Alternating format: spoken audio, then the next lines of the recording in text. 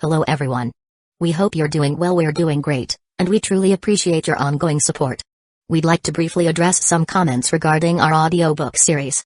Rest assured, progress is ongoing. That said, your feedback is vital. If there's a novel you particularly enjoy and want to hear more of, please let us know in the comments. Each chapter requires a financial investment, so we can only continue series that receive strong audience interest. Although we retain core names and plot lines, we make significant editorial changes to enhance clarity, pacing, and immersion. These are not simple recitations. We work hard to deliver a polished, thoughtful listening experience. Without sufficient feedback or engagement, we may need to discontinue a series. So if you're enjoying something, don't stay silent. Your input truly matters. Note, our default audio speed is 3x. If that's too fast, let us know. We're happy to adjust it. Interested in early access to unreleased audiobooks? Visit our Patreon. You'll get to experience new content before it reaches YouTube. Just to clarify, I'm a fan like you. I've purchased these novels and adapted them with care, while respecting all rights and guidelines. For updates, follow us on Facebook and Twitter, X. YouTube update: recently, YouTube flagged some of our content for including mature themes, realistic violence, and darker story elements. As a result, we've decided to stop uploading anything that violates YouTube's guidelines. If you'd like access to the full, uncut versions including the more intense or mature content, you can find them on our Patreon page, where we upload everything first. Available now on Patreon: Shattered Innocence transmigrated into a novel as an extra. Transmigrating over 10,000 years late, I was forced to become a mighty presence. I, the celestial dragon, rule the heavens through the double gate, reigning supreme in countless worlds with beast taming, Tower of God sequence strength, cultivation when you take things to the extreme. Naruto is an Uchiha with cyst. WTF, the centuries-old ancestor in our family take concubine again. Plus 18, Ichi, reincarnated in Bleach as a wizard. Thanks for listening and happy listening. Pink hair, blue eyes, a tracksuit, with yellow and blue square hair clips on the right side of her head. Her long pink bangs covered her eyes. Her fashion sense was terrible, wearing a signature pink tracksuit, layering a skirt over her sweatpants. Though she was undeniably cute, her aura was completely gloomy. Beside her was a large guitar case, and she fiddled with multiple wristbands on her arm. Haruto narrowed his eyes. That's Bocce, isn't it? It has to be Bocce. He hadn't expected to run into Bocce here. Haruto quickly composed himself, then entered the park and sat on a swing, just like before. Suppressing the grin threatening to spread across his face, he put on a melancholic expression. At the same time, he pulled out his phone and sent a message. Meanwhile, the girl on the bench finally noticed that there was now a boy in the park. Her name was Hitori Goto. In Japanese, Hitori sounds the same as alone, which is also the meaning of Bocce, an ordinary high school girl. A socially anxious high school girl. Her hobbies included playing guitar, being in a band, and spending time online. Her guitar, which was beside her, was meant to be a conversation starter at school, something to draw people in so they would talk to her. However, an entire day passed, and not a single classmate approached her. Utterly dejected, she wandered into the park after school, seeking solace. That person. He looks just like me. Someone who's alone. Seeing the boy on the swing, Hitori felt a sense of kinship. The shared loneliness comforted her a little. She even had a fleeting thought: should she go over and talk to him? Of course, it was just a thought. The moment the idea crossed her mind, her body froze, and she couldn't make a sound. Severe social anxiety. So, she simply continued observing from afar. Hang in there, stranger. Even people like us, someday we'll. Hitori silently cheered him on in her heart. However, brother. Hitori. A white-haired girl ran up to the boy and jumped into his arms. Behind her, another girl of about the same age as Hitori followed with a cheerful smile. The boy's melancholic demeanor vanished in an instant, replaced by a warm smile. That smile, like sunlight and a gentle breeze, was so dazzling that Hitori felt like she was melting. She hugged her guitar case tightly. She had mistaken him for a fellow loner, only to find out that he was just waiting for someone. In reality, he was a social butterfly, a winner at life. I sincerely apologize for assuming we were the same. Hitori silently apologized, tears streaming down her face. But she didn't realize that the boy was observing her with great interest. As expected, no matter how you look at it, Bocce is super cute. That thought lingered in Haruto's mind. And because she was too cute, he really wanted to tease her a little. Of course, it wouldn't do to go too far. Haruto decided that it was about time to go over and strike up a conversation. He'd just use the talent agency as an excuse. Though recruiting Hitori Goto was unlikely to succeed, just the act of being approached and acknowledged might make her happy. Just as Haruto was about to make his move, a blonde girl with a side ponytail entered the park and walked straight up to Hitori. Haruto paused. It's Shimoka Dazawa's little angel. So the story's beginning now? Watching with interest, he abandoned his plan to approach Hitori. This was the catalyst for Hitori to joining the band. Haruto didn't want to interfere. Rather than intervening now, he'd wait and capture the entire band in one go later. Sure enough, after a brief conversation, Hitori was hastily dragged away. Watching the scene unfold, Haruto grinned. Brother, you've got such terrible hobbies. Shiro, nestled in Haruto's arms, commented. Being called out by Shiro, Haruto cleared his throat and reined in his smile. In front of Shiro, he had to maintain the image of a dependable big brother. Nao chuckled at the sight. Let's go home, Haruto said, picking up Shiro and taking Nao's hand, preparing to leave the park. At that moment, a sudden ringing of steel echoed through the air. Haruto looked up. A figure was plummeting from the sky, just like when Annie had fallen. Haruto raised an eyebrow. Setting Shiro down on the swing, he stepped forward effortlessly, positioning himself beneath the falling figure. As he caught them, he was met with a rich floral scent, fragrant but not overwhelming. It brought a strange sense of clarity to the mind. This was a girl, and her attire surprised Haruto. Her black uniform-style outfit looked extremely solemn. However, what stood out the most was her outer garment. No, calling it a cloak would be more appropriate. It was a hairy with a butterfly wing pattern, and as she fell, it appeared as dazzling as real butterfly wings. Shinobu. Haruto instinctively thought of that name. Chapter 127, Kamikaku and the Demon Slayer World Coordinates. Shinobu. Haruto looked at the unconscious girl in his arms, somewhat surprised. However, he quickly realized something was off. The girl's hair color seemed different from the Shinobu he remembered. She had long, jet black hair, with emerald green butterfly hairpins on both sides of her ears, the tips of the hairpins transitioning into a shade of purple. In Haruto's memory, the Demon Slayer core Shinobu had medium short hair with strikingly deep purple tips. Could this girl not be Shinobu? Or was Shinobu he remembered actually different from reality? That wouldn't be too surprising. After all, illustrations in the anime world and a real, living girl could have some discrepancies. At that moment, Shiro and Nao also reacted and quickly approached. Whoa. So beautiful girls really can fall from the sky? I thought you was just making things up. Nao exclaimed in amazement. This curious white-haired girl had, of course, already investigated Annie and Haruto's first meeting. She had previously refused to believe Haruto's claim that Annie fell from the sky. But now, it seemed to be true. Beautiful girls really did fall from the sky. Shiro, meanwhile, reached out and lifted the girl's hair. Beneath it, Shiro pulled out a peculiar sword. This long sword had an extremely thin blade, almost as if only the edge remained while the rest of the blade had been discarded. The blade was razor-sharp, featuring a blood groove along its back, clearly an extraordinary weapon.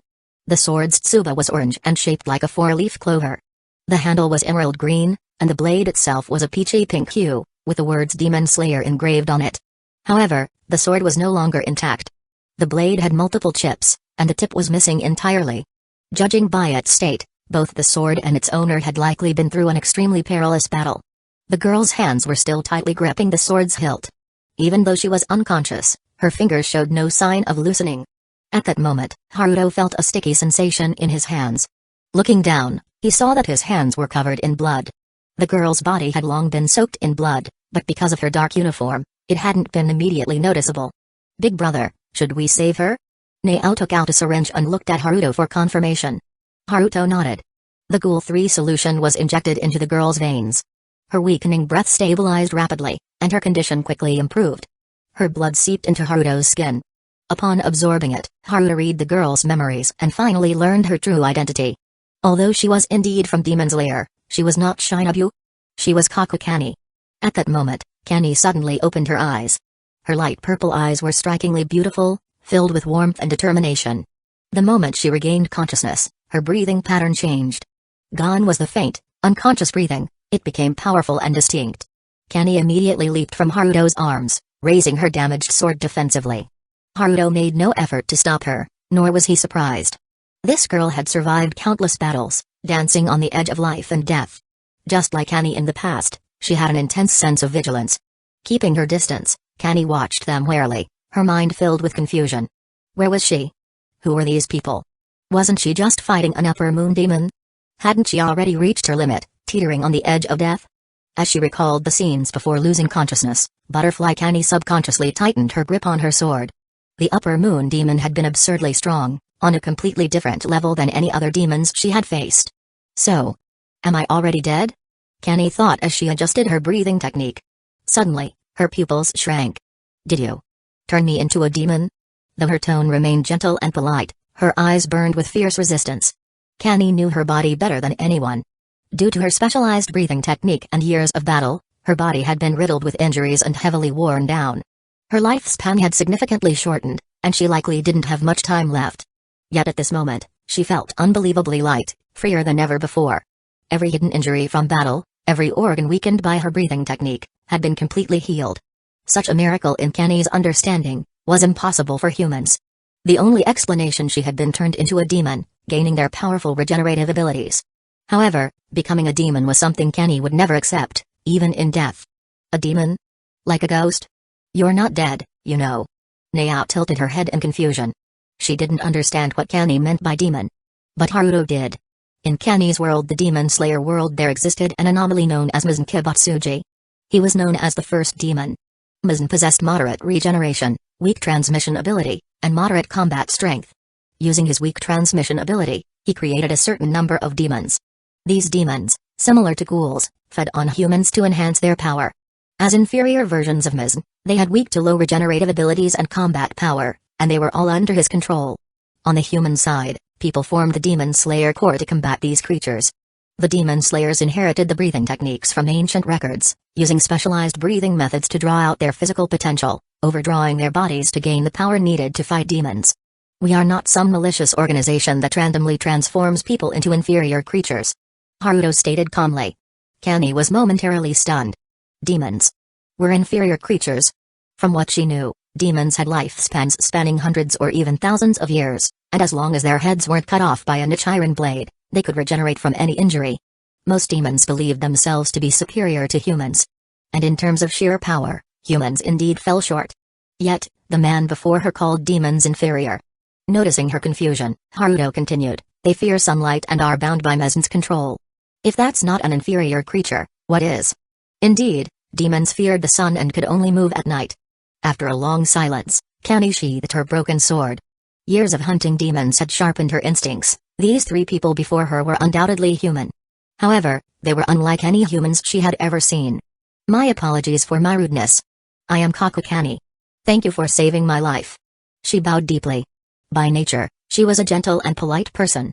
If not for her urgent battle against an upper moon demon, she would have prioritized repaying her debt before asking anything else. Seeing her change in attitude, Haruto smiled. He was quite interested in this girl. For one reason, Canny carried coordinate power. Notification: this entity possesses coordinate attributes. A portal to the Demon Slayer world can now be opened. Target world: Demon's Lair. Anomaly to be contained: Mizenkia Butsuji. Would you like to open the portal now?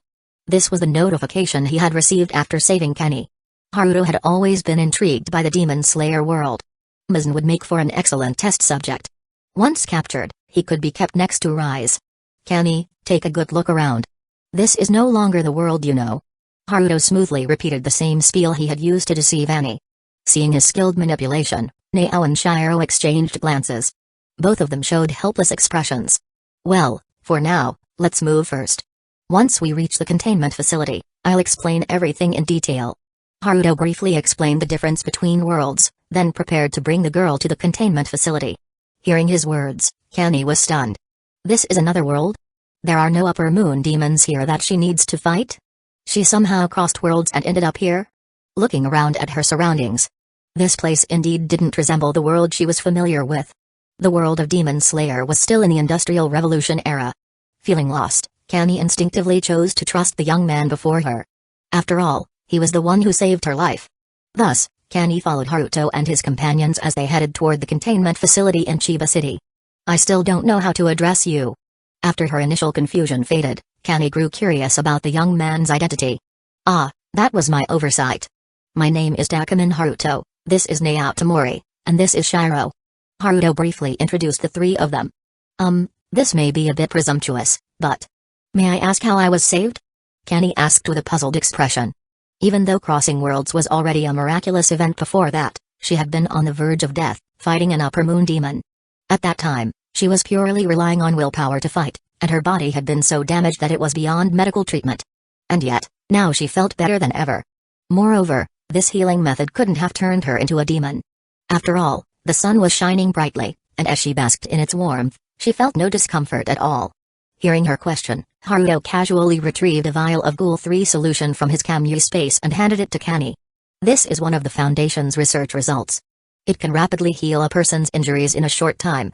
As long as the body isn't completely ruined, it can even revive someone who has experienced brief death. Kani stared at the syringe in her hand, her eyes widening in shock. Chapter 128, containing the Demon Slayer world and Kaguya's invitation. Kani clutched the syringe tightly. If what this young man said was true, then, this small syringe was practically a second life for a person. Even the Demon Slayer Corps members, those whose bodies were torn apart by blood demon arts, could use this solution to be reborn. If the pillars could get their hands on this solution, they could continue fighting, continue growing stronger. Then, even Ms. Haruto tilted his head and noticed Kani's solemn expression, immediately guessing her thoughts. You don't actually need to worry about that. Haruto said something that seemed completely out of place. While Kani was still confused, they arrived at a dessert shop. The store's exquisite decor made Kani's eyes widen slightly. However, they didn't linger inside. Instead, they passed through and headed straight for the kitchen. Under the operation of the staff, a section of the kitchen wall suddenly opened, revealing an internal alloy elevator. Still in shock, Kani was led inside the elevator. After Haruto swiped his identification card, the alloy doors snapped shut, and the elevator swiftly descended. The alloy elevator wasn't completely sealed off but embedded with a special type of glass. This material was stronger than most alloys and allowed for a clear view of the outside world. This wasn't meant for sightseeing but was a necessary design. If containment breaches occurred and surveillance systems failed, personnel needed to rely on their own eyes to assess the situation. At this moment, through the special glass, Kani saw an unbelievable sight. Alloy corridors crisscrossed in an intricate yet orderly manner, resembling a massive honeycomb. As the elevator rapidly descended, the interwoven corridors grew larger, making it clear just how vast this place truly was. When the alloy doors finally opened, it was as if another world was unfolding before her eyes. Kani was too stunned to speak. Welcome to the SCP Foundation Containment Facility, Haruto said with a smile. After that, he led Kani on a tour of the facility, explaining along the way, I actually know a bit about your world, about Mizn and the Demon Slayer Corps. Hearing this, Kani's eyes widened. Even though she had crossed into another world, this young man knew about her world's situation. Of course, that's not the main point. The important thing is I can open a portal to your world. At this moment, Haruto happened to lead Kani to the light containment zone. He opened a particular containment room and pointed inside. Kani looked in and saw a swirling, vortex-like portal standing quietly in midair. From time to time, Foundation personnel would step through it, either appearing out of thin air or vanishing into it.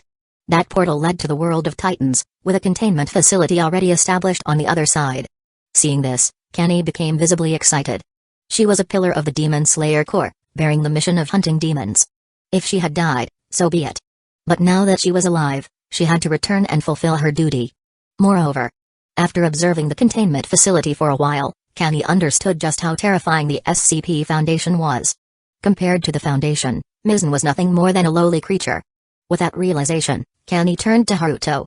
Without hesitation, she dropped to one knee and sincerely pleaded, Haruto-kun, please help us. The Demon Slayer Corps has almost no hope of winning against Mizn. Every day, many people are killed by demons, and despite giving our all, the Demon Slayer Corps continues to suffer losses. If you can kill Mizn, I'll accept any condition, even if it costs me my life. The usually gentle girl was now more determined than ever. Seeing this, Haruto quickly helped her up. Looking into Kani's pleading eyes, he reached out and gently ruffled her hair. Oh, right, I haven't told you the SCP Foundation's mission yet, Haruto said with a smile. SCP stands for Secure, Contain, Protect. Our mission is to contain anomalies and protect humanity. So, even without Kani's request, the SCP Foundation would have intervened to contain Mizn. As for conditions, there are none. We are an organization that exists for humanity, not for personal gain. Hearing this, Kani's purple eyes shone with hope. The Demon Slayer Corps existed to protect humanity, fighting selflessly. But she never expected anyone else to understand their struggle or selflessly help them. After all, the Demon Slayer Corps was just a small group, an anomaly in their world. Most people, even in the face of life and death crises, only cared about their own interests. Haruto's words reminded Kenny of the day she first joined the Demon Slayer Corps. "Haruto-kun, if I survive after Mizan is contained, can I join the SCP Foundation?" Kenny suddenly squinted her eyes and smiled. Haruto was momentarily stunned, then ruffled her hair again. "If you want to, the Foundation will always welcome you. Besides, Mizan is nothing special, nothing will go wrong."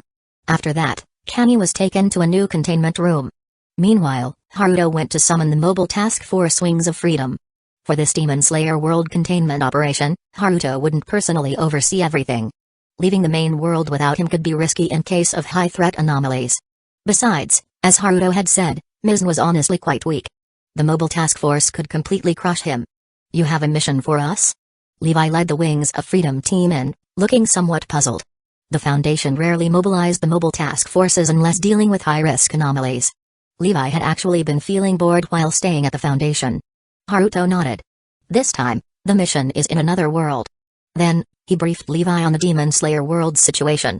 Hearing this, even Levi's usually deadpan eyes showed a hint of fighting spirit. After all, he was from the world of Titans and his world had been saved by Haruto.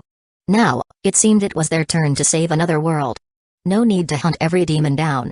Just find Mizan and inject him with this. Once he's infected, the other demons will die on their own. Haruto handed Levi several syringes. Inside was his own blood, the Blacklight virus. Once Mizan was infected with the Blacklight virus, all the demons linked to him would explode on the spot. After all, every other demon was merely an inferior version of him, created from his blood. Levi stored the syringe in the Crimson armor for safekeeping. The Crimson series of armor had now developed into its third generation. Compared to the first generation, Crimson 1, the Crimson 3 had received an all-around upgrade, higher, faster, stronger. Moreover, it was also equipped with an arc reactor, making its endurance capabilities terrifying. However, but according to your description, Mizan seems hard to find. Levi frowned as he spoke. If there was one thing Mizan excelled at, it was hiding. He suppressed his aura and blended seamlessly into human society, leaving no trace. Even his subordinates, the numerous demons under him, had no idea where his true body was located. In fact, weaker demons weren't even qualified to mention his name, saying Mizan would cause them to explode on the spot. Secrecy was paramount. Although the Foundation had advanced biotechnology, it still needed to conduct a thorough search within the human society of the Demon Slayer world. A carpet search would take time. Haruto sighed and nodded. "Yeah, he's hard to find. A full-scale search will waste a lot of time." It was precisely because of this that Haruto didn't intend to personally intervene in the Demon Slayer world. Wasting too much time there could lead to another abnormal outbreak in the main world, just like what happened in the attack on Titan world when he was absent. Seeing that Haruto had no better solution, Levi simply nodded and prepared to head to the containment area to get things ready. But just then, Haruto had a sudden idea. "Levi, prepare another Crimson 3 armor." Levi didn't question it and immediately went to make the preparations. Meanwhile, Haruto headed toward the residential area. SCP-181, the organization has assigned you an important mission, Kanako? The girl had a deadpan expression. "President. I recall that I've already been removed from the D-class personnel list, right?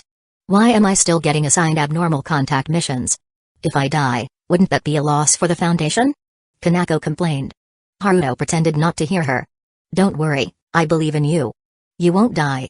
He was confident that even if he threw Kanako directly into the Demon Slayer world, she would survive on her own.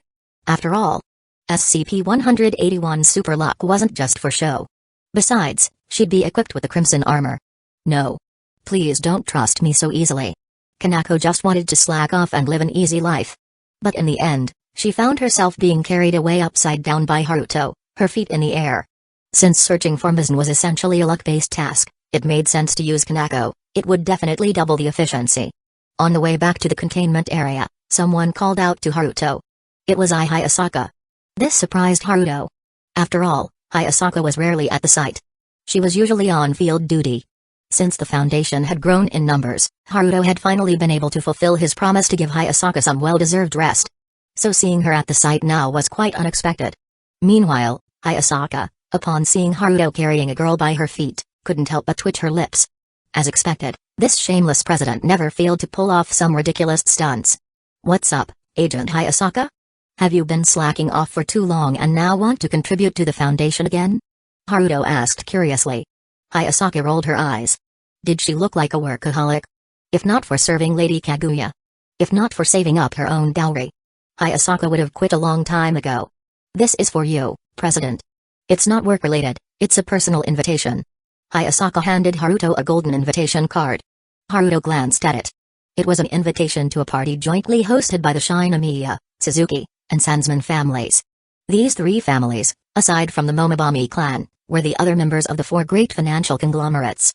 Clearly, this party was a gathering of the most powerful figures in Japan. Setting the invitation aside, Haruto looked at Hayasaka in confusion. Why should I go? In the past, he might have been interested in attending such an event to bring Japan's elites under his control. But now that he had the Momobami clan on his side, given time, the Foundation's power would inevitably allow the clan to crush the other three conglomerates, becoming the sole dominant force. So now, Haruto had little interest in this party. This invitation is from Lady Kaguya. Hayasaka stated. Chapter 129, Demon Slayer World. An invitation from Kaguya? Haruto was even more puzzled. After regaining his past memories, his understanding of Kaguya Shinomiya had deepened significantly. Originally, he only saw her as the eldest daughter of the Shinomiya conglomerate. But now, he knew her as a tsundere girl who was defenseless against someone she liked, turned adorably silly when sick, and had multiple modes: Ice Kaguya, Clumsy Kaguya, Small Kaguya, and more. Well, in short, he now had a much richer understanding of her. But at this moment, Kaguya should still be in her Ice Kaguya phase. Right? Did she invite him to recruit him as a subordinate? Haruto looked at Hayasaka doubtfully. Did you try to talk her out of it? Haruto was implying that since Hayasaka knew his true identity, she should have advised Kaguya against trying to recruit him as a worker. Hayasaka's face visibly darkened. Talk her out of it? I tried my best. Hayasaka complained. She had long realized it, her Lady Kaguya had fallen into the abyss known as Haruto. Every time his name was mentioned, Kaguya turned into a completely different person. Falling in love wasn't a bad thing, but why did it have to be with this shameless president? The two continued their cross-channel conversation like this. Ah. That sounds exhausting. Alright, I'll accept the invitation and make things clear to Kaguya. What Haruto meant was, he'd go there to tell Kaguya that he would never work for her. However, Hayasaka looked at him with suspicion.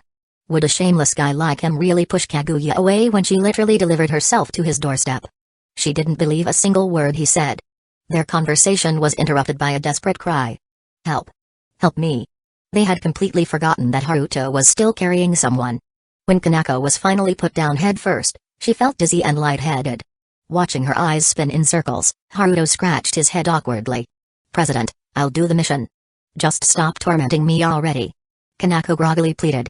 Haruto wanted to tell her that he had actually forgotten about her, not deliberately left her hanging.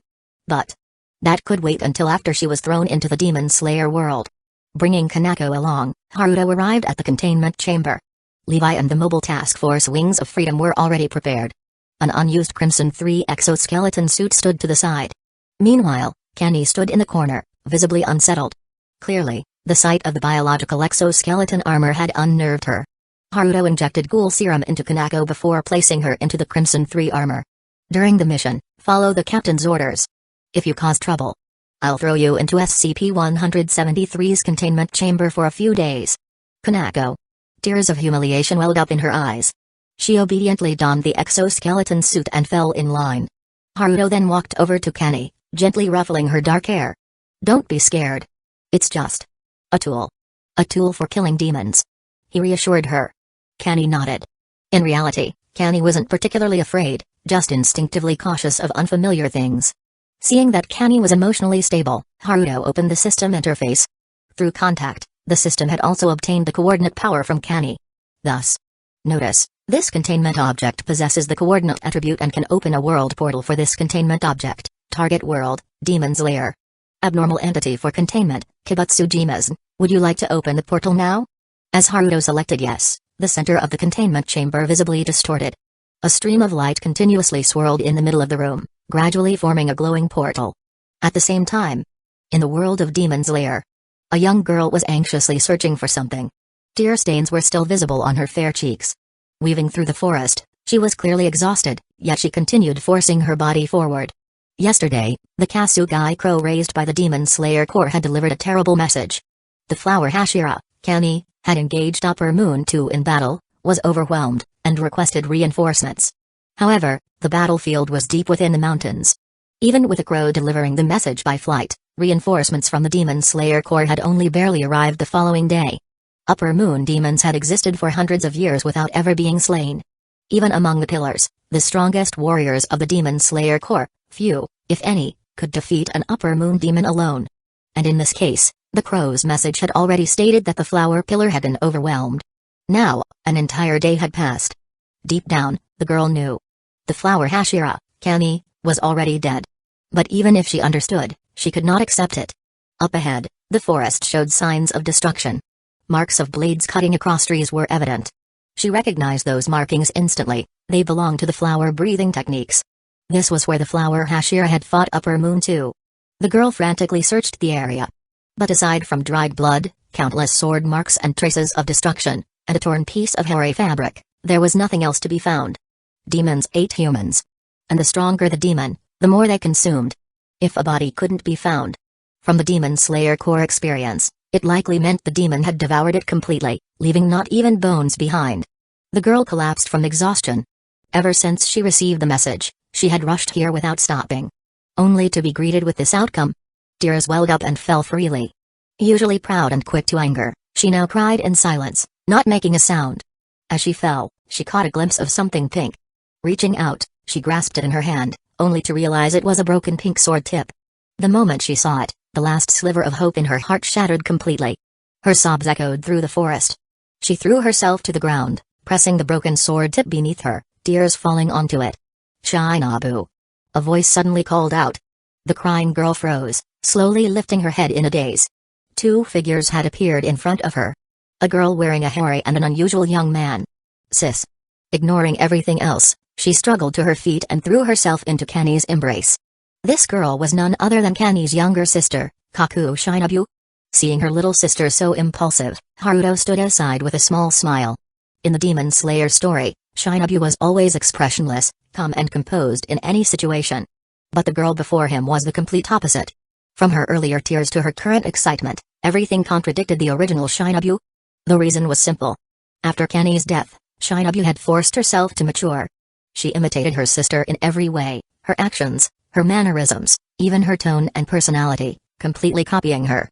From the moment Kani died, Shinobu had become the perpetually expressionless girl. But now, Shinobu was still a girl who openly displayed her emotions, wearing them on her face without hesitation. Kani gently stroked her sister's back. During her battle against Upper Moon too, she had felt no fear. But now, for the first time, the terror of death crept over her. If she had truly died, what kind of pain would her little sister have suffered? Surely, it would be a fate worse than death. After crying her heart out, Shinobu carefully touched Kani all over as if confirming her reality, or perhaps checking for any injuries. After searching thoroughly and finding no wounds, Shinobu let out a heavy sigh of relief. Because she had cried so much, she was still sobbing slightly, unable to stop. "Sis. You're really okay. That's so good." Shinobu spoke in broken sentences between sniffles. Kani smiled without saying anything. She had indeed walked on the brink of death. If not for the unexpected opportunity to cross into another world and encounter Haruto, she would have been dead long ago. But these details were not something she would share with Shinobu. Having gone through a roller coaster of emotions, Shinobu still couldn't calm down and wanted to ask what had happened. However, before she could ask, she noticed something even more shocking. "Sis. Who was he?" Shinobu's gaze froze on their hands. The two of them were still holding hands, fingers intertwined. Kani was momentarily stunned, then quickly let go. To activate the world portal, Haruto needed to maintain physical contact with the coordinate. And interlocking fingers was a stable way to do so. But after arriving in this world, they had forgotten to let go. Shinobu immediately stood in front of her sister, shielding her while glaring at Haruto with suspicion. This unknown man had somehow held her sister's hand without her noticing. Yet Haruto remained unconcerned. His attention was focused elsewhere. Just as Shinobu was about to question him further, Kani spoke up first. "Haruto saved me." Shinobu froze. Wait. Was this man her sister's savior? Had she been too rude just now? At that moment, rustling sounds echoed from the surrounding forest. Still fixated on Haruto, Shinobu immediately unsheathed her niche iron blade, her guard up. But Haruto remained unfazed, simply looking in a certain direction. Soon, in Shinobu's astonished gaze, a crimson figure appeared. This should be the one, right? Levi dragged a figure forward, looking to Haruto for confirmation. That figure was in an utterly miserable state. His entire body was deformed beyond recognition, with every joint pierced and restrained by crimson kagn. A closer look revealed that nearly all 200 bones in his body were immobilized. The only recognizable part was his face. And his eyes were the most distinct one bar the kanji for upper rank, while the other bore 2. Chapter 130, Shinobu, did I just gain a brother-in-law? Upper Moon 2 Dama. And now, he was being dragged along like a dead dog, completely unable to resist. Seeing this, the Kaku sisters were utterly dumbfounded. This was one of the 12 Kizuki, the most powerful demons under Mizan Kibutsuji. For hundreds of years, the Demon Slayer Corps had never managed to kill even one of the upper moons. And yet, here was one, captured alive without a sound. They hadn't even heard the battle. Haruto, however, wasn't surprised. The Crimson 3 armor could make even Mizan kneel after taking a couple of punches.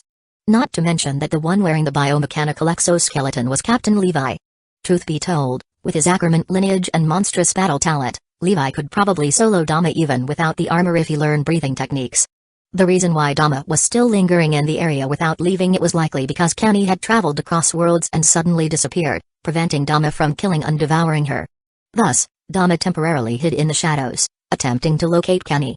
Once the Hashira of the Demon Slayer Corps arrived, he could retreat at any time while remaining hidden.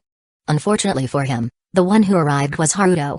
Before being transported to the Demon Slayer world, Haruto had already ordered the mobile task force to conduct a thorough search of the area immediately. The biological detection system of the Crimson 3 armor swept the surroundings, exposing Dama within mere seconds. Thinking of escaping now was nothing more than a fool's dream. With the mobility of Crimson 3, forget about running, Dama wouldn't even have time to flee in a supersonic jet. Haruto crouched down and locked eyes with Dama. Dama's irises were rainbow-colored. Yet, from that dazzling spectrum, Haruto could see absolutely no emotion. An inexplicable sense of revulsion arose within him. "Hey, do you know where Mizan is?" Haruto asked directly. Despite having every joint, muscle, and bone in his body locked in place by Kagen, Dama continued to smile. "You're asking about Lord Mizan? How unfortunate, I have no idea where Lord Mizan is." Dama responded with a smile, wriggling his body in an attempt to break free. However, the Kagen generated by Crimson 3 had embedded itself into every inch of his flesh. The regenerative abilities demons prided themselves on were rendered useless, as the wounds were being corroded by RC cells. In truth, demons possessed a unique ability known as blood demon arts. Dama's blood demon art allowed him to transform his blood into ice crystals, which he could control with extreme precision. At this moment, a mist like white frost began spreading outward. Yet, even though Haruto was right in front of him, it had absolutely no effect. After hearing Dama's answer, Haruto nodded without much surprise. That old schemer Mizan only maintained one-way communication with his subordinates. When he needed them, he would summon them into a special space known as the Infinity Castle.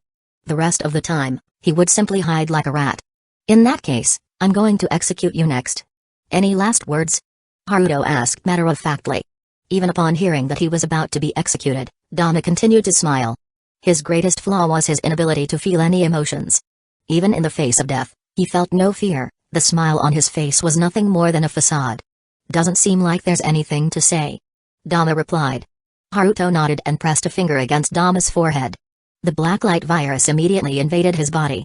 This time, Haruto did not exert any control over it. In an instant, Dama's body began to swell and twist. The blacklight virus within Haruto had already evolved to a certain extent after devouring the genes of grotesque insects and ghouls. So-called demons were nothing more than weak, inferior creatures.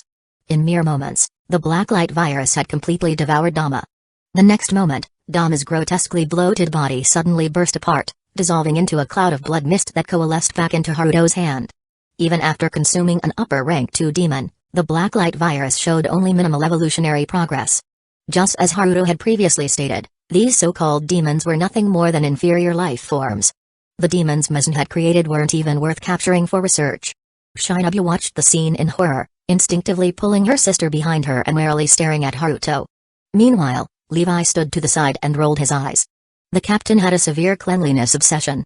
Even though the blood mist hadn't dispersed in the slightest, it still made his cleanliness-focused mind uncomfortable. Haruto stood up again and looked at Shinobu with slight confusion. "The demon has been killed, there's no need to be so cautious." For a moment, Shinobu was at a loss for words. "She was being cautious of you, okay? Shinobu, don't be like that. Haruto is a good person," Kani said. Although the method he had used was indeed terrifying, Kani didn't see anything particularly wrong with it. Hearing her sister scold her, Shinobu suddenly felt a bit deflated. She also recalled the scene earlier, when her sister had held hands with this boy. A strange suspicion suddenly formed in Shinobu's mind. Could her sister have been tricked by this guy? Meanwhile, after devouring Dama, Haruto confirmed that there was indeed no information about Mizen's location in his memories. Anyway, let's head to the Demon Slayer Corps headquarters first, Haruto said casually. Shinobu hesitated as she looked at her sister. The headquarters of the Demon Slayer Corps, the place where the Yubuyashiki family resided, was the Corps' most guarded secret. It was a hidden sanctuary that even demons had failed to locate for over 1,000 years. Bringing a complete outsider like Haruto there just seemed completely unreliable. Kani, however, did not hesitate and immediately nodded in agreement. Since she had requested assistance from the Foundation, she had already entrusted them with her faith. Besides, from what she had seen, the power of the Foundation was beyond anything the Demon Slayer Corps could compare to. Even Mizen had been dismissed as an inferior creature. If the Foundation had any intention of doing anything to this world, they could simply act directly. That was the judgment of the Flower Hashira. Shinobu had taken an entire day to rush from headquarters to this location. But the return trip to the Demon Slayer Corps headquarters took less than 2 hours. Looking at the familiar courtyard nestled in the mountains, Shinobu was stunned. These people could fly, faster than crows, even. The news hadn't even reached headquarters yet, but they had already arrived.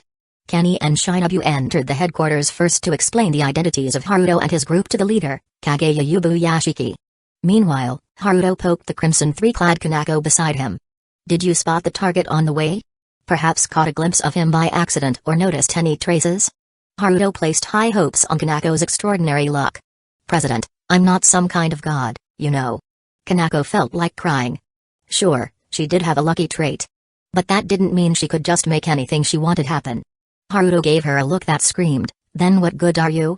Then, he turned away and admired the scenery of the Demon Slayer world. Kanako was so frustrated she gritted her teeth audibly. Did containment objects not have human rights? After a short while of sightseeing, the headquarters gate was pushed open. A man with half his face scarred and his eyes clouded white was being helped out by others. Haruto, this is our leader, Lord Kageya Yubuyashiki. Kani introduced. Haruto's gaze lingered on Kageya's eyes.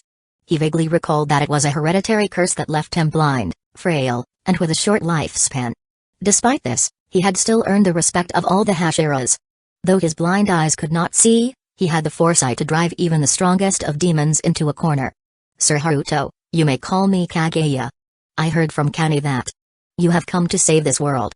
Though Kageya Yubuyashiki could not see, his words carried a heartfelt sincerity, devoid of any self-importance. It's not quite about saving the world. Our goal is to contain Mizen and eliminate the anomalous entities, meaning demons. Haruto replied. To us, that is indeed saving the world. Please, come in. Kageya stepped aside, inviting Haruto into the courtyard.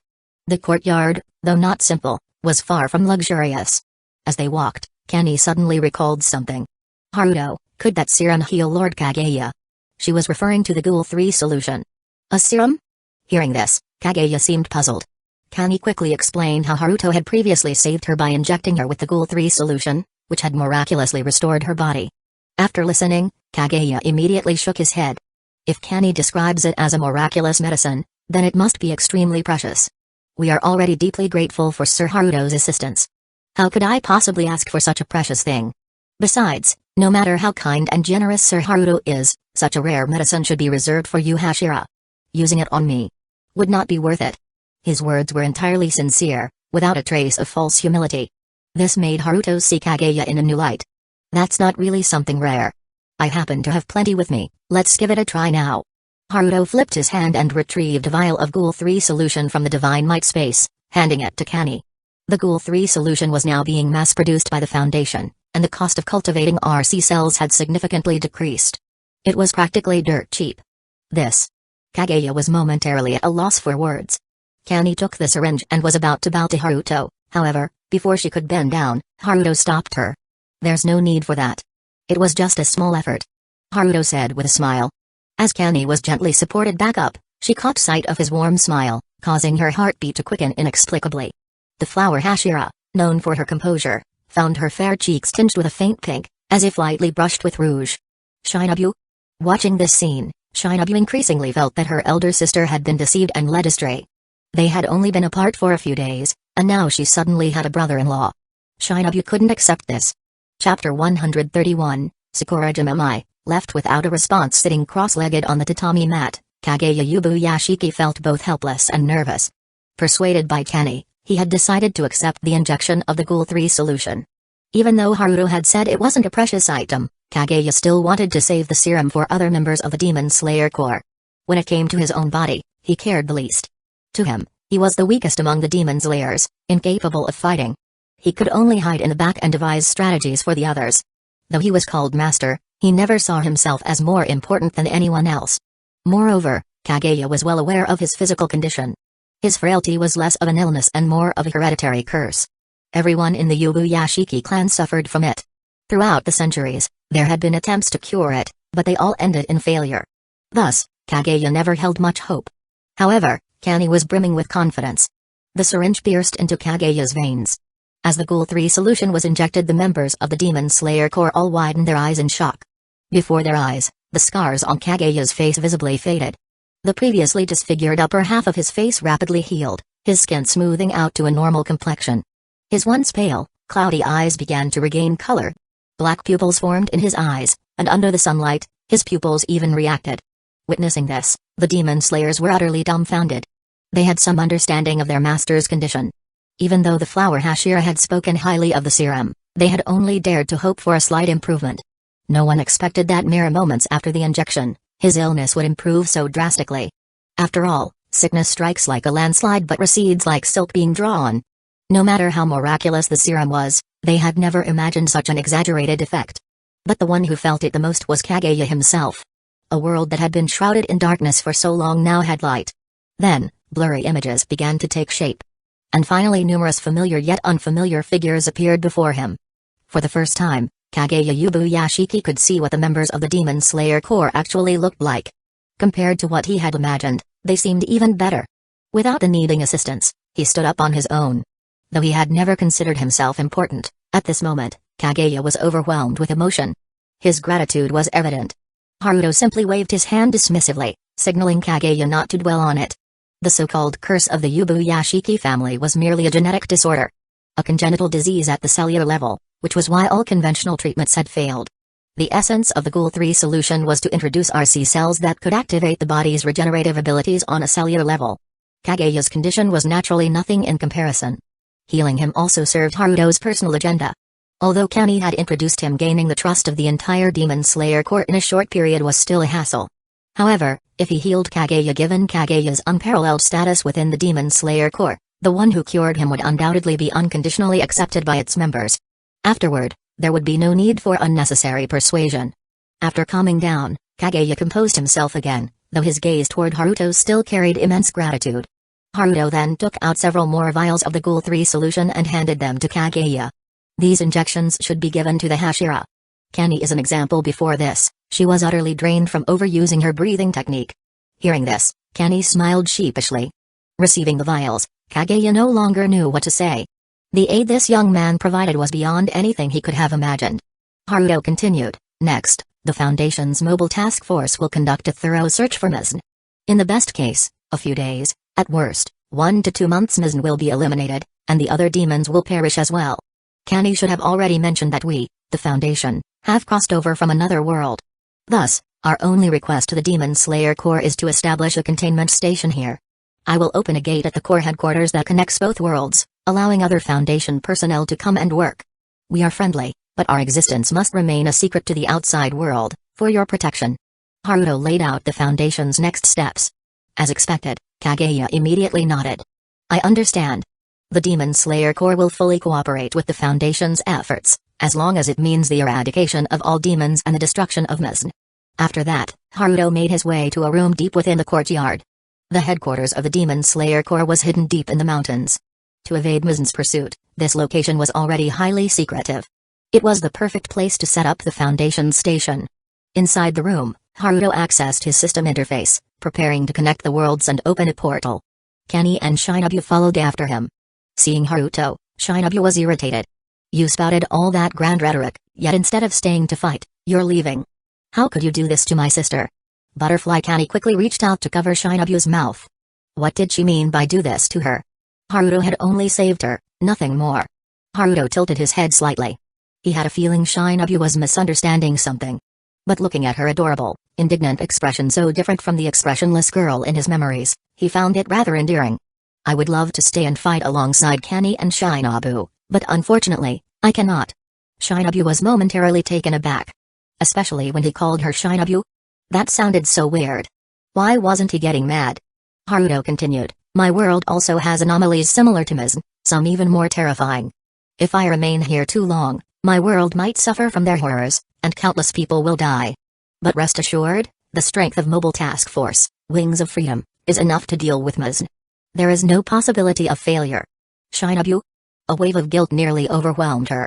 The boy before her seemed to emit a soft, holy glow, so gentle it made one want to cry. He was someone like their master. Perhaps even more so, someone who traveled the world, burdened with the lives of many. Shinobu chastised herself for questioning him without knowing anything. As she was lost in guilt, she heard Haruto say, if you're worried about your sister's safety, you could always persuade her to come with me, it's perfectly safe. I'll take good care of her. If you two sisters need someone to rely on, I'll take you both and no need to worry. Shinobu? MMMPH. MMMPH. If not for Kani holding her back, Shinobu would have charged at Haruto for a fight. Damn it, give her guilt back. Haruto, that kind of joke.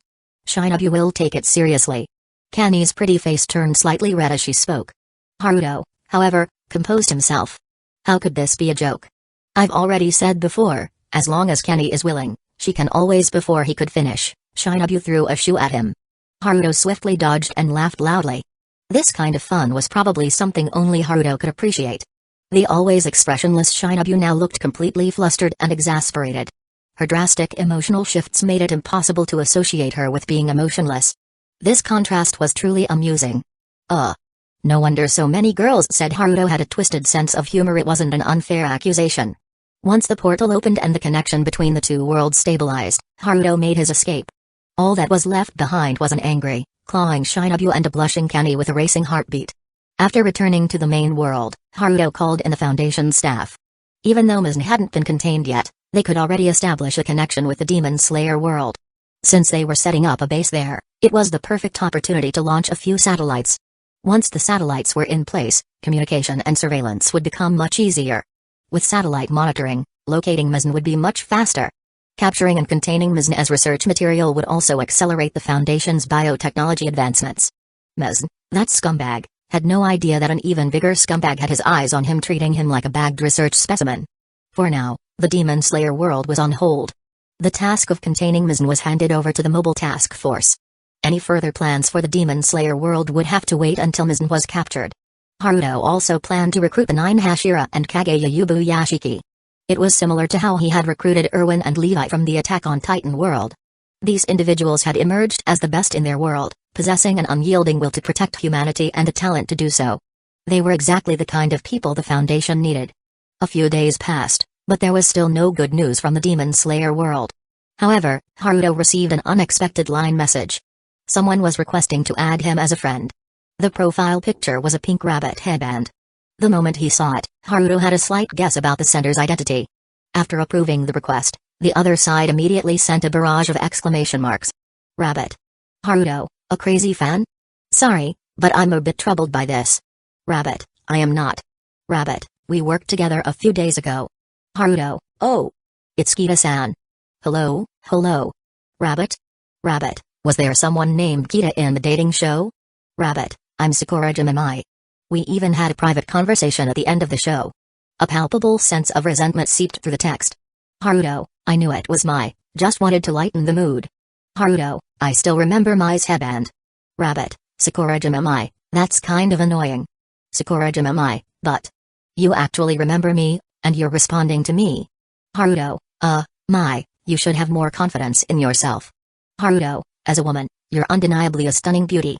It's only natural to react. Sakura Jimimai, really? Then do you like Sakura Jimimai? Wait, no, now's not the time to steer the conversation that way. Sakura Jimimai, I meant a response to my existence.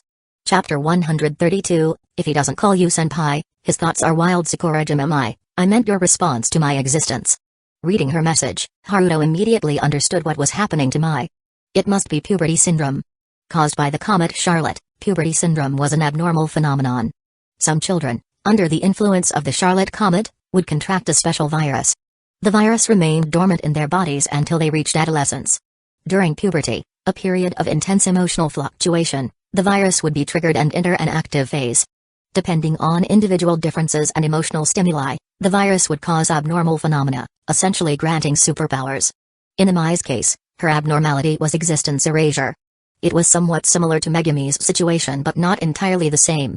Megumi had weak presence, making people subconsciously ignore her. But if she took action, she could still draw attention. Additionally, Megumi's existence was still acknowledged. Her name was still on school records, and teachers, though they might overlook her at times, still included her in attendance. Her parents also remembered they had a daughter. In other words, she still existed. But Mai's situation was different. Her mother didn't remember having a daughter. All records of a former child star were erased from the world. That was the abnormality caused by Mai's puberty syndrome. It was likely triggered by her emotions. Mai had started her career as a child actress because she loved performing. She genuinely enjoyed modeling and acting. However, her mother, who was also her manager, only saw her as a money-making tool. Without consulting her, her mother accepted jobs like swimsuit photoshoots and fake relationship stunts for reality shows, as long as they were profitable. It was probably because of this that Mai grew to resent the career she once loved. She developed a deep aversion to it, even wishing to disappear from everyone's sight forever. Thus, Haruto thought for a moment before typing a reply. Haruto, that's an unusual way to put it. Are you in trouble? Sakurajima Mai, yeah. As much as I hate to admit it, I am in big trouble. Haruto, then I'll head over to you. Let's talk in person. Sakurajima Mai, eh? Haruto, location sharing enabled. Sakurajima Mai, joined location sharing. Sakurajima Mai, exited location sharing. Sakurajima Mai, wait, now is a bit. Sakurajima Mai, where are you? Sakurajima Mai, don't tell me you're already on the way. A few minutes later, Haruto arrived at Chiba City's largest library. Mai's location was right there. Coincidentally, the Foundation's Chiba City station was nearby. Standing at the entrance of the library, Haruto hesitated. He had seen Mai's follow-up messages but deliberately chose not to reply. He had a good guess about what state she was in now. Feeling a bit excited, Haruto stepped inside. The library was silent, except for the occasional sound of footsteps and pages turning. Scanning the area, Haruto quickly spotted Mai, crouched in a corner between bookshelves. At that moment, Mai was an irresistible sight. She wore black patent leather heels, sheer black stockings that outlined her long legs, and a tight-fitting black bodysuit that accentuated her slender yet curvaceous figure, with a noticeable cleavage. A white cuff adorned her wrist, and a black bootie around her neck stood out. But the most eye-catching accessory was the pair of bunny ears on her head, every furry fan's dream. In the quiet and serious library, a wild bunny girl was hiding in the corner, casting a resentful gaze his way. Mai, you're really going all out. Haruto whispered, giving her a thumbs up. Sakurajima Mai.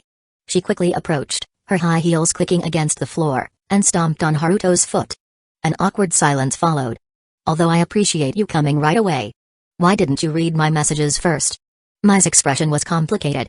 For the past 2 days, she had suddenly realized that no one acknowledged her presence anymore.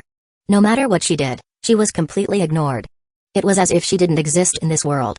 Even when she pushed passers-by, there was no response at all. This made Mai feel a little panicked. She had tried countless methods, but no one could perceive her existence. So, Mai had a sudden idea and chose the most outrageous method. If someone were to wear a bunny girl outfit in a place like a library, surely, someone would notice, right? With this thought in mind, Mai put it into action.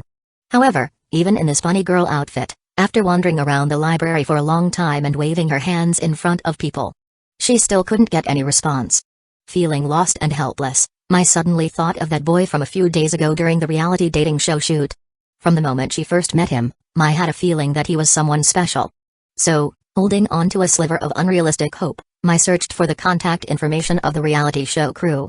From there, she found Haruto's line number and sent a friend request. She had thought that the request would disappear into the void. Just like her countless attempts over the past 2 days. Mai had tried communicating with people online, but once her messages were sent, there was never a reply. However, this time was different. A moment later, her friend request was accepted. Overjoyed, Mai sent a string of exclamation marks. And sure enough, that boy responded to her messages. This made Mai so happy that she was almost in tears. However, when the other party suggested meeting in person, Mai looked at herself. In this state, there was no way she could meet anyone. Yet, amidst her hesitation, she accidentally clicked on location sharing. After that, there were no more messages. And now, things had led to this moment. I was worried about you, Mai, so I rushed over without checking my phone. Haruto casually made up an excuse. Hearing this, Mai lifted her foot slightly. It was a reasonable explanation, and it even felt warm to hear. But Mai had a feeling it was a lie. The truth was, the boy in front of her must have known about her current situation and was afraid of missing the chance to see her in a bunny girl outfit, so he ignored her messages and rushed over. This was just an unfounded suspicion, with no real basis. But Mai vaguely felt that it was the truth. After taking a good look at her, Haruto took off his jacket and draped it over Mai's shoulders.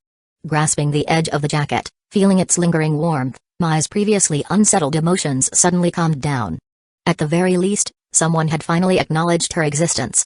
Leaning against the bookshelf, Mai slowly sat down, hugging her knees. Haruto sat down beside her. After a long silence, Mai finally spoke. It's really surprising. You can still see me, and you still remember my existence. Haruto shrugged. My perception is absolute, unaffected or altered by any means. Besides, Mai is a beautiful girl with unforgettable charm. Hearing this, Mai couldn't help but glance at Haruto. Chayunabiu? Haruto held his forehead. Mai, even in your current state, you still think I have Chayunabiu?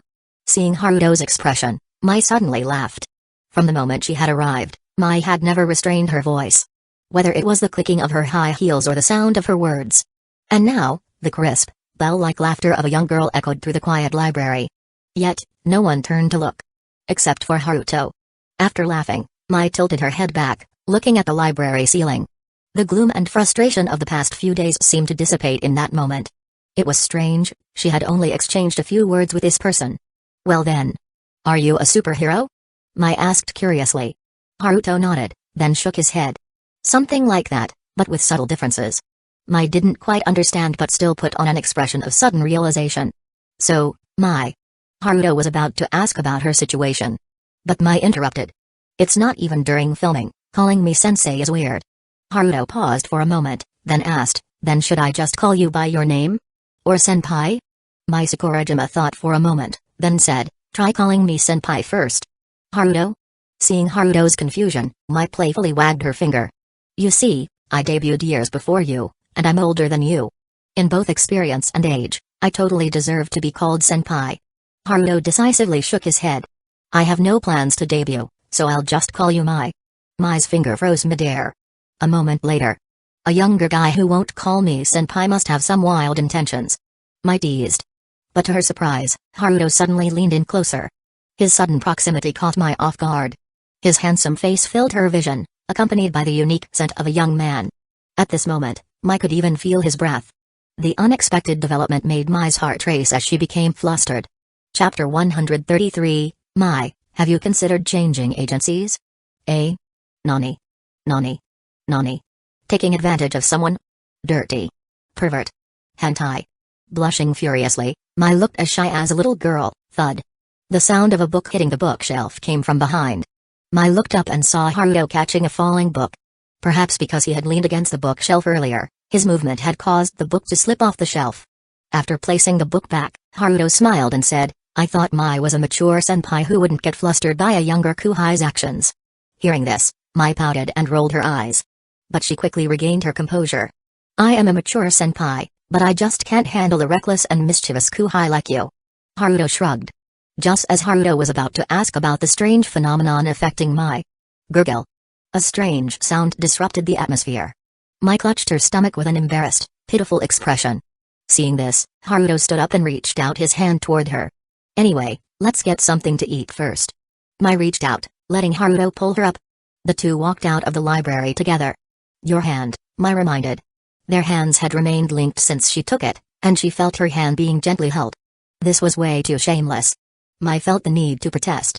Since your situation is so strange, let's just keep holding hands to make sure I don't lose you, Haruto said, completely unfazed.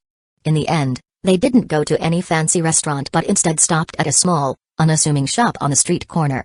They bought 2 cream-filled buns. Mai took the bun and started eating quickly, taking small bites.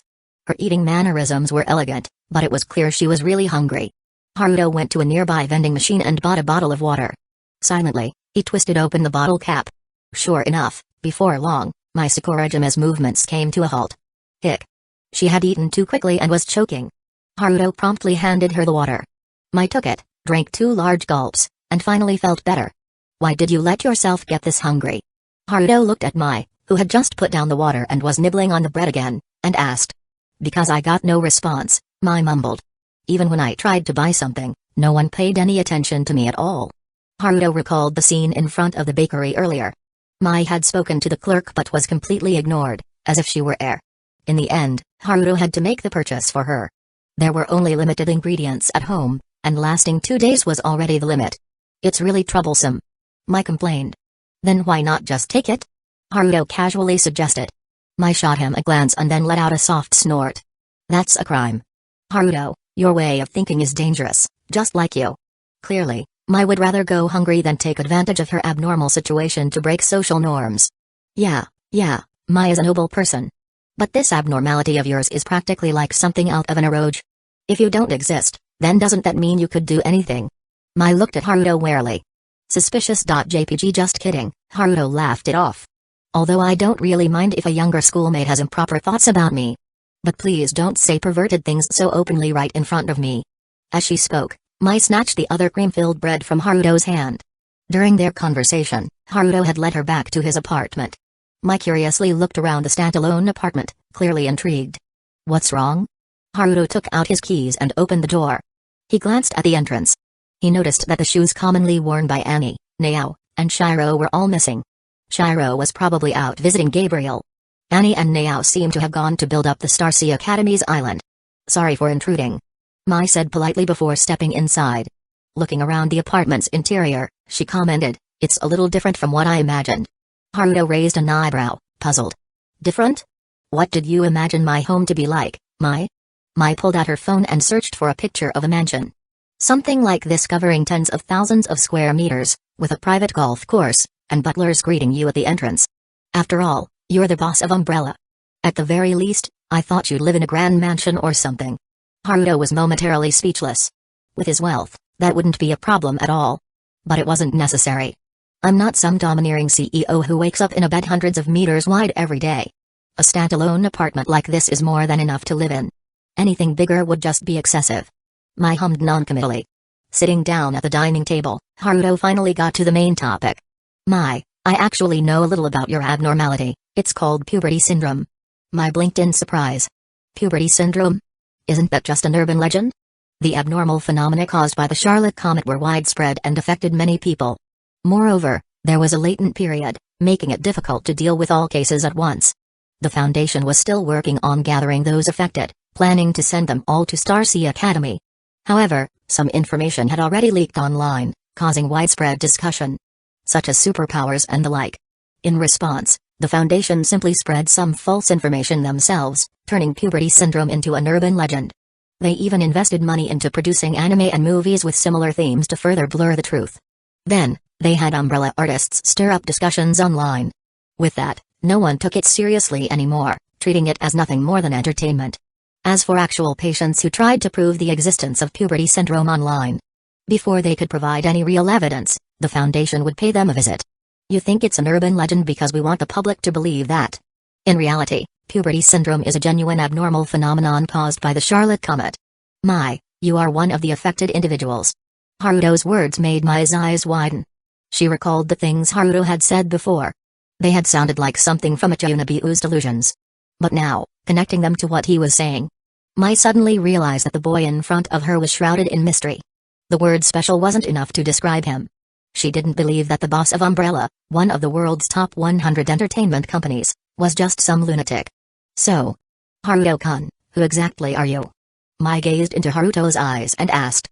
Most people would probably feel terrified in this situation, but for some reason, Mai Sakurajima instinctively trusted the mysterious boy in front of her.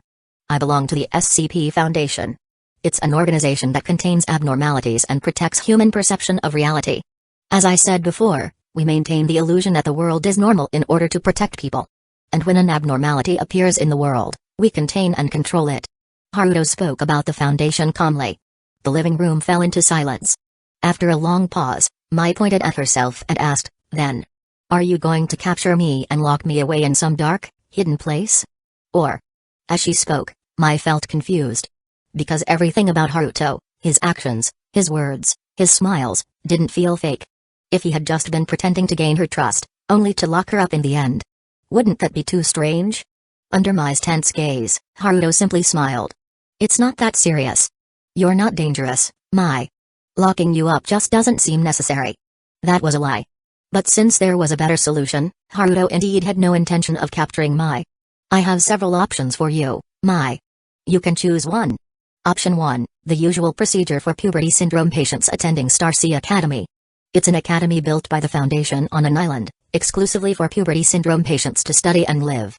You'd stay there until you outgrow puberty and your abnormality naturally disappears, after which you could return to society. Option 2, participate in the experimental expansion of Project Panacea, SCP-500, and attempt to cure the abnormality. Panacea, SCP-500, is a safe containment item that can cure any disease. Taking this medicine might cure puberty syndrome, but the results are uncertain since no trials have been conducted yet. Haruto paused for a moment. Mai, however, got straight to the point. And what about option 3? There is one, right? The first two options were reasonable for most people. Living at a different school for a few years or taking a harmless medicine, only the latter had some potential risks. Most people would choose to stay at Starsea Academy. However, Mai Sakurajima didn't want that. She couldn't let go of her acting career. Even though her abnormality had emerged precisely because she wanted to escape the entertainment industry. If it's option 3. Mai, have you considered changing agencies? Haruto said with a smirk. Mai's eyes widened in surprise. Changing agencies? What did that have to do with her abnormality? Haruto then slowly explained, your abnormality is a form of disappearance, meaning you don't want to be seen and want to leave the entertainment industry, right? Although we haven't known each other for long, the Mai I know is a girl who loves acting.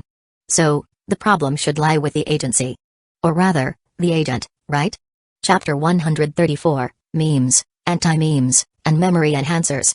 When the topic of the agent was brought up, the living room fell into a long silence. Even the densest person could tell that the atmosphere had grown heavy. It was obvious that this was a sore spot for Mai Sakurajima. Regarding her agent, who was also her mother, Mai had complicated feelings.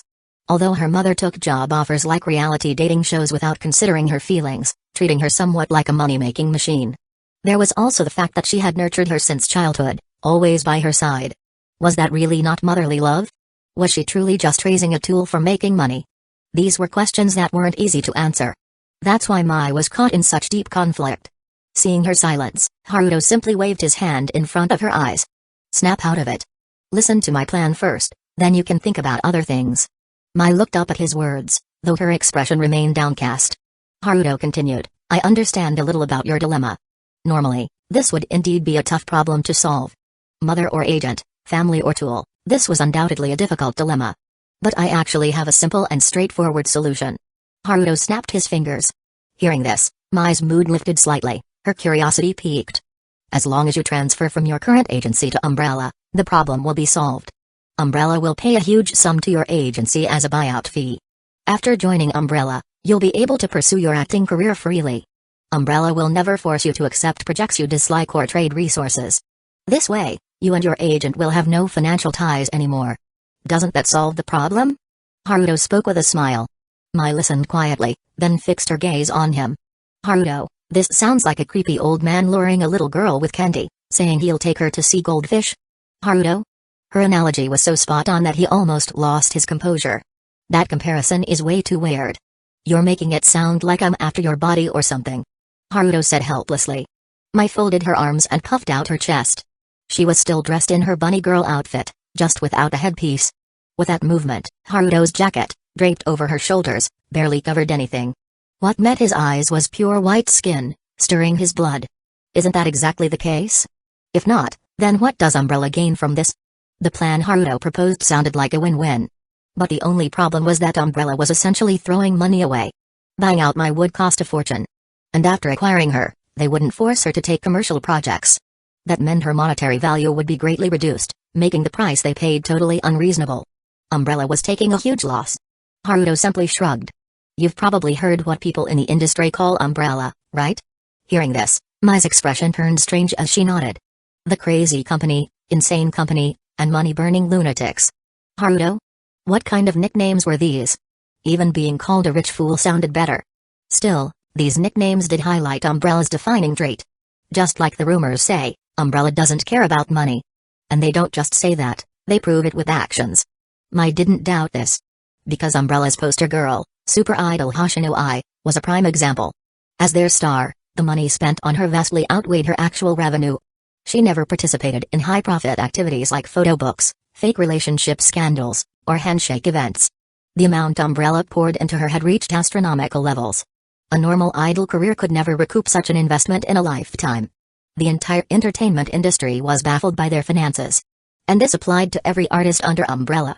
So, spending a fortune to sign Mai and letting her act as she pleased was entirely plausible. Then, she suddenly realized the key point. Is Umbrella just a front for the Foundation? Is that why they don't care about money? Haruto clapped in appreciation of her sharp thinking. Your brain works fast. Yes, Umbrella is a public-facing branch of the SCP Foundation. As a front, its job is to spread information, not to exploit beautiful girls for money. This is the key to Plan 3, you're not just switching agencies, you're taking on a new role. By joining Umbrella, you're also joining the SCP Foundation. Through experiments, you'll try to control anomalies. Your adolescence syndrome is triggered by emotions, and many cases have shown that people can perfectly control their own anomalies. Perhaps, if you continue your acting career, you'll gradually become visible to the public again. Maybe, over time, you'll even gain control over your ability to disappear. For that possibility, money is a small price to pay for the Foundation. Haruto revealed the true motive. Her disappearance was essentially an anti-meme. And controllable memes and anti-memes were incredibly valuable. Right now, the entire meme division only had Mega Mikado. If Mai could control her anomaly, her value would be astronomical. Mai was stunned for a moment. Then, when she came back to her senses, the first thing she said was, "So you are just after my body, huh?" Haruto couldn't help but chuckle and nodded. "Yes, I'm totally after your body. This bunny girl outfit is just too seductive, absolutely unforgettable. Mai Sakurajima." Haruto, oh. After a brief squabble, Mai signed her name on the Absolute Contract Codex. "By the way, given my current situation, how do you plan to negotiate with my mom about poaching me?" After signing, she asked with a skeptical look. Haruto snapped his fingers and retrieved 2 capsules from Kamui Space, one blue, one red. The blue one is a W-class memory enhancer. It strengthens memory to resist meme and anti-meme effects. This was a specialized memory drug developed after the outbreak of the Lament of the Overflowing King anomaly. It was one of the Foundation's achievements in meme research. For 30 minutes, the user would be immune to medium and lower-level meme and anti-meme effects. Its pros: minimal side effects, safe for long-term use. Though it's expensive, its cons: effects wear off completely after 30 minutes unless taken regularly. There was also a stronger Z-class memory enhancer. Z-class permanently destroyed the user's ability to forget.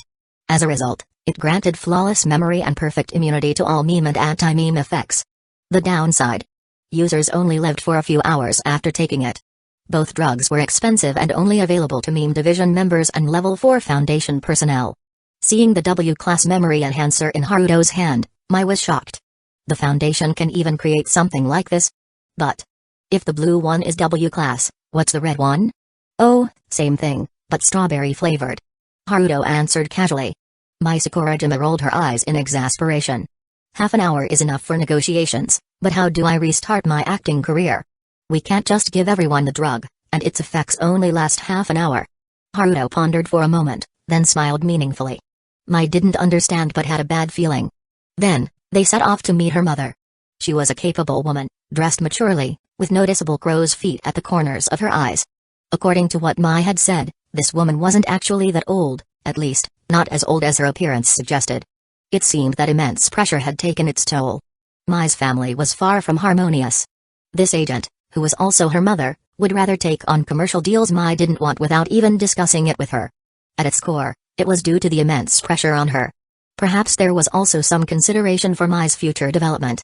"Excuse me, who are you? And how do you know my phone number?" The woman looked at Haruto warily. Haruto, in turn, gave Mai a meaningful glance. Without hesitation, Mai pried open the woman's mouth and tossed in a W-class memory aid. After waiting for the drug to take effect, the woman regained her memories of Mai and also became aware of her daughter's presence. Just as the woman was still confused, Haruto placed a contract in front of her. "Hello, ma'am. I'm from Umbrella Agency.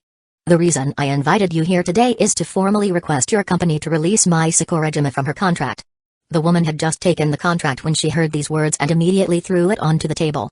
Impossible, she declared resolutely. This reaction left Mai stunned. She had assumed that, at the very least, her mother and agent would read the contract before making a decision. Haruto turned his head to look at Mai and smiled. Then, he picked up the contract again, flipped to the last page, and pointed to an extravagant sum. Handing it back to the woman, she took a glance, her expression instantly turning to shock. The sheer amount of money was overwhelming. But after the initial shock, she gripped the contract tightly, then slowly placed it back onto the table. This is also Mai Sakurajima's own wish, Haruto added. This made the woman pause. In the end, she let out a deep sigh. Chapter 135, The Lizard. Mai's mother held the contract tightly, looking at her daughter as if to verify Haruto's claim. Mai nodded without hesitation. The woman hesitated. She seemed to want to ask why Mai wanted to leave. But before she could, she seemed to already have an answer. In the end, all of her emotions condensed into a single sigh. Can I take a look at Mai's contract with your company? That was her only request. Haruto, of course, had prepared for this and handed over Mai's contract.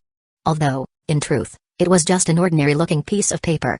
What truly mattered was the signature on the Absolute Contract Codex. The woman carefully examined the contract, repeatedly scrutinizing certain clauses. Only after confirming there were no hidden traps did she set it down. In fact, to the woman, both contracts seemed almost too good to be true. The terms offered by Umbrella were so generous that they were downright shocking. At last, the woman looked at Mai again. By this point, Mai had already seen enough of her mother's expressions to understand. She smiled, relieved, and nodded. Finally, the woman signed the contract. Haruto transferred the payment on the spot. From that moment on, Mai Sakurajima belonged to Umbrella, or, more precisely, the SCP Foundation. Now, the only question was how to let the public perceive Mai Sakurajima's existence once more. The reality dating show Starting Love Today had already garnered significant traction with several trending topics from its first episode. After the investment backing switched to Umbrella, even more promotional resources were poured in. What was once an obscure little dating show suddenly became the talk of the entire nation. And amidst all the attention, the second episode of Starting Love Today was once again broadcast live. Surprisingly, the hottest topic among the show's cast members was none other than Haruto, despite not even being an idol. With his impeccable looks, the existing fanbase from his alias as Takatsuki Izumi-sensei, and his incredibly charming presence in the first episode, Haruto was on the verge of becoming a top-tier trending star. And in the midst of this hype, Haruto suddenly turned to the camera with an unexpected smile. Viewers were puzzled until they heard Haruto say, "Let me introduce an absolute angel to everyone. She's got beauty, a sweet voice, a stunning figure, graceful when calm, but energetic when she moves. Mai Sakurajima. If true love had a color, it would be my colored." Long live Mai Sakurajima. Before he could finish, Mai lunged at him and put him in a chokehold on the spot. "What the hell are you saying?" Amidst her embarrassed exclamation, the world once again perceived the existence of Mai. Of course, the price of this revelation was, what kind of girl moves as swift as a rabbit? She demonstrated it live on air. Starting Love Today concludes perfectly. Fans go wild. If true love had a color, it would be my colored. Many related topics shot up the trending list once again, making the show an even bigger success. From then on, Mai continued her career under Umbrella. The only difference was that now, she had complete freedom to choose her projects and endorsements.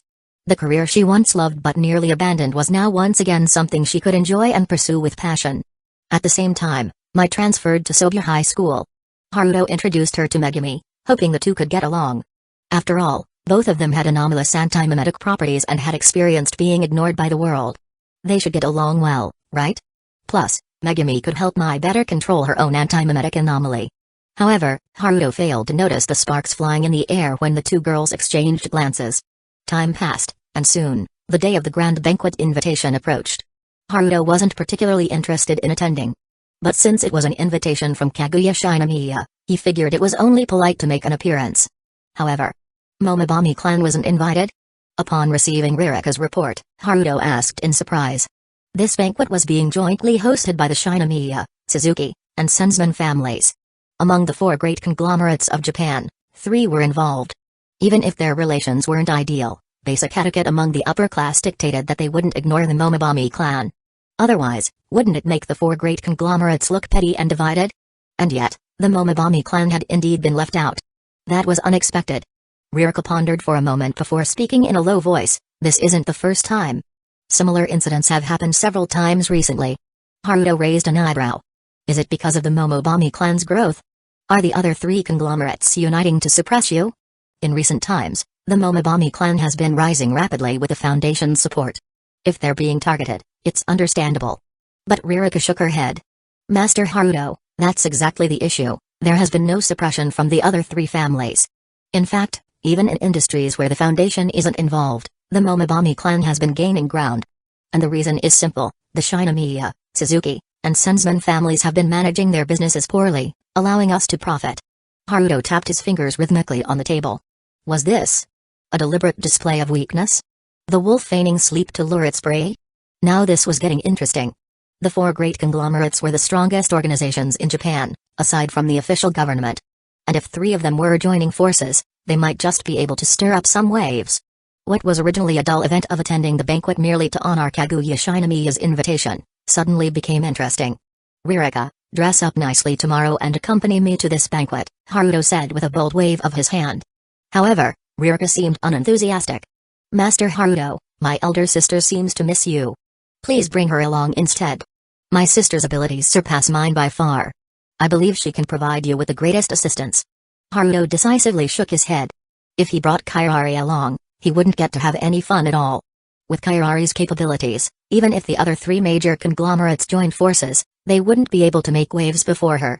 Having risen to the top of the 100 devouring families at such a young age, Kairari's abilities far surpass those of the other three conglomerates' leaders. Moreover, with the Foundation supporting the 100 devouring families now, it was simply a one-sided battle.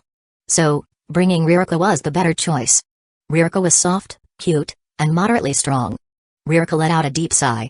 She had already came to understand the twisted amusement of her master and could roughly guess why he insisted on bringing her along. Why was someone so powerful also so fond of such strange amusements? Meanwhile, Haruto, full of anticipation, left to prepare for the banquet the next day. However, before dawn even arrived the next morning, before the sun had risen, in the dim early hours, the system panel popped up. Anomaly detection system has identified an abnormal presence. Haruto woke from his sleep and pulled up the system panel to check. The anomaly was detected on the west coast of the northern nation. Haruto felt his scalp tingle. Grabbing his satellite phone, he immediately called the personnel at the Foundation's containment site in the northern nation. After informing the Foundation staff of the anomaly's location, Haruto suddenly felt like the place seemed familiar. Not certain, he decided to check again. This location, search the database and see if there's any relevant information, Haruto instructed through the phone. On the other end, the sound of rapid keyboard typing came through. Then, the Foundation staff reported, President, we found it. This location was flagged during a routine investigation not long ago as a base of operations for a certain organization. The organization is called the Distillery. It is a non-supernatural group of moderate scale. According to the Foundation's action plan, we originally scheduled a cleanup operation against this organization in 3 days. Past investigations indicate that the Distillery does not have the ability to contain or create anomalies. Awaiting your instructions, President. Haruto raised an eyebrow. No wonder the address seemed familiar. So, it was a base of that damn distillery. As a transnational crime syndicate, the distillery had bases not only in Japan but also in various countries overseas. And their largest base, their headquarters, was located precisely on the west coast of the northern nation, at location 697. Which just so happened to be where the anomaly had appeared this time. Rubbing his forehead, Haruto said, send a team of D-class personnel to investigate the anomaly's interactions with the distillery but no direct contact with the anomaly. Deploy 3 squads of armed personnel to blockade the base's perimeter and clear out surrounding civilians. Agents must be equipped with Black 1 armor and remain on standby 30 miles from the location. With Haruto's orders given, the Foundation's personnel at the Northern Nation site immediately began operations.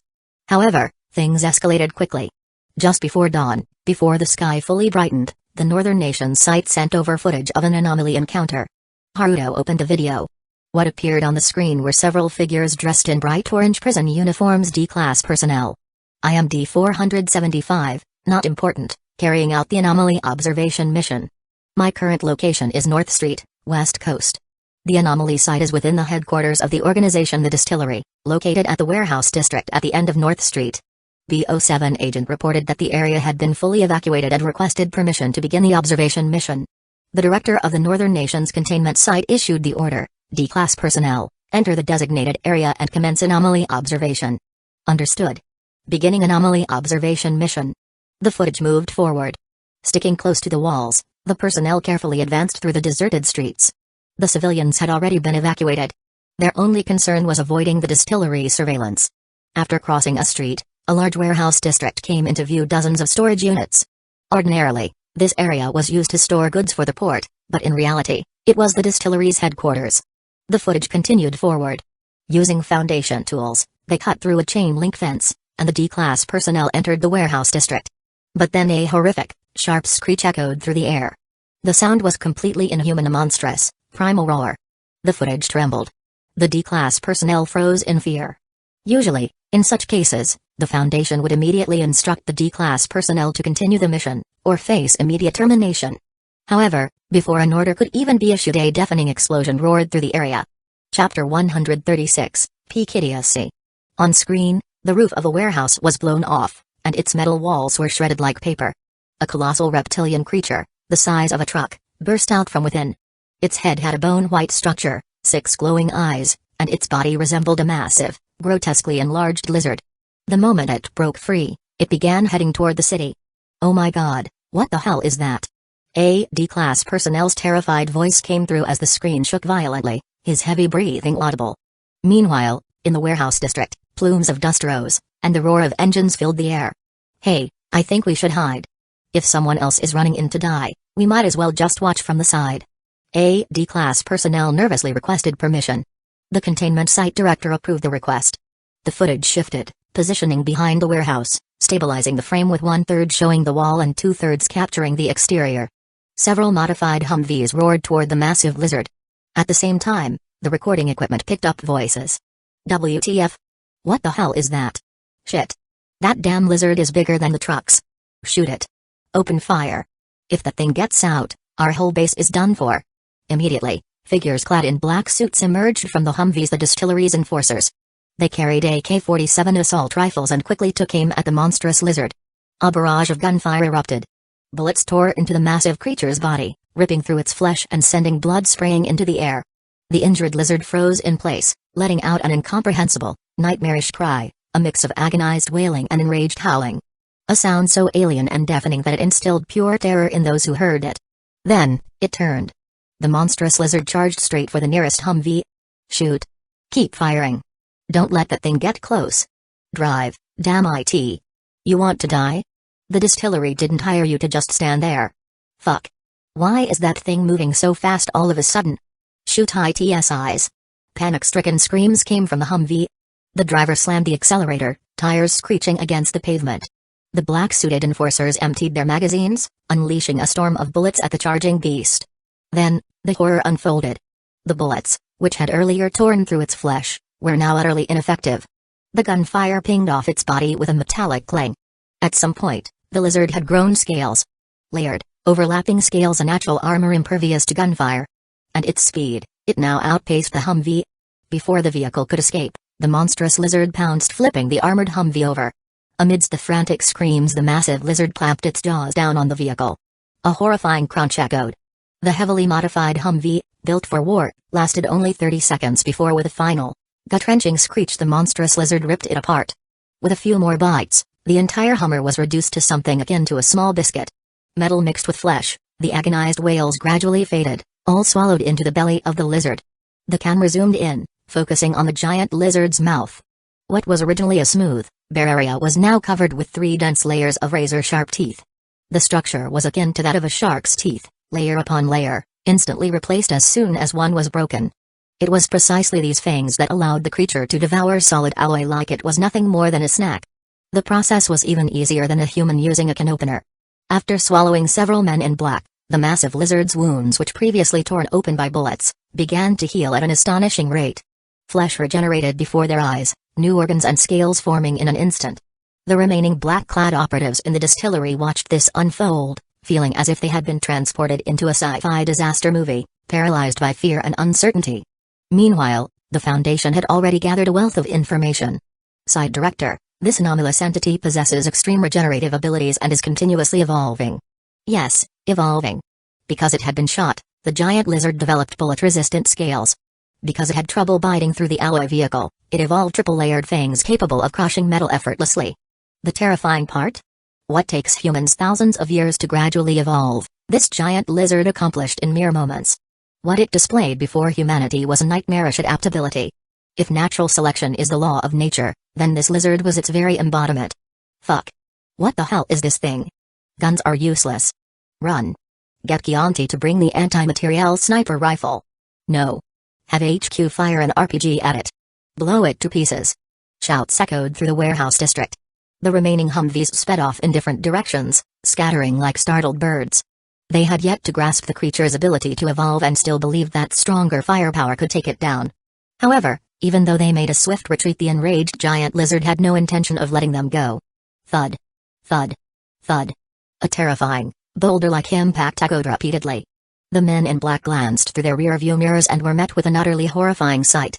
The massive lizard, as large as a truck, was charging at them at a speed no living creature should be capable of. Every step it took shattered the concrete ground, leaving gaping craters behind. Can you imagine a truck-sized reptile, thundering towards you with unstoppable force? That kind of image could only inspire despair. The massive lizard caught up to the fleeing Hummer and crashed into it head-on. The ground split apart, a massive crater forming as the impact sent debris flying for over 10 meters. The alloy-reinforced Humvee was flattened into a metal pancake. The giant lizard casually devoured the crumpled vehicle in a few bites. Its body swelled slightly. Then, it set its sights on the next target. This was nothing short of a one-sided massacre. The men in black had no means of resistance. Before long, all the Humvees were caught and destroyed, their occupants consumed in the process. The lizard came to a stop, raised its head, and let out a deafening roar. We have to run. This thing isn't something humans can fight. It's the apocalypse, it's a disaster. A D-class personnel holding the recording equipment trembled as he spoke. He requested permission from the Foundation to retreat. The site director denied the request. The Foundation required continued observation of the anomaly. Anyone who attempted to flee would be executed. Are you all insane? Against a monster like this? I'd rather die. The D-class personnel was on the verge of breaking down. However, something even more horrifying occurred in the distance. The giant lizard's roar suddenly changed. It no longer emitted incomprehensible sounds. Instead, it began speaking in a hoarse, ragged voice like that of an old man on his deathbed. You disgust me. The giant lizard spoke human language. This was far more terrifying than anything that had come before. The next moment, it lunged toward the camera. Amid panicked screams, a massive maw tore through the warehouse walls, filling the screen.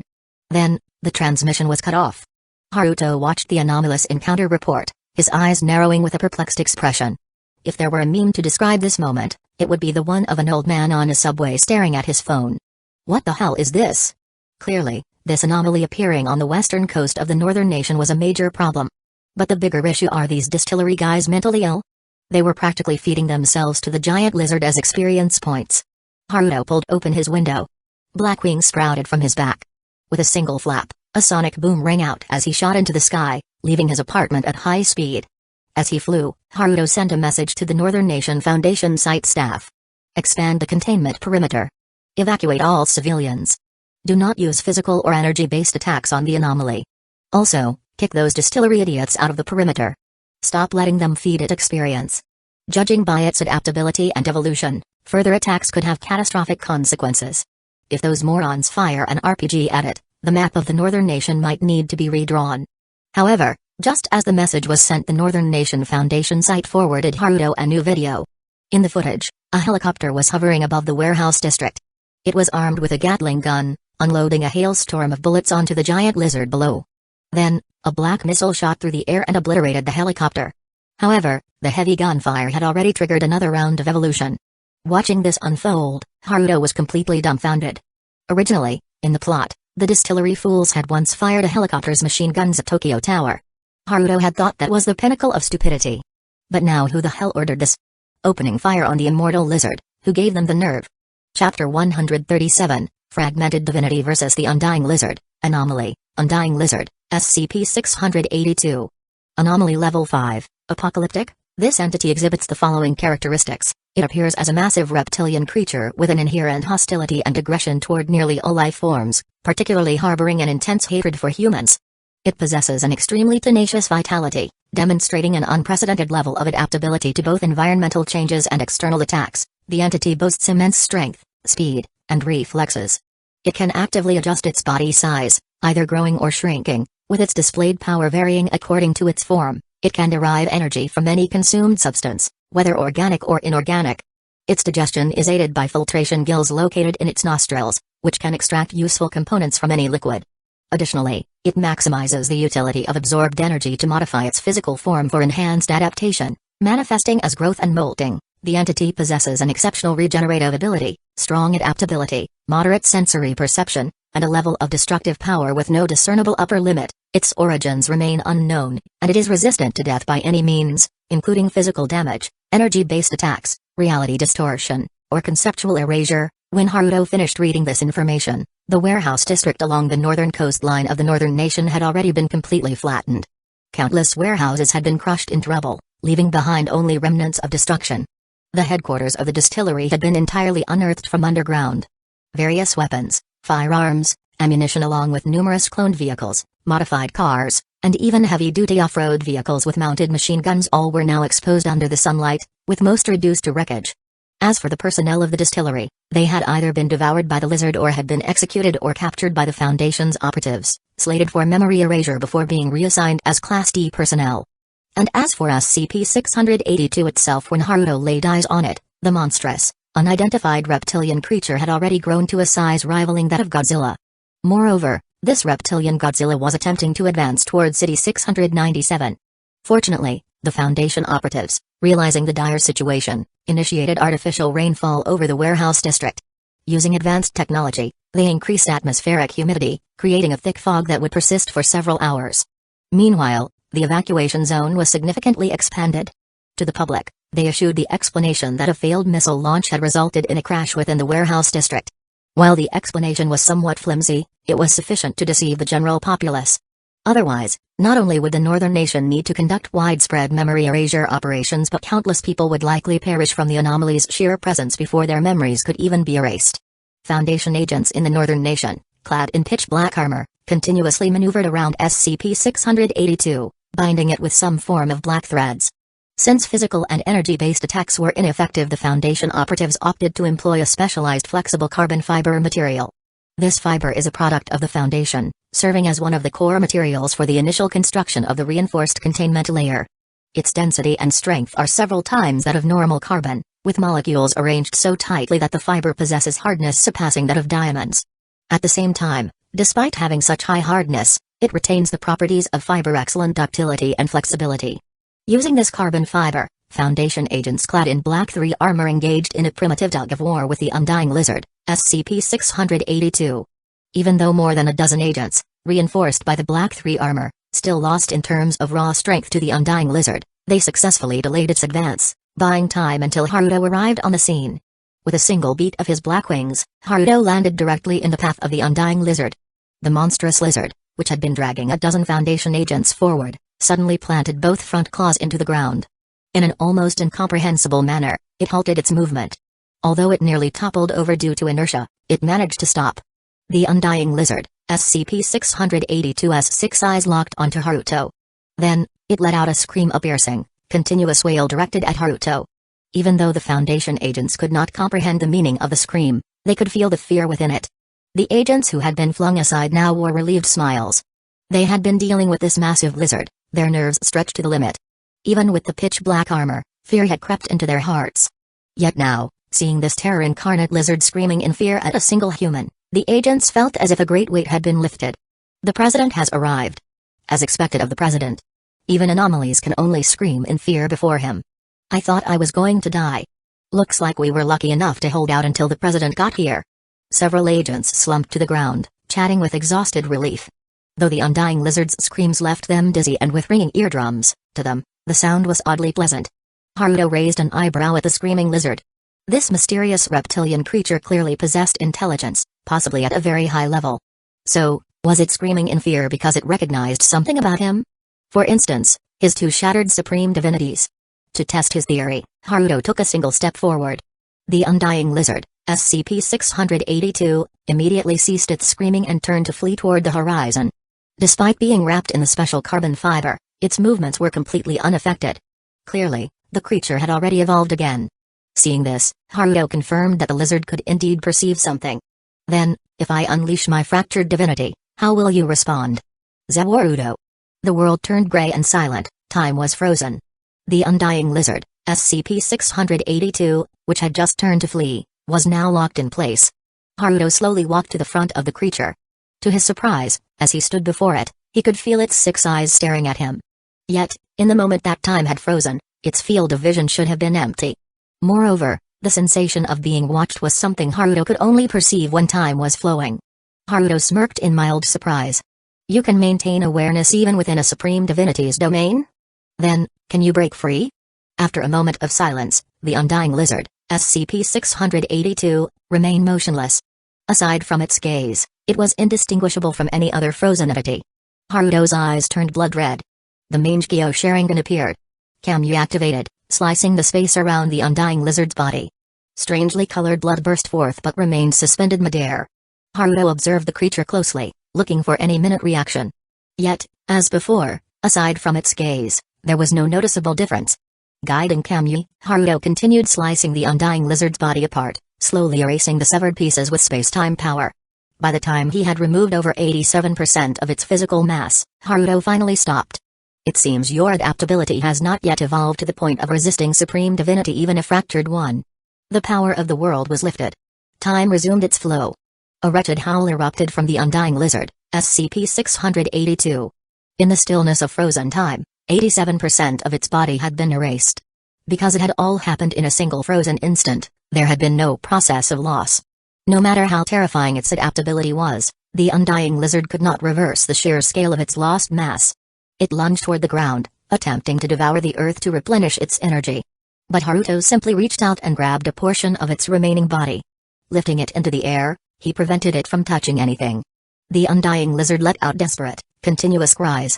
Yet, Haruto remained unmoved. After a brief standoff, what remained of its body began to shrink inward.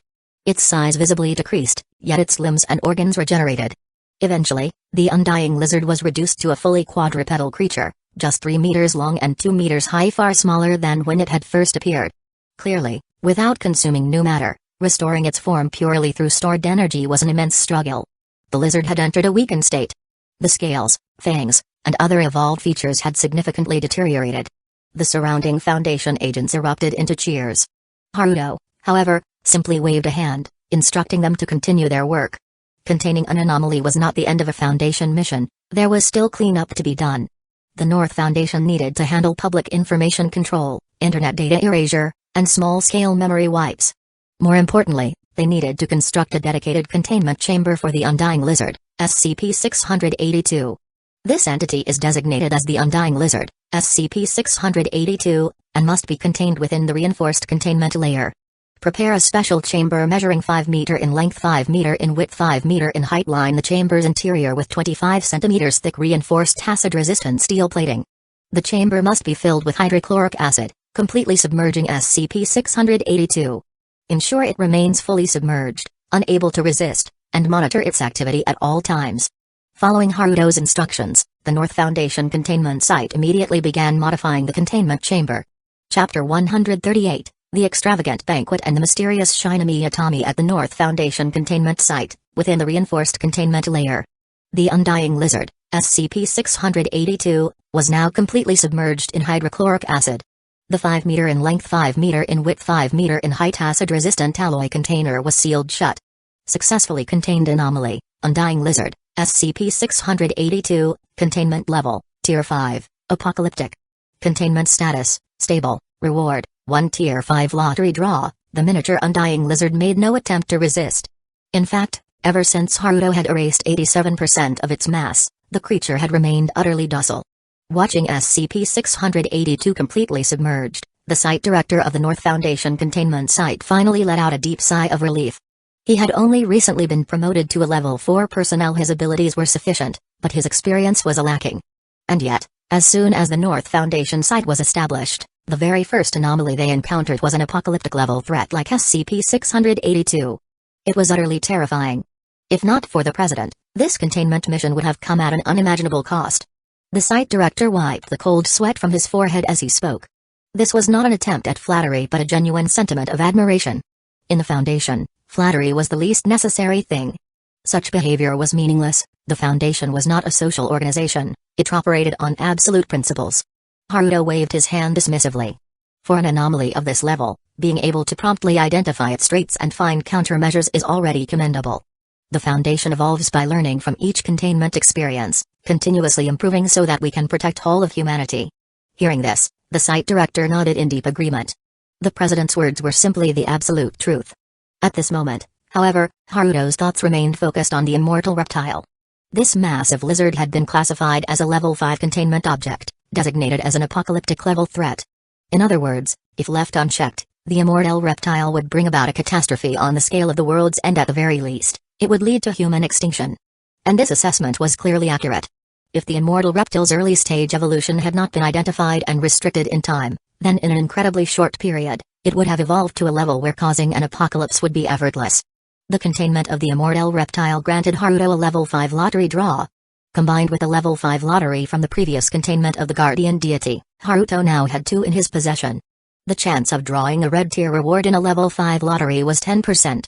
Although even a level 5 red tier reward couldn't grant complete supreme divinity, even fragmented divinity with a 10% probability was still highly tempting. However, Haruto didn't rush to use it. Better to rely on a bit of superstition. He'd wait for Kaneko to return and draw while holding a lucky charm. Another matter that caught Haruto's attention was that the immortal reptile was almost impossible to kill. Even when Haruto personally intervened, he couldn't find a definitive way to execute it. Under the power of the world, time was frozen, and Haruto reduced 87% of the immortal reptile's mass. He didn't stop because he wanted to spare the creature. Rather, he had a premonition: if he continued erasing its physical body, it would trigger some kind of irreversible change. And that change would be detrimental not just to Haruto but to the entire world. That was why he halted. Aside from this strange intuition, the immortal reptile retained awareness even in frozen time. That, too, was astonishing. Haruto's world power was derived from fragmented supreme divinity. Only supreme divinity could resist supreme divinity. This led Haruto to suspect that the immortal reptile also possessed some form of fragmented supreme divinity. It simply had not fully manifested yet. To investigate the potential existence of supreme divinity, it was foreseeable that the Foundation would conduct a series of experiments centered around the immortal reptile. Since it was nearly impossible to kill, the goal of the experiments would be to find a way to execute it. With this thought in mind, Haruto nodded in agreement with himself. SCP-682 has no research value, is extremely dangerous, and frequently breaches containment. Given these characteristics, the SCP Foundation must eliminate SCP-682 as soon as possible. From now on, the northern site will be responsible for containing SCP-682 while also monitoring other Foundation containment subjects. Consider viable execution methods, if necessary. Utilize interactions with other anomalies to expedite the process. Of course, execution experiments must be reported to the O5 Council and approved before proceeding. That's it. I have high expectations for you. After speaking, Haruto patted the site director on the shoulder. The site director immediately nodded firmly. Yes, President. I will find a way to execute SCP-682 as soon as possible. Haruto nodded in satisfaction and instinctively took out his phone. The screen showed a string of missed calls. Earlier, he had been focused on containing SCP-682. Facing an anomaly suspected to have fragmented supreme divinity, even Haruto couldn't afford to be careless. He had to give it his full attention. So, when his phone rang, he had ignored it, only now did he notice. Most of the missed calls were from Rireka. Haruto glanced at the time and let out a deep sigh, rubbing his forehead. The financial conglomerate gala in Chiba had already been going on for a while. And he, invited by Shinomiya Kaguya, had failed to show up. He had even asked Rireka to go in his place, and now, he had completely bailed on her. That left Haruto feeling a bit helpless. But there was no choice, containing an apocalyptic level anomaly had to take priority over having fun. He scrolled further down the missed calls. Hi Asaka. I had also called several times. Haruto guessed she was probably calling to question why he had stood them up. Continuing down the list. Yukino Shida? Seeing a call from Yukino Shida to Yukino, Haruto frowned in confusion. Why would she call him? In his impression, Yukino found his playful attitude rather distasteful. Despite being forced to join the Foundation due to 2 encounters with anomalies, she showed no reverence toward Haruto as the president. So why was she calling? Then, as he scrolled to the very last entry, Haruto's expression darkened. It was a special call notification. No number. No origin. No information at all. as if it were a ghost call. The only identifier was the caller name displayed, 052. This was a special security measure used by O5 council members. Any information from an O5 member was untraceable. The recipient would receive only the intended message, nothing else. No phone number, no call origin, no time or duration. If answered, the voice on the other end would be electronically altered, devoid of tone, making it impossible to determine gender or age. It was even uncertain whether the call was personally made by an O5 member or simply an automated message they had set up. This twin star, level 5 security clearance, mechanism was currently only used by Erwin. And Erwin, being the only O5 member aside from Haruto, would only make such a call for something of utmost importance. Haruto immediately called back. Meanwhile, let's rewind time to a few hours earlier. The gala hosted by the Shinomiya family and 2 other financial conglomerates was in the final stages of preparation. The venue was so lavish it was almost blinding. The red carpet underfoot was made of a special silk velvet from the city of Rome, worth more than gold. The chandeliers above reflected light off massive, rare diamond raw stones. The tables and chairs scattered throughout were handcrafted from top-grade Nanmu wood, showcasing both exquisite materials and masterful craftsmanship. This setting could only be described as extravagant beyond reason. Yet, Kaguya seemed extremely displeased. Everyone knew the Shinomiya family was wealthy. But Kaguya never considered flaunting wealth in such a manner to be a wise strategy. Showing off riches was meant to provoke desire in others. But to this degree of indulgence, Kaguya saw no benefit whatsoever. Furthermore, the Shinomiya family had never done something like this before. That adopted daughter again? Shinomiya Tommy? Kaguya frowned and asked Hayasaka-ai. Hayasaka-ai, however, subtly signaled her to keep quiet. Kaguya was instantly alarmed. She suddenly recalled the recent assassination attempt on her. A portion of the Shinomiya family's authority had been handed over to an adopted daughter. And this adopted daughter had used that authority to openly order an assassination attempt on the true heiress of the Shinomiya family. It was absurd. But it had happened. And now, Kaguya couldn't even speak freely about it. My lady, it seems this gala was arranged by the Shinomiya family to officially announce Tomoe's existence. Furthermore, the other 2 families appear to have similar intentions. The entire setup of this venue was a joint effort among all 3 families. The situation is peculiar, so please be patient. I've already sent people to investigate. Hayasaka-ai lowered her voice. Kaguya exhaled deeply and nodded. She had endured for the sake of the family before, she could do so again. She understood the necessity of bowing to circumstances. Yet, her frustration was growing. Just then, Hayasaka's phone vibrated. She took it out and found a message from her investigator. However, upon reading its contents, her expression darkened. What the hell is this? Hayasaka had sent out several private investigators. Now, the report stated that many of them had gone mad and were executed by the Shinomiya family. Only one had managed to send back his findings. Chapter 139, The Investigation Record of Shinomiya Tommy. My name is Kusagakure. Born in the city of Romance, currently residing in Japan. My profession is detective. When Ms. Smith A. Hayasaka first approached me with this case, I intended to refuse. Although I am a private detective, I cannot accept prying into the life of a young woman and delving into her privacy. But, Ms. Hayasaka convinced me with some information about the target, and it seems this is not a simple case of malicious voyeurism. The target, Tommy, with the surname Shinomiya crossed out, seems to be an enigmatic existence with significant implications. 3 of the 4 major financial conglomerates are involved, and countless detectives have died on the path to uncovering the truth. Such secrecy makes it impossible for me to give up. Ultimately, I accepted Ms. Hayasaka's commission to investigate Tommy and uncover the truth. I utilized some connections in the city of Rome to conduct a background check on Tommy and discovered something interesting. Ms. Hayasaka is a highly capable person with a commendable background, but the information she provided contained errors. The target Tommy is not an individual, they seem more like an organization, not just Shinomiya Tommy.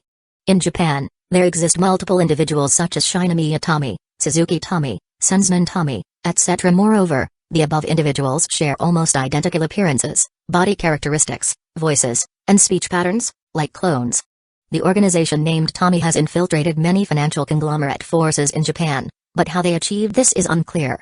Upon obtaining the above information, my hands trembled slightly as I held the materials, realizing that this case involves more than I initially thought. But, I am Kusagakure, not to boast, but I am not accustomed to giving up halfway, especially in the pursuit of truth. Therefore, I continued the investigation and left this record of my findings, updating it as I go. If I am unable to continue recording, this information will be sent out. Given the danger and unknown nature of the target, I did not charge in recklessly but chose a more subtle approach, starting with the predecessors. Miss Hayasaka had commissioned several famous detectives to investigate Tommy, and all of them went mad and met their demise. These predecessors are important sources of information, and I began to carefully investigate their life records for clues. The first few detectives adopted the most direct method of tailing and investigation, with several conducting covert filming. 3 of them were discovered during their tailing, and one seemed to lose his mind, charging towards an individual named Tommy. All 3 were killed by Shinomiya Tommy's henchmen, and the footage was found and destroyed, leaving me with no access to the information. But, why did that detective charge towards Tommy after being exposed? And without any preparation for a fight, like a moth to a flame? From the above information, it's clear that Tommy holds considerable power within the Shinomiya family, which is unreasonable but a fact. The last detective, who acted like a moth to a flame, gave me a strange hypothesis, and my intuition tells me it's likely the truth. The one who could provide more information is a famous detective from Japan named Daigo Shukazen, who was the detective before me.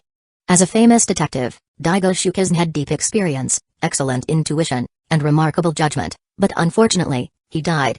The apparent cause of Daigo Shukazen's death was food poisoning, but besides being a famous detective, his most notable title was that of a gourmet.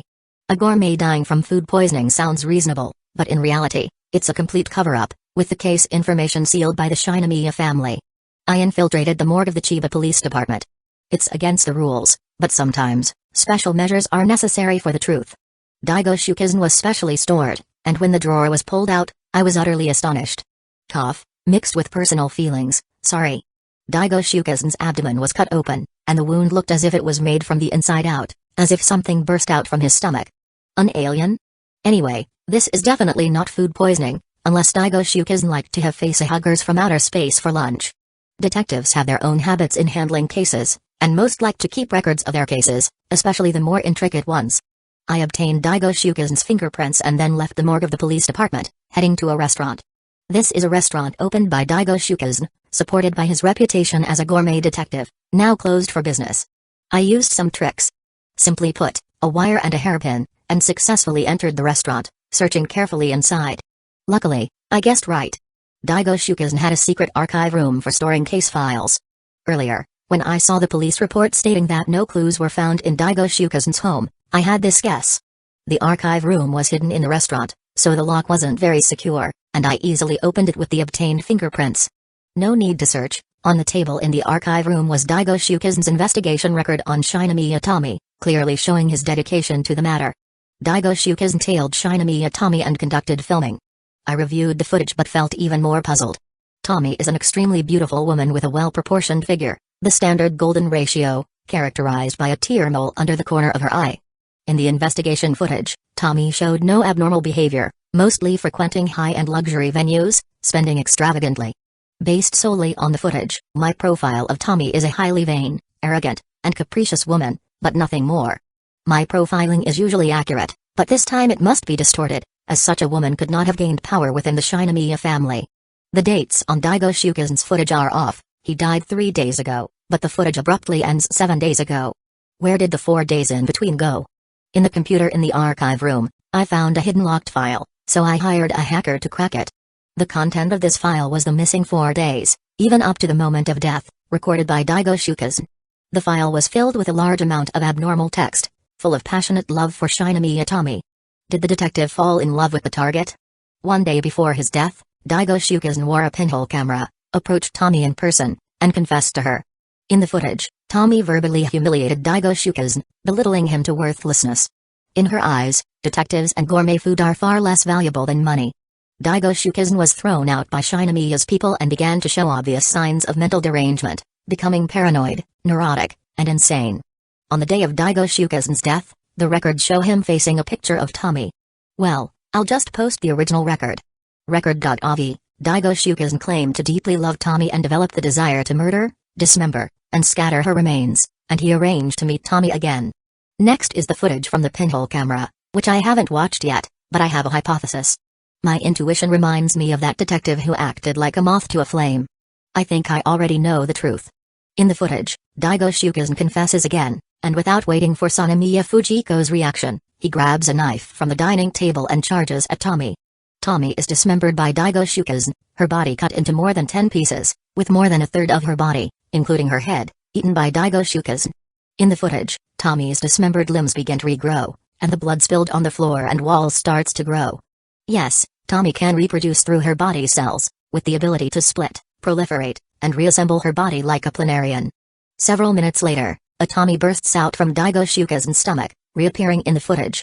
Shinomiya's people arrive, showing no surprise at the scene.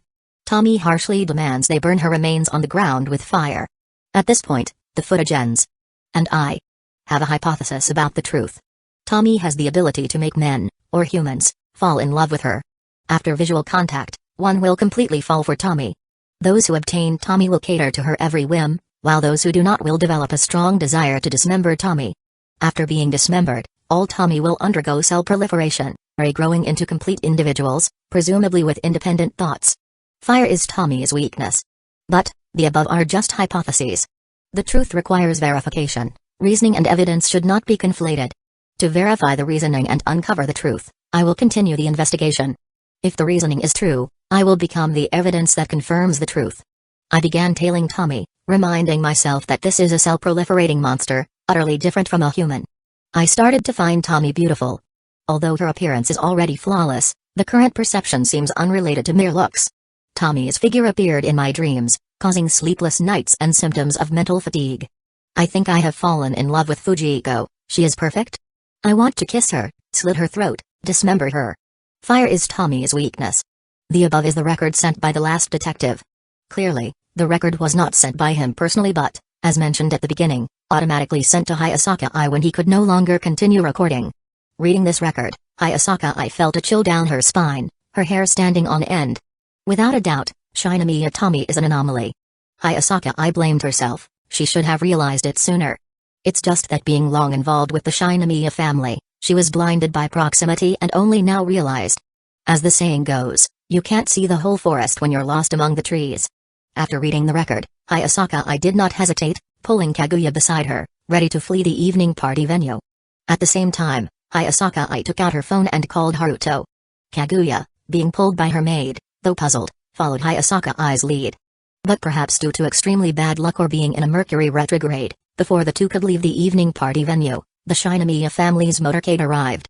That Shinomiya Tommy stepped out first from the expensive vehicle. Kaguya's father, the head of the Shinomiya family, and Tommy stepped out from the same car. He looked at Kaguya and Hayasaka I, frowning. Clearly, the current situation did not allow the two to leave without permission. At the same time, the call made, due to being unanswered for a long time, eventually ended automatically. Chapter 140, Tommy, Kaguya, and Yukinoshika's Shinomiya gang frowned and scolded. Kaguya, the evening party is about to start. At such a moment, where are you going? And Kaguya, at this moment, her expression was completely cold. Her left hand rested on her right cheek. This is a special skill Kaguya trained herself in since childhood. Like a forced calm. Whenever Kaguya makes this gesture, no matter how chaotic her emotions were before, no matter how panicked, shy, or angry, all emotions would be temporarily suppressed. At this moment, only in this way could Kaguya remain calm. Facing her father's scolding, Kaguya's emotions were as tangled as a ball of yarn, only to be cut through with a swift knife.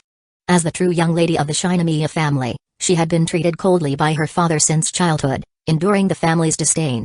A caged canary, the Princess Kaguya on the moon, she knew she was a bargaining chip for a future family alliance.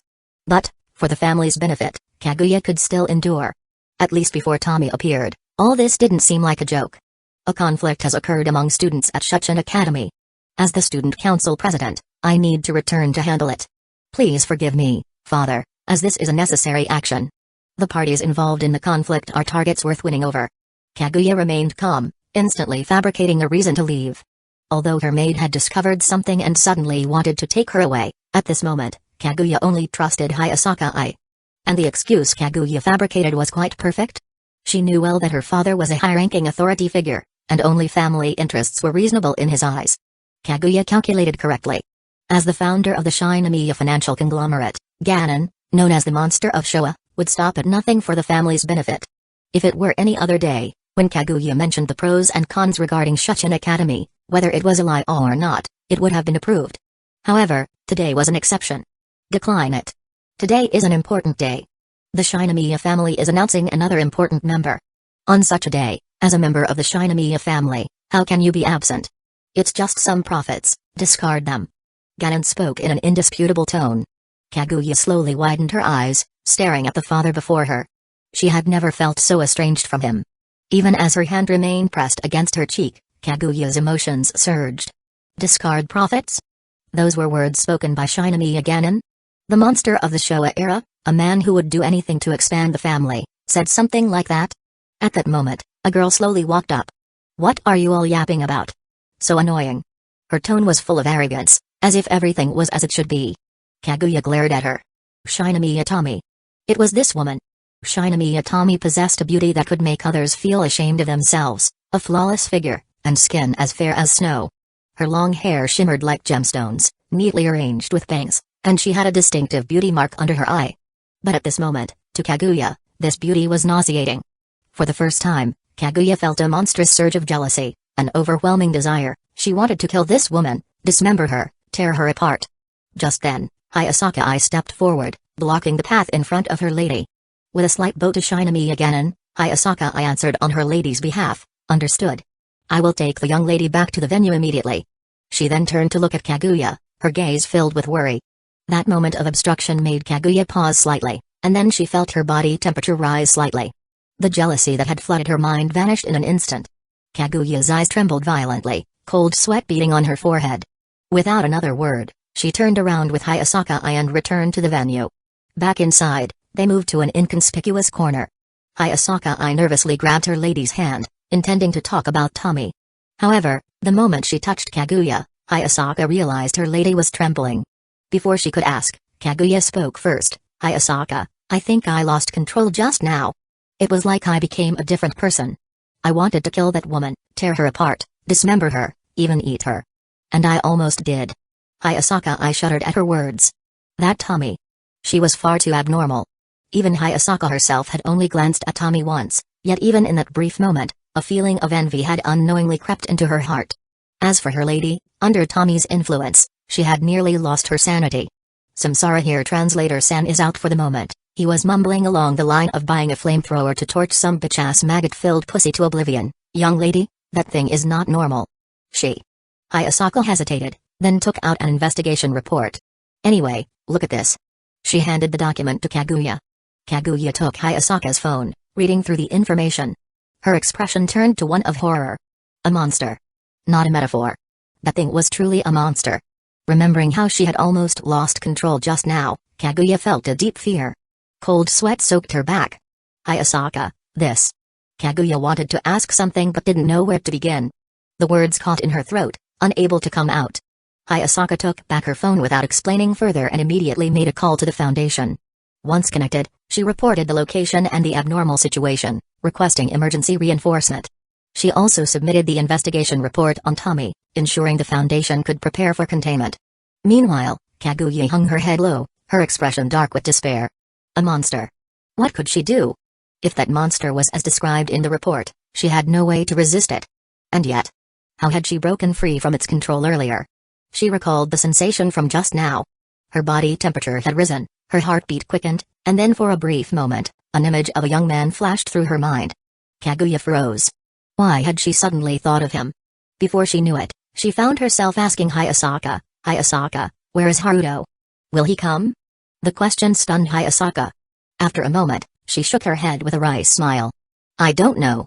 He's not picking up the phone. He's probably busy with something important. I don't know if he'll make it in time. No matter how much she usually complained about the president, at a time like this, the first person she thought of was still Haruto. Being near that boy gave the greatest sense of security. But could he really make it this time? Hayasaka already had a guess if Haruto wasn't answering his phone, he was definitely dealing with a high-risk anomaly. This realization made her chuckle bitterly. Meanwhile, in the banquet hall, Tommy had taken the main seat. Everyone in the hall was stunned. That seat was supposed to be for Ganon and the other heads of the 4 major financial conglomerates. What was a little girl doing there?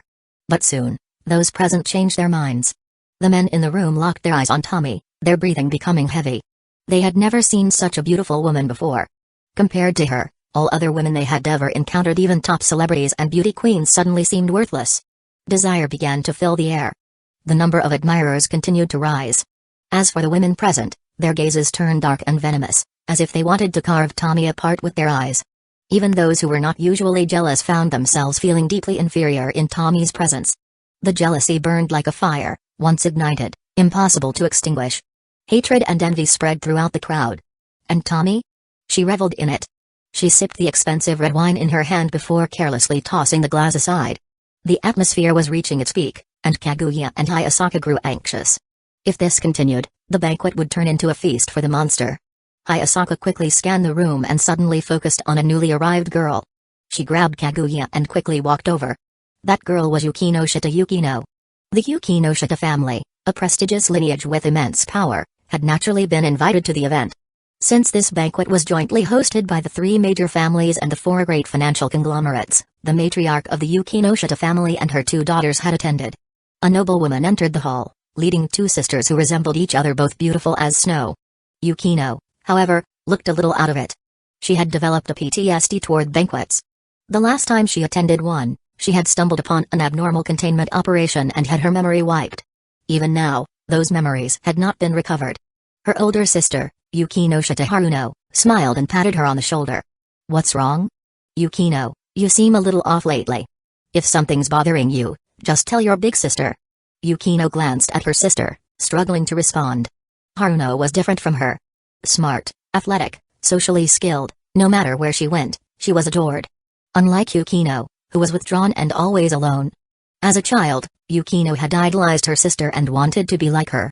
When she hit adolescence, her perspective shifted, and she began to resent her. Yet, deep down, that admiration never faded. So, there were many things she couldn't say to her. And even if she wanted to, how could she explain this? Tell her she had joined a supernatural organization and encountered an anomaly at the last banquet? That was ridiculous. And Haruno, seeing her sister's troubled look, smiled on the surface, but deep down, she was starting to wonder what's going on with Yukino lately. Chapter 141, The Gathering of the Tommy's Anomaly Outbreak. Lately, her little sister had been acting strange. Yukino-shita Haruno was an extreme siscon. No matter what, she wanted to protect her sister, Yukino. To the point that Haruno's control over Yukino sometimes went too far. Whether it was her sister's social relationships or academic matters, Haruno wanted to be involved, ensuring everything went smoothly. This intense need for control made Yukino rebellious during her adolescence. Haruno was aware that being overly controlling wasn't good. But she just couldn't help it. Lately, however, Haruno had been deeply troubled. Her sister had become mysterious. Before, no matter what Yukino did, Haruno could easily dig up every last detail. But now, she was hitting a wall. The problem seemed to have started not long after Yukino entered Sobyu High. Her sister would periodically disappear, and no matter how much Haruno investigated, she couldn't find any traces. Then, not long after, Yukino suddenly requested a school transfer to Shuchin Academy. As a siscon, Haruno understood her sister's personality very well. When Yukino first entered high school, she should have attended an elite school like Shuchin, which aligned better with the Yukino-shita family's status. But Yukino had her own sense of justice. As someone who firmly believed in her own ideals, she was socially inept and had no patience for the rules of high society or the aristocracy. So, when she decided to attend Sobyu High instead, Haruno didn't oppose it. In fact, it was Haruno who convinced their mother to agree. Yet now, Yukino suddenly wanted to transfer to Shuchin? Something was definitely wrong. Haruno, who had graduated from Sobyu High herself, had deep-rooted connections there. But after investigating thoroughly, she still found no clear reason for Yukino's sudden transfer. This made her uneasy. And now, Yukino was showing an unusual level of aversion to the banquet. With all these anomalies piling up, Haruno was growing restless. Just then, as the three of them entered the venue, two young girls hurried toward them. Upon seeing the two, both Mrs. Yukino-shita and Haruno were surprised. The eldest daughter of the Shinomiya family? The Yukino-shita and Shinomiya families rarely interacted, having little to do with each other. Neither Haruno nor her mother could recall having a close enough relationship with the Shinomiya heiress that she would come over to greet them. But Yukino, upon seeing the two approaching girls, had a sinking feeling. She recognized them. Since transferring to Shuchin, she had naturally heard of Shinomiya Kaguya. And as for Hayasaka, she had seen her before at the Foundation site. Both were C-class investigators, and they had crossed paths a few times. They're not here for me, are they? Yukino's heart dropped. And just as she feared, Kaguya gave a slight bow to Mrs. Yukino-shita before smiling and saying, "Madam, I met Yukino at school, and we've become friends. I came to find her at the banquet. The moment those words left her mouth, Mrs. Yukino Shita was visibly surprised. Her younger daughter? If Kaguya had been referring to her eldest daughter, Haruno, Mrs. Yukino Shita wouldn't have been surprised in the slightest. But her younger daughter, Yukino? Haruno, too, widened her eyes in shock. Did something possess her sister? The completely unsociable Yukino had somehow befriended the heiress of one of the 4 great conglomerates? Meanwhile, Yukino felt like crying. Her heart was sinking rapidly. Well, that's great. You girls have fun. Mrs. Yukino Shita, after recovering from her surprise, waved them off before stepping aside to give her daughter and Kaguya some space. Even though she wasn't sure what was going on, her daughter making a friend, especially one like Kaguya, was definitely a good thing. Haruno also excused herself with a slight bow and walked off. But she didn't go far. She kept a close watch on the conversation from a distance. Yukino turned to Hayasaka. There isn't an anomaly here, is there? Clinging to the last shred of hope, Yukino asked for confirmation. But Hayasaka shook her head without hesitation, crushing that hope completely. Yukino's face darkened. She was already numb to it. Honestly, her luck was just too terrible. Who else would stumble upon anomalies 3 times in a row? Hayasaka pointed to the elevated platform in the distance where Shinomiya Tommy was seated, then handed her phone to Yukino. She gestured for her to read the investigation report on Tommy. Meanwhile, Kaguya watched from the side, growing increasingly puzzled. It was Hayasaka who had dragged her over to see Yukino. And now, after sending others away, the first thing Yukino asked about was whether there was an anomaly. Anomalies. The term was fitting for Tommy. But why did Hayasaka seem to have a personal connection with Yukino?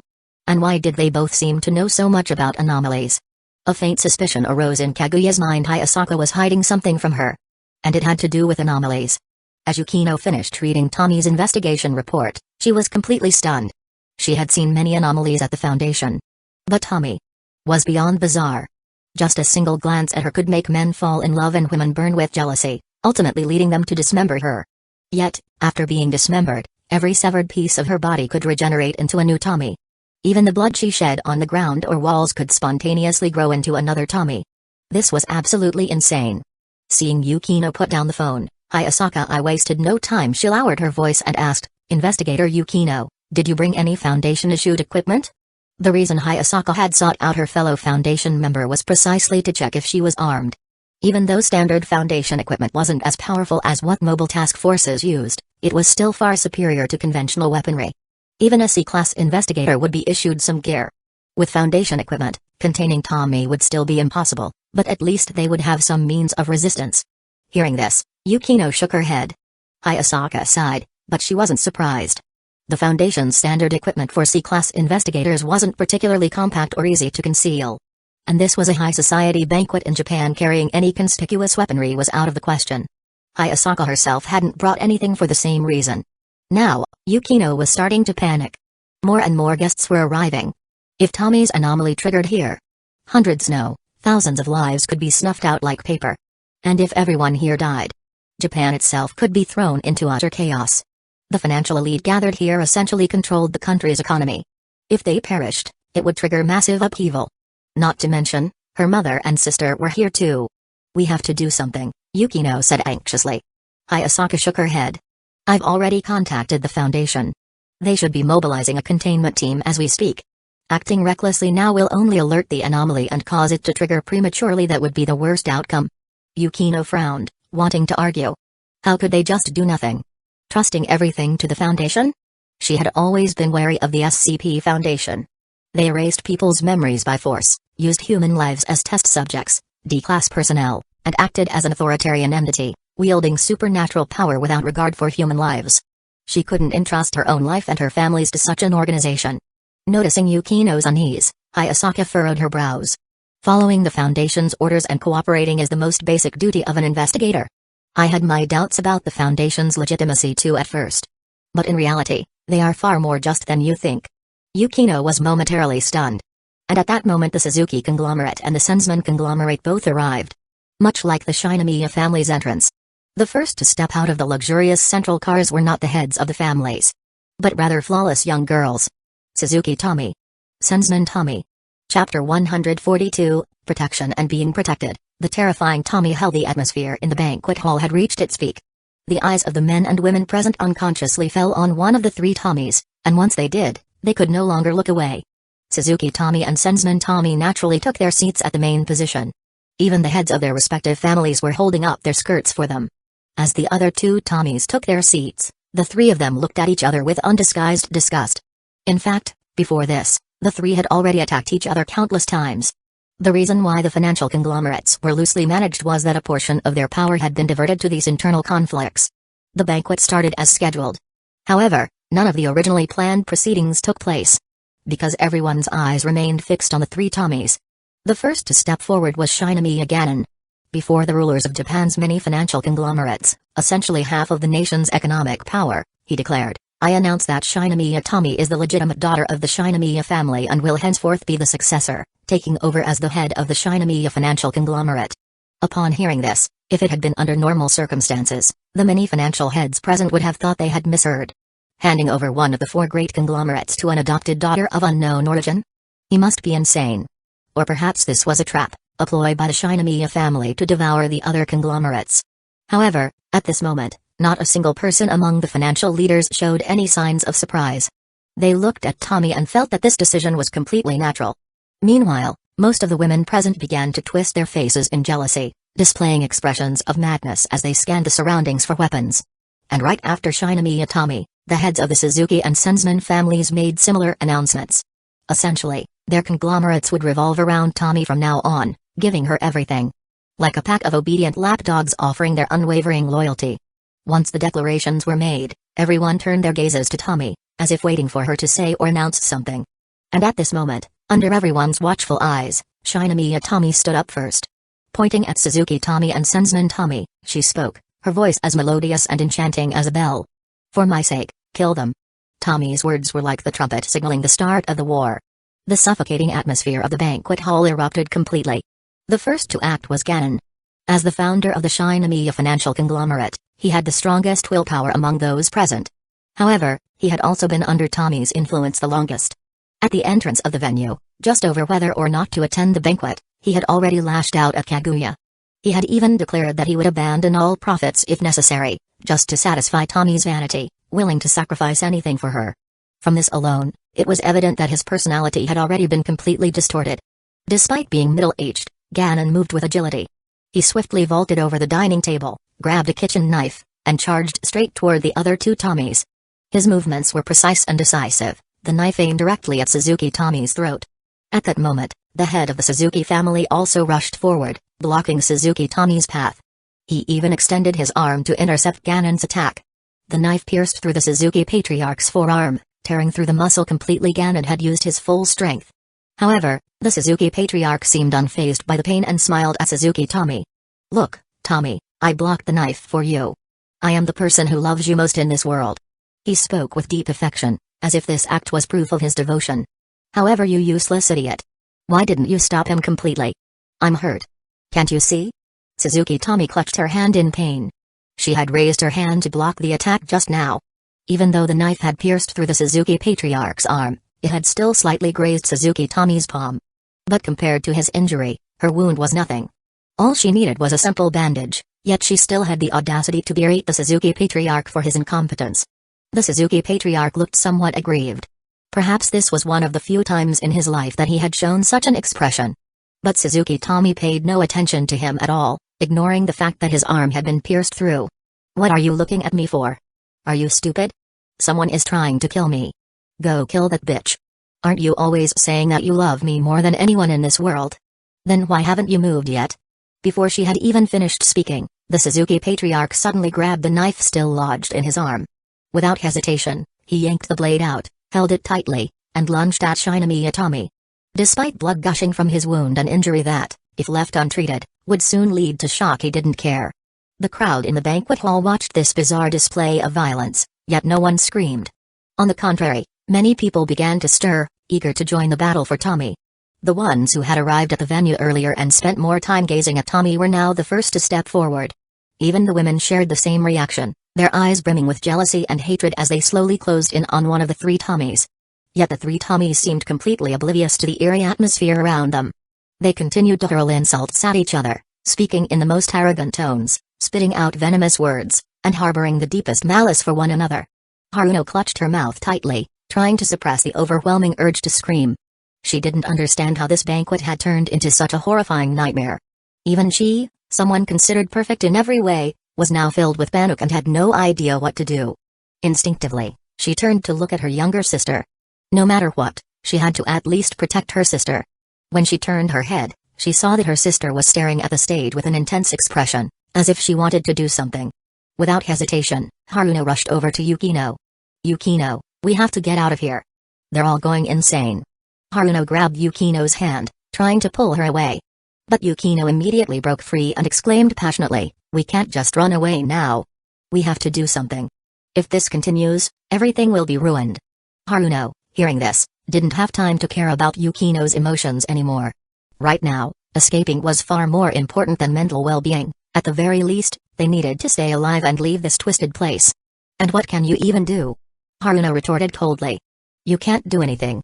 Yukino opened her mouth to argue. She was different from her sister. She was. But the words stuck in her throat, unable to come out. She was a Foundation investigator. She knew things her sister didn't about anomalous entities. But so what? She had no standard equipment, no experience in containing anomalies. She was no different from her ignorant sister. No, perhaps she was even worse. If it had been her sister in her place, if it had been Yukino Shide Haruno who had joined the Foundation, she surely wouldn't be this helpless. Thinking this, Yukino's tears started to fall. In the end, she really was just as powerless as always. "Yukino Shide Yukino, you really haven't changed at all. You still can't do anything, you can't." Yukino murmured, blaming her own helplessness. "Miss Yukino Shide Haruno, go and bring Madam back first, while there's still time," Hayasaka I reminded. Haruno, gripping her mother's hand, was trembling uncontrollably. Was this still her mother? Seeing that Mrs. Yukino Shita was about to continue forward, Haruno decided to pull her mother with all her might, attempting to forcibly drag her away. And at that moment, a sudden change occurred. The chaos on the stage seemed to have reached a conclusion. In the midst of the melee, Gurren, with great effort, found an opening and finally plunged the knife in his hand into Suzuki Tommy's body. Blood splattered as if it cost nothing. The chaos instantly stopped, and everyone seemed to have been hit with a pause button, all eyes turning to the impaled Suzuki Tommy. Only Gurren continued his actions. Stab after stab, he plunged the knife into the girl's body. Crack. This was the sound of Gurren stepping on Suzuki Tommy's leg joint, breaking the bone. After breaking one of Suzuki Tommy's legs, he used a knife to sever it and threw it aside. Suzuki Tommy's screams echoed through the venue, piercing and sorrowful, enough to evoke pity even in the coldest hearts. But no one moved. Everyone's eyes were fixed, watching as Gurren continued to dismember Suzuki Tommy's, as if it were some sacred ritual. Suzuki Tommy's chest was ripped open, blood, shredded flesh, and organs scattered across the floor. Her limbs were forcibly broken, then peeled off bit by bit with the knife. From beginning to end, the screams never stopped. Finally, Gurren plunged the knife into Suzuki Tommy's throat, severing her head and holding it up in his hand. As if seeking approval, he raised the head toward Shinomiya Tommy. "Look, I killed her. Tommy, I love you the most. No one loves you more than I do." However, before Shinomiya Tommy could respond, the next moment, the enraged crowd swallowed him up. Everyone rushed forward, beginning to fight over and dismember Suzuki Tommy. Those who couldn't get a peace turned toward Shinomiya Tommy and Sensman Tommy, wanting to replicate the scene they had just witnessed. Haruno, still retaining some sanity, looked at this scene, her legs trembling. They had to escape. But she couldn't move. Her body was completely dominated by fear, unable to take even a single step. At that moment, a severed hand was thrown out from the scuffle and flew toward Mrs. Yukino Shita and Haruno. Mrs. Yukino Shita, seeing the severed hand flying toward her, immediately reached out, her eyes filled with desire. Haruno, on the other hand, closed her eyes. Her body couldn't move, but her intuition told her that if she came into contact with the thing, the consequences would be worse than death. But at that moment, both Mrs. Yukino Shita and Haruno were yanked backward, falling to the ground. A tablecloth was flung up in front of them, blocking the flying severed hand and blood. When Haruno opened her eyes, she saw that the person standing in front of her and her mother was none other than her younger sister, whom she had always protected. For the first time in her life, Yukino stood in front of her mother and sister, using her own strength to protect them. Even though her body was trembling, her heart racing, and fear threatening to consume her at any moment, Yukino still acted. Gasping heavily, Yukino threw away the tablecloth, grabbed her mother and sister, and fled toward the back. The scene behind them had completely turned into hell. Countless people swarmed forward, their eyes filled with fanaticism, holding knives and forks, dismembering the three Tommies. Shinomiya Tommy's scolding and Sensman Tommy's wails could still be heard, but they seemed to only excite the crowd further. The men dismembered Tommy, lifting the corpse pieces, kissing them, devoutly like believers. The women fought over Tommy, sticking her hair into their own, pasting her flesh onto their bodies, attaching her limbs to their own. And whether it was limbs, shredded flesh, or even the spilled blood, everything began to squirm slowly. This scene was nothing short of a Tommy-themed hell. Chapter 143, We Are the SCP Foundation, We Are Humanity's Last Shield. Yukino desperately pulled her mother and sister, using all her strength to distance themselves from the hell behind them. Haruno finally regained her senses. Looking at her younger sister, who was gritting her teeth and moving forward, Haruno felt a strange stirring in her heart. Her sister seemed to have changed. Recovering from her fear, Haruno helped her sister pull Mrs. Yukinoshita. Seeing that her mother was still trying to look back and showing resistance to leaving, Haruno felt a chill run down her spine. She decided to take off her scarf and wrap it around Mrs. Yukinoshita's eyes. After blocking Mrs. Yukinoshita's vision, the resistance weakened slightly. But there was still no sign of sanity returning.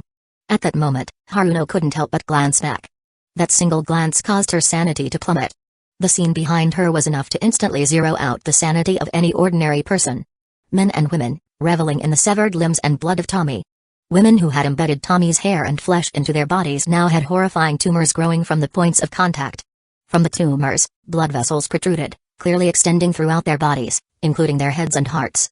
These women's faces had already become distorted, their facial features subtly changing, their skin morphing. A face uniquely belonging to Tommy appeared on these women. Their expressions were seductive, bewitching to the point of being demonic, as if they were the most beautiful beings in the world. At the corners of their eyes, a tear mole quietly appeared. As for the men who had lifted the corpse pieces and devoutly worshipped them, they were no longer human. The worst was Gun, whose neck, arms, and thighs were covered in Tommy's shredded flesh. Now, these areas had grown Tommy's heads. Multiple heads sprouted from Gun's body. He had become a monster covered in Fujikos, and the proliferation was still ongoing. After growing necks, the Tommy attached to Gun began to fight each other. Those with only heads used their teeth to bite nearby Tommies.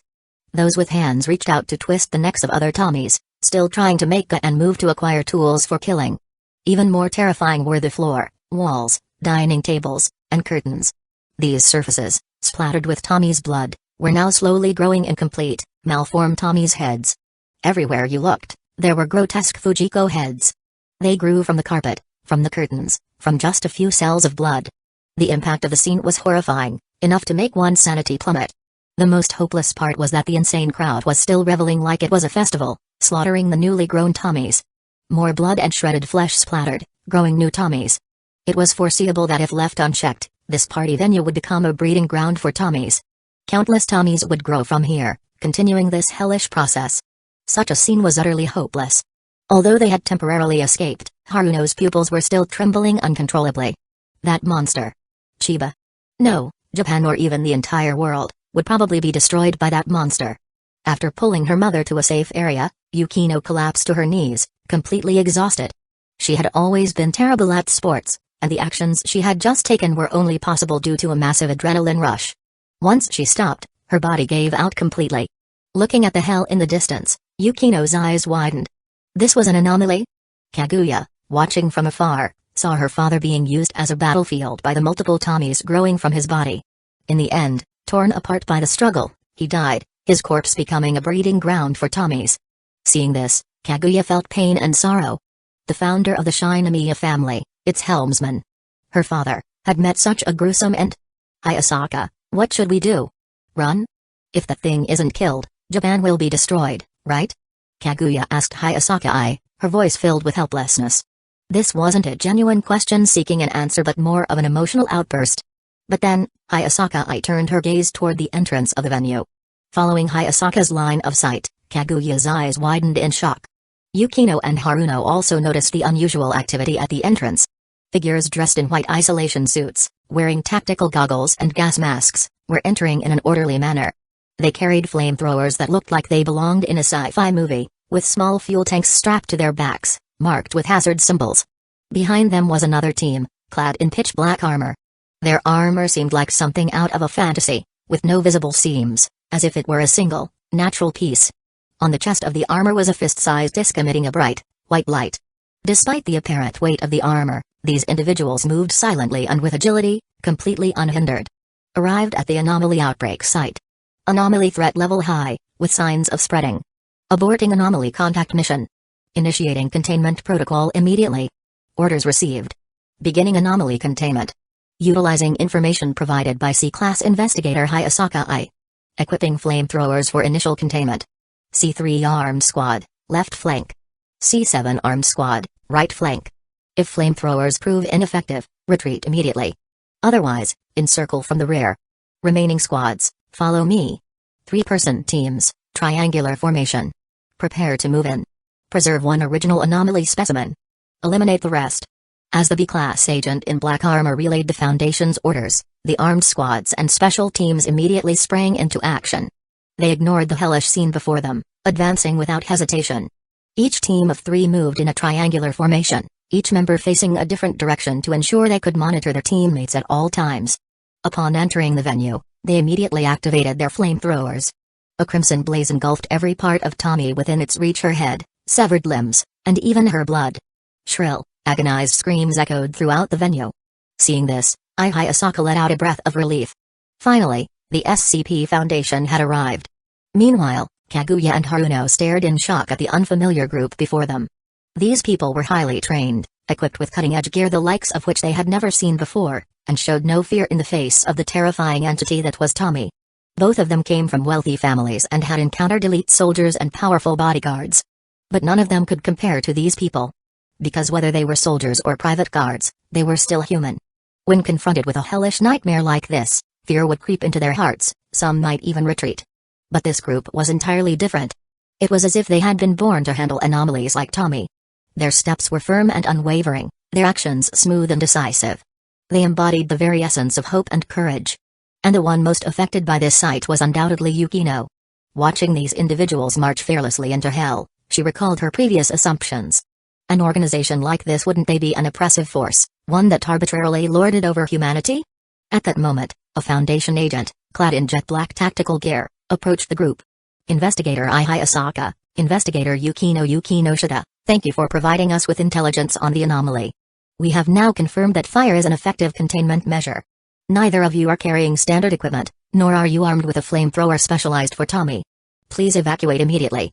The subsequent containment operation will proceed under the guidance of the O5 Council. A vehicle is stationed outside to transport you. Due to the medium-level cognitohazard associated with this anomaly, you are both required to undergo memory erasure procedures. We ask for your understanding in this matter. For individuals already displaying severe cognitohazard symptoms, there is no need for concern. Our response team is equipped with Class D amnestics. Once the amnestics take effect, the cognitohazardous influence should be neutralized. After a period of observation, affected individuals can safely reintegrate into society.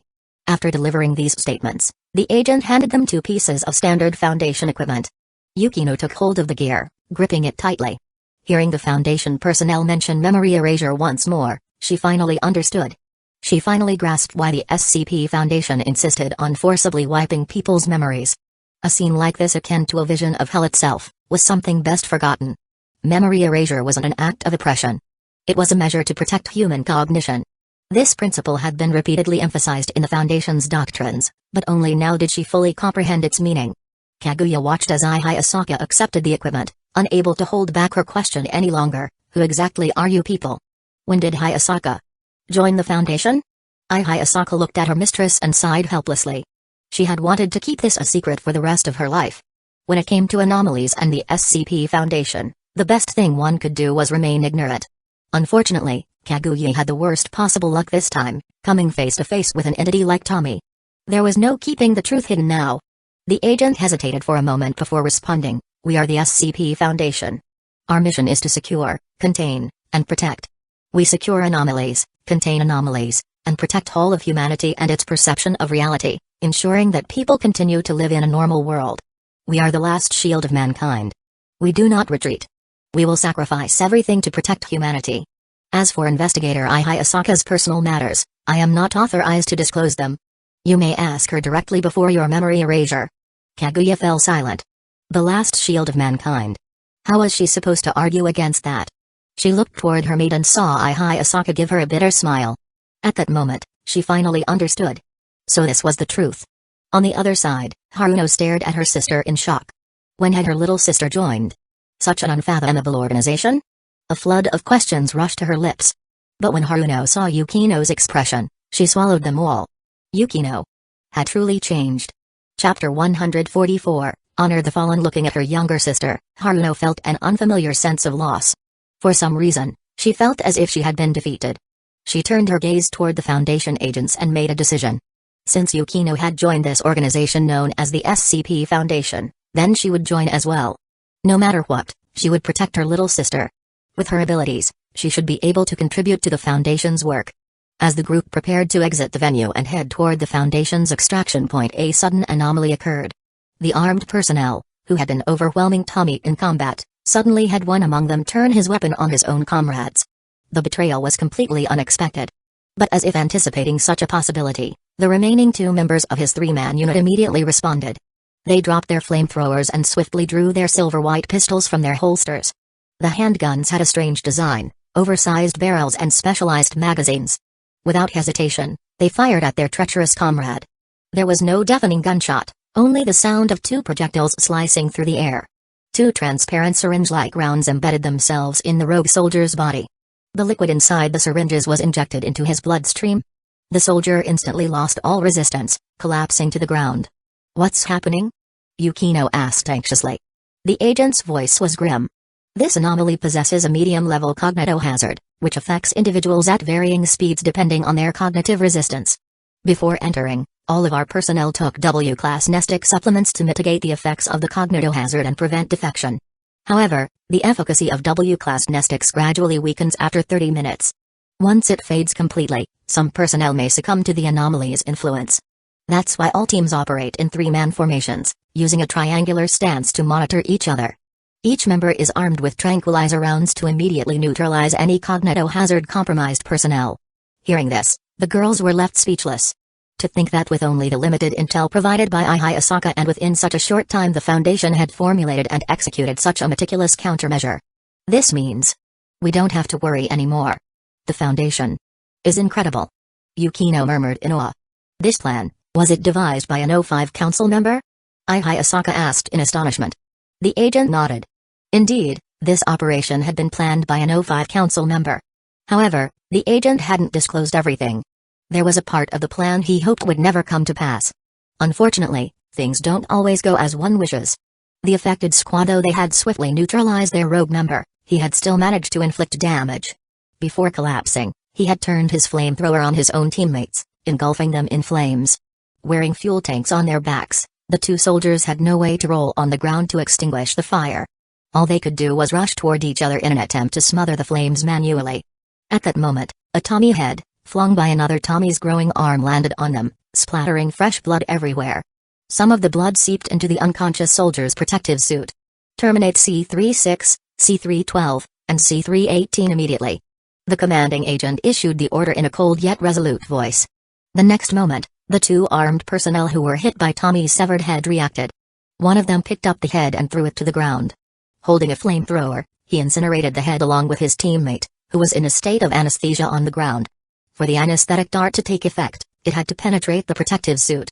However, a few drops of Tommy's blood, as if possessing a will of their own, seeped through the gaps in the dart and infiltrated the protective suit. Moments ago, there were already clear signs of flesh wriggling inside the suit. Even the smallest gap was enough for Tommy's cells to invade, taking deep root in the victim's body.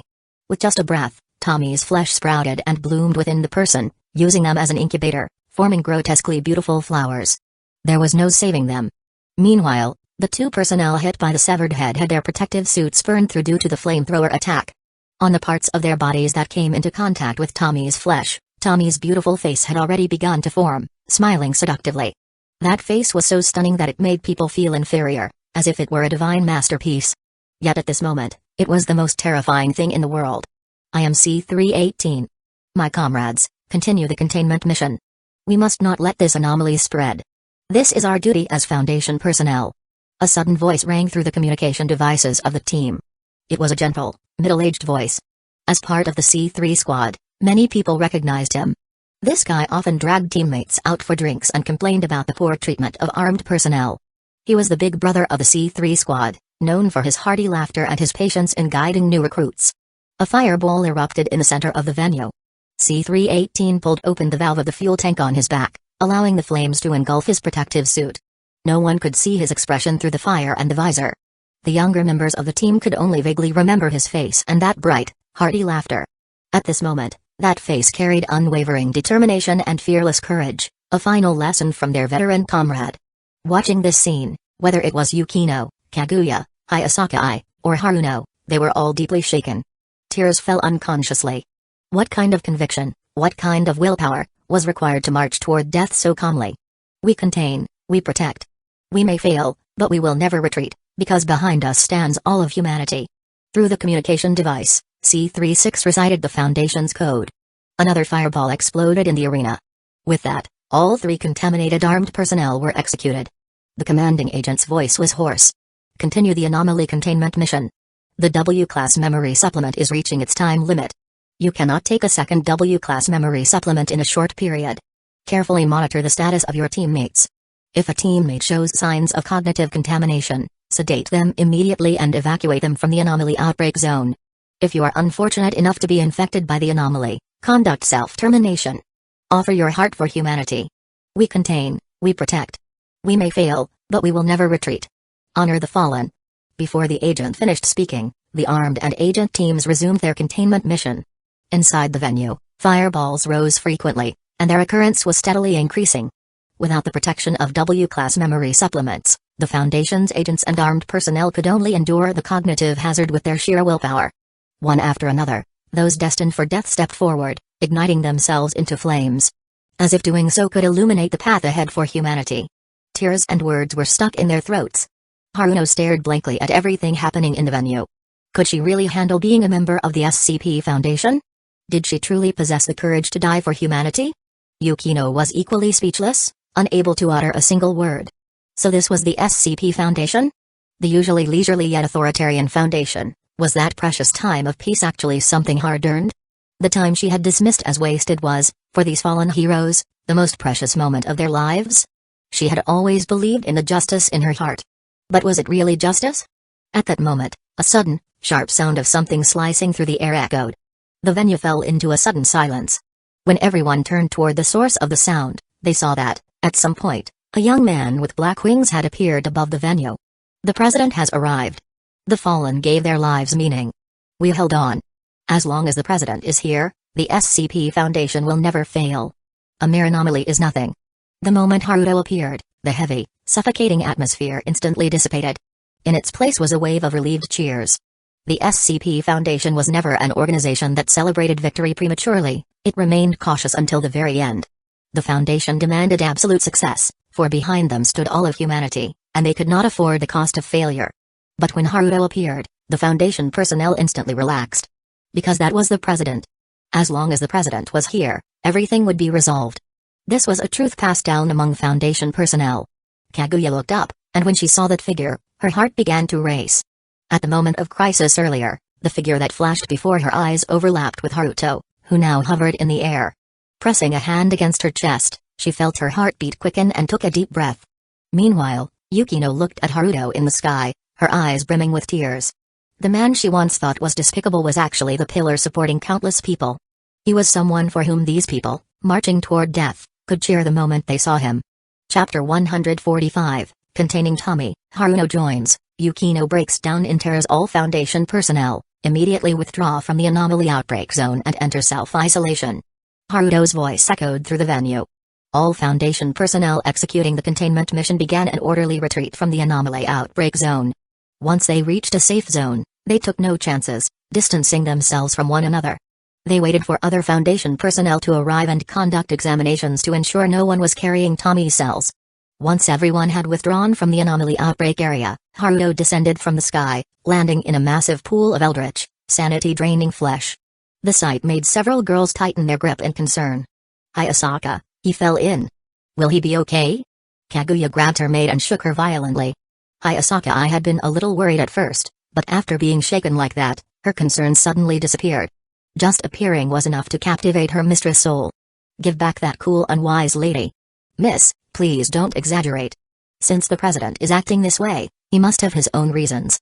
That president is far more terrifying than Tommy. I doubt even an entity like Tommy could cause him any trouble. Hi Asaka. I regained her usual composure, wearing a polite yet awkward smile. Many other Foundation personnel shared the same sentiment. Seeing the president land in the flesh pile, they showed no worry at all. Because that was the president. If he was doing this, there had to be a purpose. As expected, the moment Haruto landed in Tommy's flesh, the unconscious mass of her flesh immediately recoiled away from him.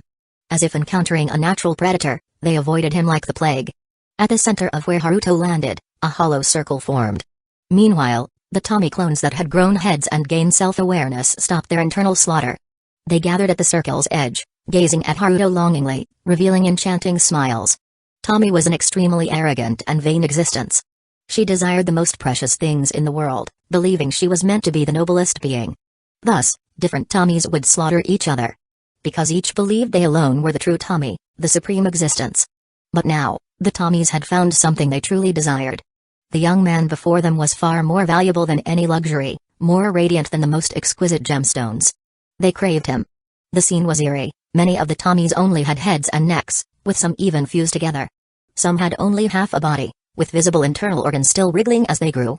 And yet, the scene also had an alluring quality. After all, a few Tommies had already completed their regeneration. Newborn Tommies, of course, had no clothing. Combined with their naturally enchanting and perfect appearances, several identical Tommies stood together. However, in the face of this hellish display of female beauty, Haruto remained as indifferent as if he were shopping at the market.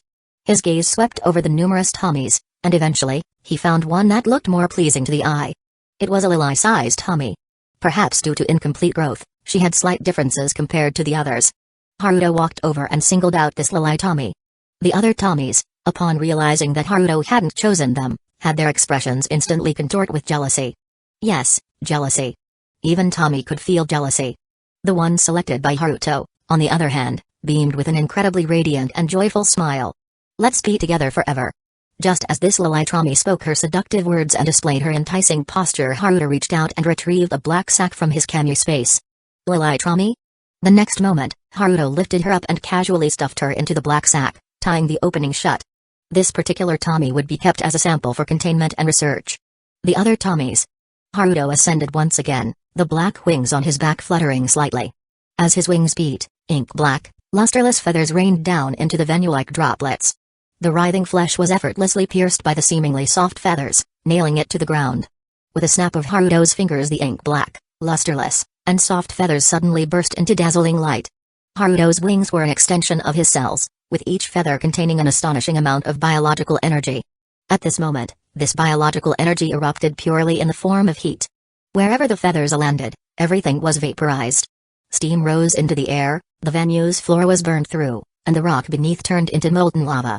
And this was with Haruto carefully controlling the energy to release inward, otherwise, the heat wave would have swept across all of Chiba.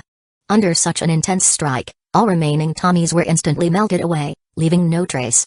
Carrying the last remaining Tommy in the world, Haruto returned to the Foundation's ranks. How are the isolation test results? Has anyone else been contaminated by Tommy? Or carrying her cells? Haruto inquired to the agent in charge. The agent shook his head. All personnel involved in this containment mission had undergone isolation testing, and no traces of Tommy cells were found on them. However, a few had started showing signs of mental instability. Upon hearing this, Haruto nodded. Then assign the aftermath to external personnel. This venue will be sealed off until the heat dissipates. All personnel involved in this containment mission, step forward to undergo Class A amnestic treatment. After receiving memory erasure, proceed to the containment site for self-isolation, and undergo cognitive evaluation after 3 days. Only those with normal evaluations will be allowed to return to their teams or reintegrate into society. Prepare a standard containment chamber in the high-security containment layer, equipped with basic living necessities. The living necessities should be made of soft plastic material, ensuring no harm to the human body. The inner walls of the containment chamber should be lined with 75 centimeters of flexible fiber. Follow the standard for severe psychiatric wardrooms. As for Tommy, never mind, I'll personally take her there. With Haruto's instructions, the follow-up procedures for Tommy's containment began in an orderly manner. One by one, personnel lined up to undergo Class A amnestic treatment. The queue quickly reached the end. When Haruto saw the last few girls in line, he couldn't help but feel exasperated. So, Yukino, you just happened to stumble into an anomaly containment site again? This makes it the third time. How about going to the research division to check if you have some sort of mimetic anomaly? Haruto's words made Yukino, who had been feeling deeply apologetic and was about to express her gratitude, instantly bristle. Who the hell would have such an unlucky mimetic anomaly? This guy's mouth was too mean. But Yukino had to admit, this wicked boy was a true hero protecting humanity.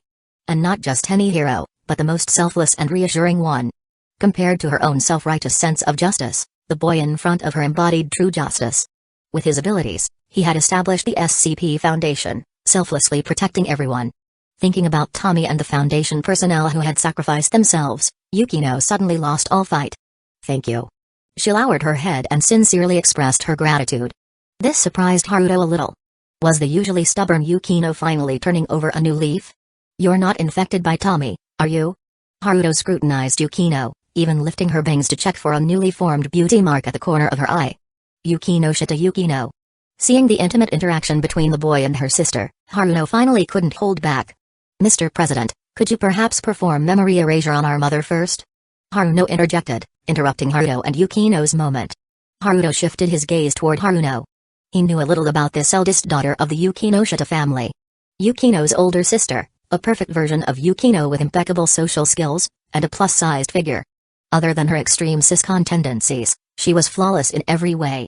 Nodding slightly, Haruto stopped teasing Yukino and instead placed his fingers on Mrs. Yukino Shita's forehead. The blacklight virus seeped in, Class A amnestic treatment applied. Mrs. Yukino Shita instantly lost all memories related to the banquet. Every trace of knowledge about Tommy was erased. She calmed down and fell into a deep sleep. Alright, next is Haruno. According to SCP Foundation protocols, you will have all memories of Anomalies and the Foundation erased. Though I apologize, this is for your own good. Some things are better forgotten. Humans should live in a rational and ordinary world. Haruto gestured for Haruno to step forward. Haruno hesitated. Forgetting these terrifying memories would indeed be the best outcome. But her sister was still within this so-called SCP Foundation. If she forgot. After a brief moment, Haruno made her decision. Mr. President, may I only have my memories of Tommy erased? I want to join the SCP Foundation. At those words, Yukino reacted strongly. She didn't want her sister to join the SCP Foundation. From this containment mission alone, it was clear that staying in the Foundation was extremely dangerous. Yukino didn't want her sister to be in danger. Of course, there were also personal reasons. Seeing her previously uninvolved sister compared to herself who had already joined the Foundation gave Yukino a sense of satisfaction. It felt like she had finally surpassed the role model she had always chased after. That feeling of superiority, of knowing something her sister didn't. But when Yukino tried to object, the words caught in her throat. Her sister was far more perfect than she was. That cunning president would definitely accept her. However, joining the SCP Foundation is a serious decision that requires careful consideration and multiple levels of assessment. Haruto stated plainly. The Foundation was no longer the fledgling organization desperately seeking talent. Now, its influence spanned the globe, recruiting from all of humanity. With such immense power, it naturally required strict screening processes. Hearing Haruto's rejection, Yukino let out a quiet sigh of relief, feeling a petty sense of delight. However, but if you're determined, here is the application form. You can participate in the examination. I'll allow you to retain your Foundation-related memories for 7 days. Yukino Shita Yukino. Chapter 146, Ice Kaguya and Love-Struck Kaguya. Hayasaka feels numb. Haruto handed a registration form and a confidentiality agreement to his sister. Yukino sat to the side, sulking. Pouting emoji. Meanwhile, Haruno took the documents with a bright smile and signed the confidentiality agreement. The poor girl had no idea just how outrageous the SCP Foundation's recruitment review process would be. Afterward, Haruno underwent an A-class memory erasure, which only wiped her memories related to Tommy. If she did not officially join the Foundation within 7 days, all her memories regarding Anomalies and the Foundation would be erased as well. At that moment, Hayasaka arrived, pulling Kaguya along. With nearly all of Japan's financial conglomerates caught in one massive net, the country's upper echelon was bound to undergo a dramatic reshuffling. The heads of the Suzuki, Sensman, and Shinomiya financial groups, 3 of Japan's top conglomerates, had all perished in the recent anomaly outbreak. The current state of the Suzuki and Sensman families remained uncertain. However, the future of the Shinomiya family was visibly descending into chaos. For years, the Shinomiya conglomerate had been ruled solely by Shinomiya Genin, who was still in his prime. He had 3 sons and 1 daughter, all meticulously trained, yet none truly capable of controlling the Shinomiya financial group. An even greater issue was that among his 3 sons and 1 daughter, there was no clear successor. Leaving Kaguya aside for now, her 3 elder brothers were guaranteed to engage in a brutal power struggle. They had all inherited, to varying degrees, Shinomiya Ganon's ruthless and domineering nature, placing personal interests far above family bonds. Even if Kaguya had no desire to fight for control of the conglomerate, she would inevitably be dragged into the conflict, becoming a sacrificial pawn in their power struggles. Each had inherited some degree of their father's domineering personality, prioritizing personal gain far above family bonds. Even if Kaguya completely withdrew from the struggle, she would inevitably be drawn in as a pawn in the power struggle. And now, the only person she could turn to for protection was Haruto. If Japan's power structure was being reshuffled, the one shuffling the deck was undoubtedly Haruto. Not to mention the SCP Foundation, an overwhelming behemoth with supernatural abilities. Even disregarding the Foundation itself, the Momobami clan under its control was the only one among the 4 financial powerhouses that remained intact and fully operational. Even if the Foundation did nothing, the Momobami clan alone had enough influence to dominate the upcoming reshuffle. Thus, at this moment, Kaguya had no time to dwell on the nature of the Foundation or Hayasaka's connection to it. Her priority was securing the Foundation's assistance, gaining its support, and using that power to seize control of Shinomiya family, her only path to survival. At least, that's what should have happened. After dragging her lady over, Hayasaka turned back, only to find Kaguya looking embarrassed and flustered in an utterly silly manner. With a sharp glare at the shady president, Hayasaka grabbed Kaguya's left hand and pressed it against her cheek. This forced Kaguya to trigger her cool and rational mode. Silly, love-struck Kaguya instantly transformed into Ice Queen Kaguya. President, regarding the future of the Shinomiya family, or rather, the future of Japan's financial sector, what is the Foundation's decision? Hayasaka directly asked the question. She knew Haruto wasn't the type to act high and mighty just because he held power. If there was something to discuss, it was best to ask outright. Haruto stroked his chin in thought. That was indeed an important question. Because of the unexpected anomaly outbreak caused by Tommy, the Foundation had not prepared a contingency plan in advance. Haruto had some vague ideas but had not yet finalized anything. This happened suddenly, but the Foundation will likely use the Momobami clan to take control over the remaining 3 major conglomerates. In terms of business operations and decision-making, the Foundation won't interfere. It is only concerned with maintaining societal stability and expanding its control. As you know, Hayasaka, the Foundation doesn't lack money. What we need is the authority wielded by the 4 major conglomerates to facilitate classified operations. Haruto was being transparent, though he didn't reveal everything. Hayasaka immediately grasped his intent. He wanted her lady to take the initiative. Still, this was already an excellent outcome. At that moment, Kaguya spoke. President Haruto, may I take control of the Shinomiya family? Like Miss Haruno, I wish to join the SCP Foundation. Rationalized. Kaguya shared some of her father's traits, the ability to set aside trivial matters for a greater goal. Perhaps her cold side was inherited from her father, while her silly, love-struck side came from her mother. Although her words made it sound like she was agreeing to become the Foundation's puppet in exchange for control over the family, this was actually her best option. If she left the conglomerate to its own infighting, Kaguya knew her brothers would tear each other apart.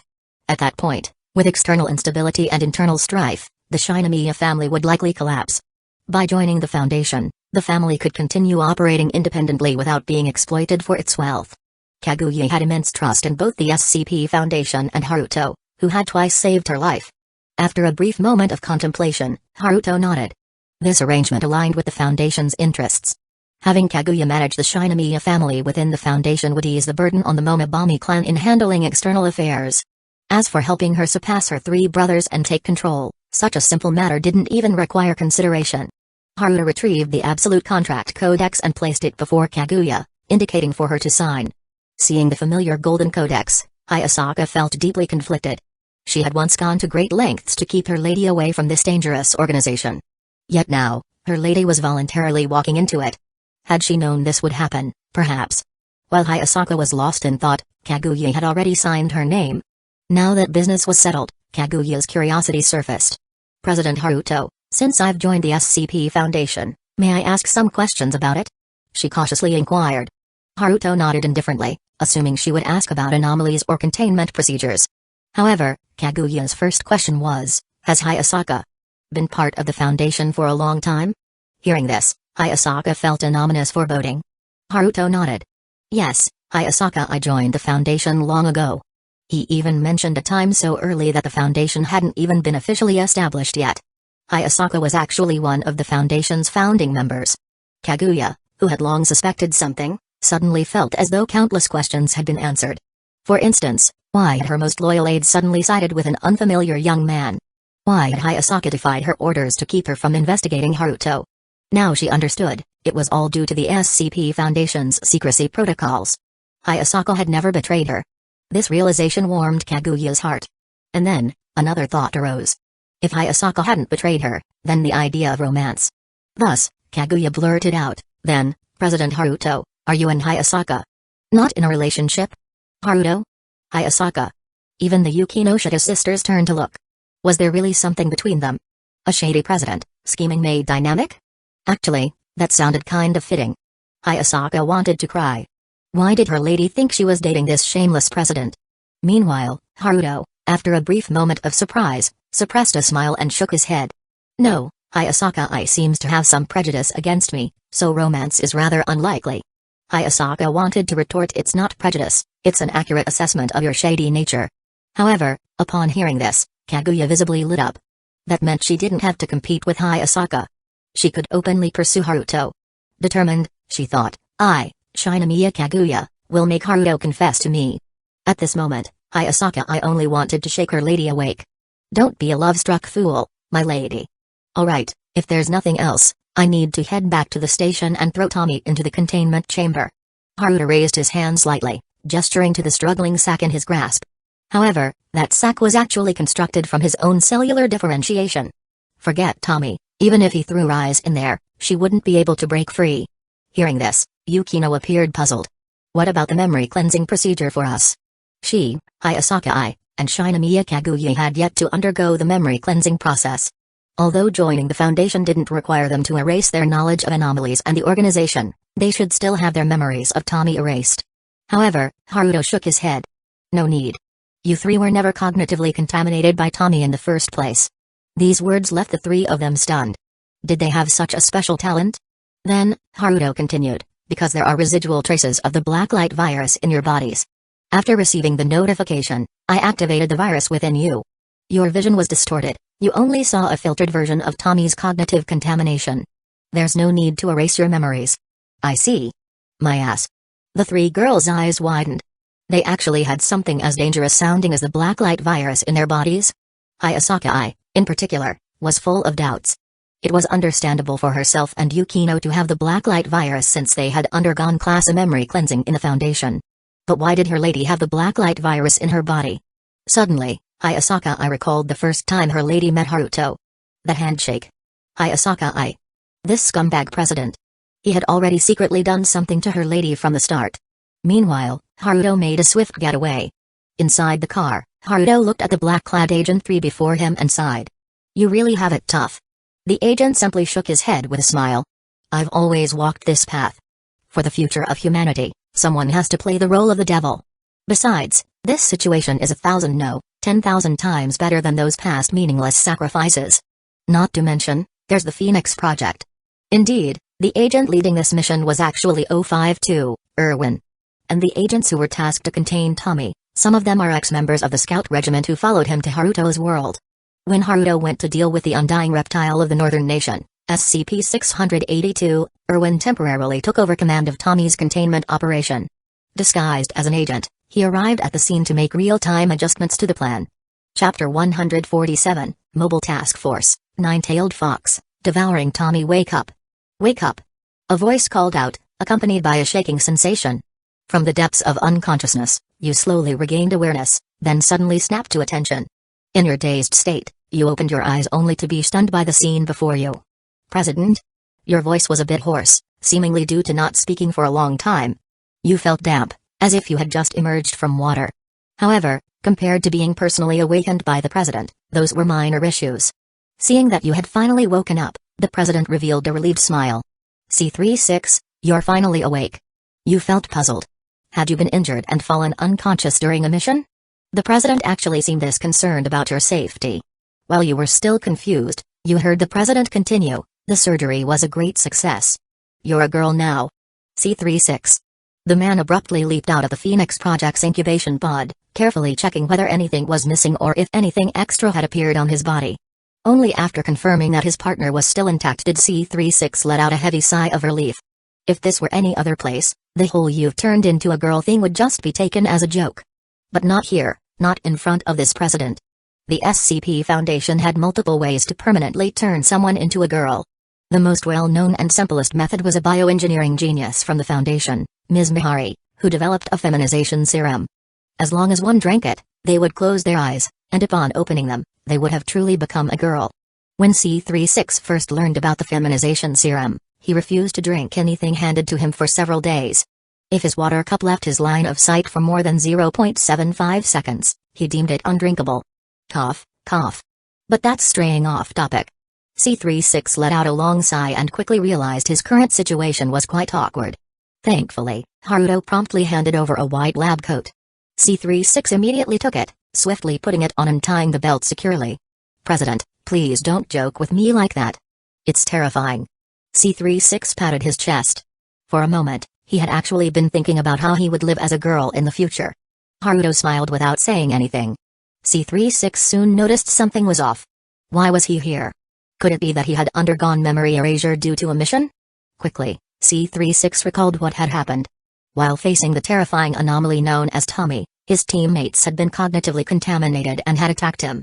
Then, Tommy's head, covered in fresh blood, had flown toward him. That sticky blood landed on his body and instantly seeped deep into his flesh. He could feel his muscles writhing, growing, and his sense of self slipping away. Honestly, it was a fate more terrifying than death. Then what had he done? Oh, right. We secure. We protect. We are humanity's final shield. He had self-terminated. His last memory was pulling down the fuel canister. C-36 froze. He should have definitely died. Why was he still alive? Turning his head, he looked at the Phoenix Project's incubation pod. After carefully searching his memory, C-36 recalled, one day, the Foundation had instructed all personnel ranked C and above to come to this containment room for sampling and had them wear a strained helmet. "President, is this a resurrection device?" C-36 quickly pieced it together. Haruto nodded. Rather than being overjoyed at being resurrected, C-36 awkwardly scratched his head. "Hey, look at this mess. I thought I was done for good, but turns out there's a revival step in the process. President, I've caused trouble for the Foundation, getting myself killed and wasting Foundation resources." Looking at the sincere young man before him, Haruto realized he didn't even know his real name, only his code name, and that he was a combat operative. People like him existed in the Foundation in numbers too vast to count. Patting C-36 on the shoulder, Haruto shook his head and said, "I reviewed the containment records. You did well. You executed the containment mission excellently." C-36 froze for a moment, then let out a silly grin. This was direct praise from the president himself. He could brag about this for a lifetime. "Regarding your resurrection, you'll need to undergo memory erasure. That's Foundation protocol. Any objections?" Haruto interrupted C-36's excitement. C-36 nodded. "Being alive is already a blessing. Why would I complain?" Haruto paused for a moment, then suddenly asked, "C-36, do you think you can take on even more dangerous containment missions?" C-36 responded without hesitation, "I follow the Foundation's orders, everything for humanity." Haruto nodded. The Foundation is forming a new large-scale mobile task force, Ashen Wings. From now on, you'll undergo MTF training and then officially join Ashen Wings for missions. Hearing this, C-36 was ecstatic and nodded eagerly. Afterward, Haruto used an A-class memory wipe on C-36. Despite C-36's exceptional performance, the Phoenix Project could not be exposed. If the fact that the Foundation could resurrect people became widely known, it would inevitably cause chaos. Even if Foundation members didn't intentionally abuse it, simply knowing about it might make them lose their fear of death. This was the so-called curse of knowledge. Later, Haruto systematically used the Phoenix Project to revive all Foundation personnel who had perished in the Tommy outbreak. Every single one underwent an A-class memory wipe. Then, Haruto handpicked those who had self-terminated and transferred them from their original units. These individuals would become the foundation of the new Ashen Wings Mobile Task Force. The Tommy incident made Haruto realize that the Foundation's combat capabilities were still insufficient. If he and Wings of Freedom were ever unavailable, the Foundation would struggle to handle containment breaches of level 4 or higher anomalies. While such situations were rare, expanding MTF forces was necessary. And not just in one location, but worldwide. Thus, the Ashen Wings Mobile Task Force was established. Composed of selected Foundation operatives and field agents, it boasted a massive roster with a division stationed at every site. Their emblem was a flaming nine-tailed fox, symbolizing resilience and rebirth, honoring those who had sacrificed themselves for the mission. The operatives of Nine-Tailed Fox were trained in the use of powered exoskeletons, with a dedicated research project launched to develop their specialized gear. Given the Foundation's advanced biotech expertise and the precedent of the Crimson Series exoskeletons, the Nine-Tailed Fox exoskeleton project was expected to be completed in record time. Once all of the tasks for Nine-Tailed Fox formation were settled, Haruto headed to the heavy containment zone. A new completely black, opaque containment chamber had been added.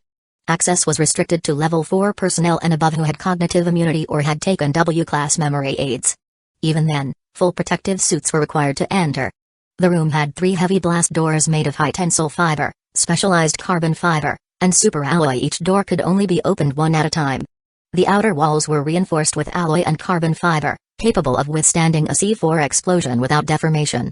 This was the new standard for the heavy containment zone. Haruto swiped his security card through the scanner. After identity verification, he unlocked the blast doors one by one and finally entered the room.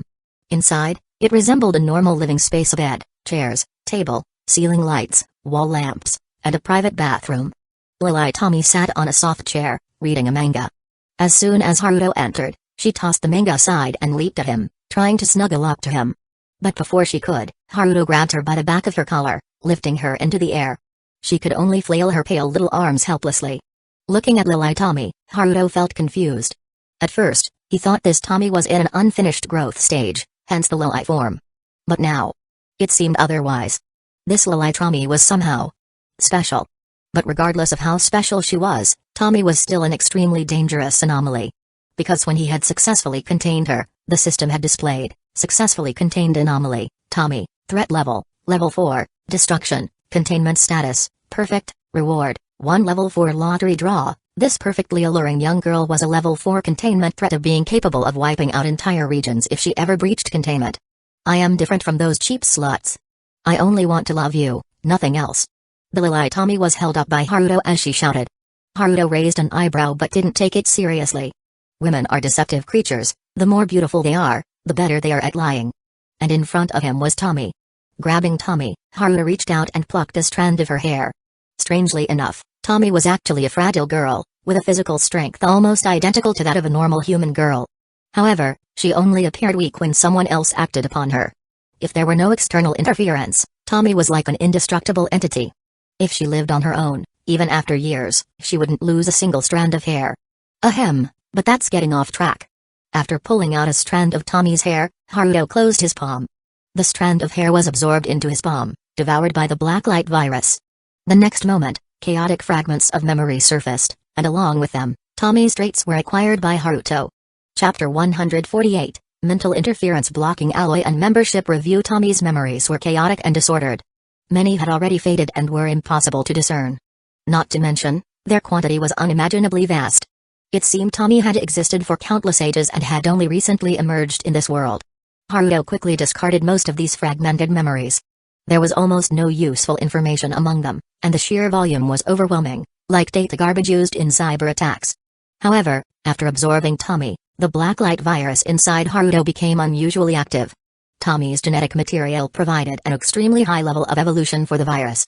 Far greater than that of grotesque insects at the same 4th-tier classification. But after the virus finished analyzing Tommy, Haruto actively rejected a certain aspect of her traits. That was the ability to split into multiple bodies. It wasn't that Haruto had any particular aversion to cloning himself. Rather, the entity known as Haruto must remain unique, it could not be replicated or divided.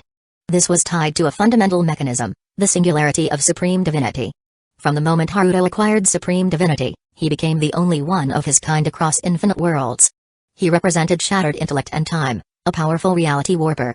For example, across countless parallel universes, there could be an infinite number of identical immortal lizard, SCP-682. They all shared the same traits: immortality, extreme adaptability, though their behaviors might differ.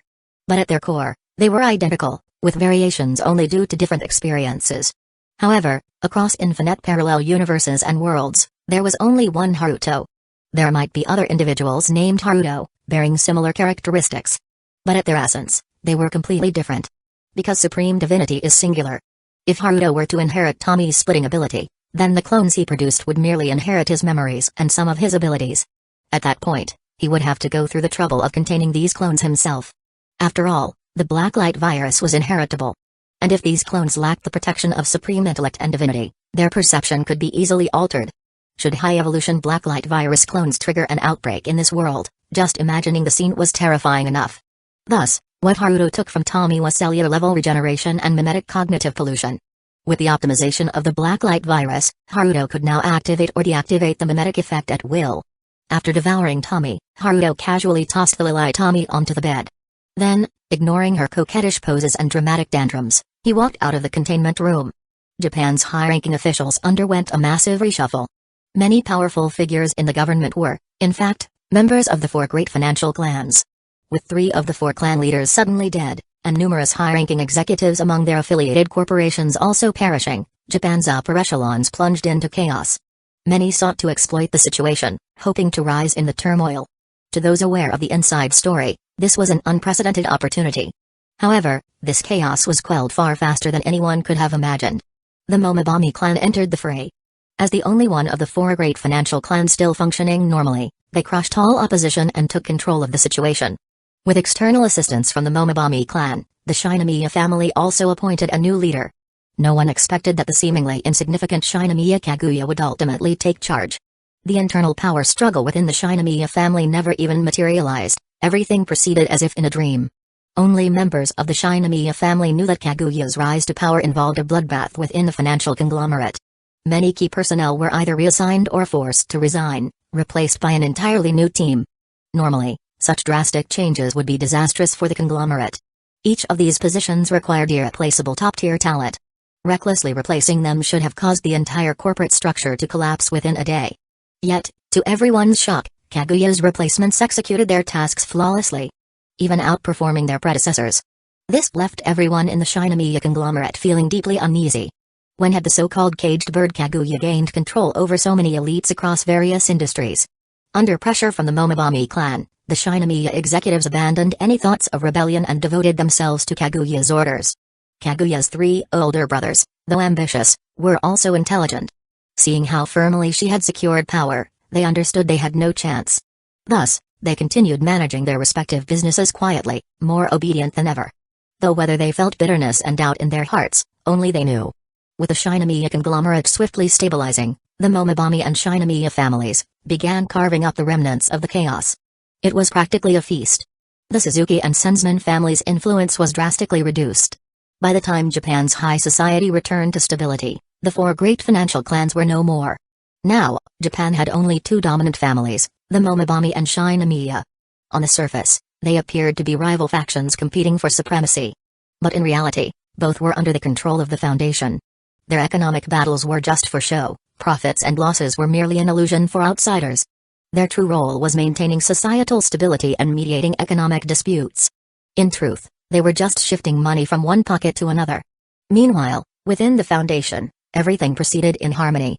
2 noteworthy events: the discovery of the telekill alloy, SCP-148, in a western grassland near the city of Rome. The membership review of Yukinosha to Haruno. On the day after Tommy's outbreak, Haruno arrived at a deserted warehouse. For the first time, the always composed Haruno felt nervous about an interview. Around Haruno, there were many people dressed in suits or white lab coats. These individuals were applicants seeking to join the Foundation. Everyone sat in front of small tables, resembling students waiting for class to begin. As Haruno scanned the room, she quickly recognized many familiar faces. Some were high-ranking executives of major corporations whom she had met at various events, while others were prominent figures she had seen on television or in newspapers. She even spotted her own mentor. That person was an academician from Waseda University. Please put on the designated eye masks and headphones. After a brief transfer, you will be taken to the assessment site. A staff member announced loudly. Shortly after, everyone saw the surface of their tables split open, revealing a pair of special goggles and headphones.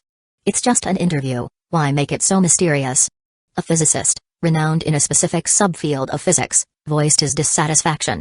In response to his skepticism, the staff member simply stated coldly, if you are dissatisfied, you may withdraw from the assessment at any time. In other words, if you don't like it, leave. This attitude deeply irritated many of the accomplished individuals present, who considered themselves geniuses and successful elites. However, Haruno alone thought that the Foundation's personnel were being rather polite. Joking aside, an organization dealing with the supernatural, possessing power far beyond humanity, was actually willing to sit down and have a civilized discussion with them. That was already incredibly generous. After being rebuked, the physicist immediately stood up and walked toward the exit. Having been praised for his talent since childhood, he could not tolerate such rude treatment. With someone taking the lead, others soon followed suit and left one after another. Waiting for them outside the abandoned warehouse, however, were Foundation personnel armed with crowbars, ready to administer Class D amnestics. In the end, the majority of the applicants chose to stay. Most had already heard rumors about the Foundation, and given the rarity of this opportunity, they were not willing to give up so easily. Haruno picked up the goggles and headphones and put them on. Instantly, her sight and hearing were completely cut off. These goggles and headphones are incredibly effective. As she was thinking that, a sweet fragrance wafted through the air. With just a single whiff, Haruno immediately felt her mind grow heavy.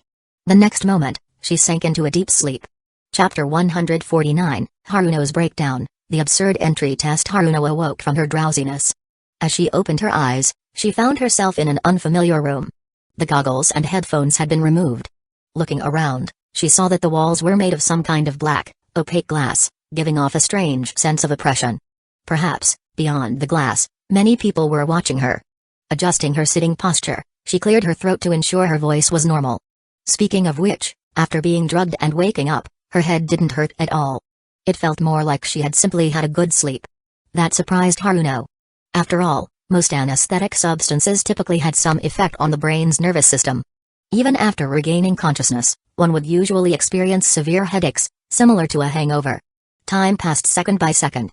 Just as Haruno had suspected, beyond the dark glass, someone was indeed observing her. Right now, they were assessing and analyzing how she reacted to a sudden and unexpected situation. Rationality and composure, impulsiveness and anger, panic and fear, one's reactions directly reflected their personality. If someone fell into a state of panic or impulsiveness when faced with unexpected circumstances, the Foundation could not accept them. After all, the Foundation's duty was to contain anomalies and handle sudden crises. Moments later, an agent behind the black glass checked something off on their tablet before stepping forward and approaching the glass-walled room. A soft sound was heard as a door opened in the glass wall. A man and a woman entered the room. Miss Yukinoshita to Haruno, hello. We are personnel from the SCP Foundation's Human Resources Department. We have already reviewed your background, experience, and application form. Everything checks out. Since you already have knowledge of anomalies and the Foundation, we will skip certain test questions. Here is a Foundation personnel assessment questionnaire. Please answer it carefully. Your responses will affect whether you pass this evaluation. A questionnaire was then handed to Haruno. Receiving it, she felt a sense of relief. Had she not known about anomalies and the Foundation beforehand, then these test questions would have been a nearly insurmountable challenge. However, as she glanced at the questionnaire, her body froze. What were these questions? Do you have a personal faith? If not, please elaborate on your personal dreams and values. If you do have a faith, please describe it in detail, including its entity, concept, and the reason for your belief. Do you believe in the existence of gods? Please define what you consider to be a god. A fire has broken out at the Tokyo Art Museum. You can only save either a cat or $1 million painting. Which do you choose? A train has lost control. On its current path, 5 people will be hit. On an alternate track, only 1 person will be hit. You have control over the switch. What do you do? If the 5 people on the original track are all over 80 years old and suffering from cancer, while the 1 person on the alternate track is a newborn, would you change your previous answer? If you encounter an omniscient and omnipotent god and can ask 3 questions, what would they be? Subjecta is a woman under a curse. If she gives birth or dies, the world will be destroyed. She is in a perpetual state of pregnancy. She must undergo the 110 Montauk procedure and abortion without any anesthetics. Would you carry out the procedure? And these were just a small portion of the questions. As she read them, Haruno's hand trembled slightly as she held the pen. Were these questions deliberately testing human morality? If I want to align with the Foundation's ideals, I should. She instinctively began to think that way. She had always used appropriate lies to achieve her goals. In social interactions, speaking differently depending on the person was the key to success. This was the fundamental difference between herself and Yukino. However, she quickly abandoned that train of thought. Taking a deep breath, Haruno began answering the questionnaire honestly, according to her own beliefs. She had a strong premonition that if she wrote insincere answers just to pass, there would be terrifying consequences. The sound of her pen scratching against the paper continued for a long time. When she finally capped her pen, she let out a long sigh. Answering this questionnaire had been pure torment. Yet, when she handed it in, the Foundation staff didn't even glance at it before tossing it into a shredder. As she watched the paper she had agonized over being shredded into tiny pieces, Haruno felt her sanity wail in despair. "A reaction test?" she asked. The staff member nodded with a smile. "Miss Yukino Shita Haruno, you are quite perceptive." Yes, it was a reaction test. The questions were never meant to be answered. What the Foundation truly cared about was the test-taker's psychological state while answering them. Her fists clenched. She struggled to calm herself. "Congratulations, Miss Yukino Shita Haruno. You have passed the preliminary assessment. Now, please follow me to the next stage, the cognitive level test." After saying this, the staff member opened the door and led Haruno outside. As she walked down the hallway, Haruno saw people being carried out from rooms on both sides. They were clearly in a state that suggested they had undergone memory erasure procedures. Obviously, these people had failed the preliminary test. Yet, Haruno was not surprised at all. She had passed this test, but even she didn't understand why she had passed. The Foundation's evaluation criteria were impossible to grasp. Following the staff member, Haruno arrived at another sealed-off room. The staff member stood at the doorway, motioning for Haruno to enter, while keeping a clear distance from whatever was inside the room, as if avoiding it at all costs. Haruno, though puzzled, still stepped into the room. Inside, there was nothing but a transparent wall made of alloy and glass, dividing the space into two sections. Standing on one side of the transparent wall, Haruno curiously observed her surroundings. There was a broadcasting speaker, but no cameras, which felt rather odd. Just then, the speaker came to life. "Miss Yukino Shita Haruno, please observe the object on the other side of the wall and describe your feelings." As the broadcast ended, a pillar rose on the other side of the transparent wall. The pillar was hollow, with several small holes at the top and bottom, and a transparent glass section in the center. Haruno looked at the object inside the glass, then began describing it. "I see a hollow pillar, with something inside the transparent glass section in the center. I think it's a strand of hair. I don't feel uncomfortable, but I am very confused. A strand of hair. It seems to be wriggling. Wait a minute, is that Tommy's hair? You guys are using that monster's tissue for testing?" After recognizing the true nature of that strand of hair, Haruno started cursing furiously. She really couldn't hold it in anymore. Who in their right mind would use Tommy as a test subject? After cursing for over an hour, Haruno felt her throat go dry. "I actually think that strand of hair looks quite nice now." At that moment, the previously silent broadcast finally spoke. "Then, do you now have the urge to attach this beautiful strand of hair to your own head?" Haruno thought for a moment, then immediately replied, "No, I don't." Haruno's cognitive level was classified as level 3, placing her in the top 7% of all humanity. Additionally, she was aware of Tommy's properties, so she displayed excellent resistance to cognitive contamination. Cognitive assessment complete. Flames immediately sprayed out from the other side of the transparent wall, incinerating the strand of Tommy's hair. An exasperated Haruno was released from the room, awaiting memory erasure procedures. This membership screening was pure torture. After undergoing several more evaluation tests, Haruno finally succeeded in joining the SCP Foundation. Upon hearing the result, Haruno felt no joy whatsoever. "Miss Yukino Shita Haruno, you have been appointed as a C-class administrative staff member, clerical position." After making the announcement, the staff member immediately fled the scene. Screening personnel was truly a thankless job. After this, he was definitely requesting a transfer. Santa Claus, a magical sleigh, a magical reindeer, talking nut cookies, and elves? Haruno looked at the anomalous encounter report and felt utterly speechless. What the hell was this? A fairy tale scene. 3 days ago, on the outskirts of Osaka, an orphanage was observed experiencing an anomalous event. An aurora appeared in the sky, but only over the orphanage, nowhere else. When Foundation personnel arrived at the site, they captured a scene straight out of a fairy tale. An old man in red pajamas, with a long white beard, rode a red sleigh across the aurora-filled sky. The sleigh was pulled by 9 reindeer-like creatures radiating multicolored light, leaving behind snowflakes and auroras with each step. The sleigh stopped above the orphanage. Then, several nut cookies and a group of strange, tiny humanoid creatures, each only a few dozen centimeters tall, jumped down from the sleigh. These beings danced strangely on the orphanage roof, laughing and chatting among themselves. Meanwhile, the old man in red pajamas carried a massive burlap sack and stepped off the sleigh. "Ho ho ho! Merry Christmas!" After saying this, he squeezed into the orphanage's chimney. Despite the chimney being only half as wide as his waist, he still managed to fit inside. Then, he re-emerged, climbed back onto his sleigh, and prepared to leave. Foundation personnel immediately attempted an interception, deploying a carbon fiber net to trap what appeared to be Santa Claus. However, the sleigh and reindeer simply passed through the net. The old man laughed heartily ho ho ho as he drove his sleigh off into the distance. Naruto? Chapter 150, Playing with Kindness? I shall uphold the way of the Dell without hesitation. After the failure to capture Santa Claus, the Foundation dispatched D-class personnel to infiltrate the orphanage for investigation.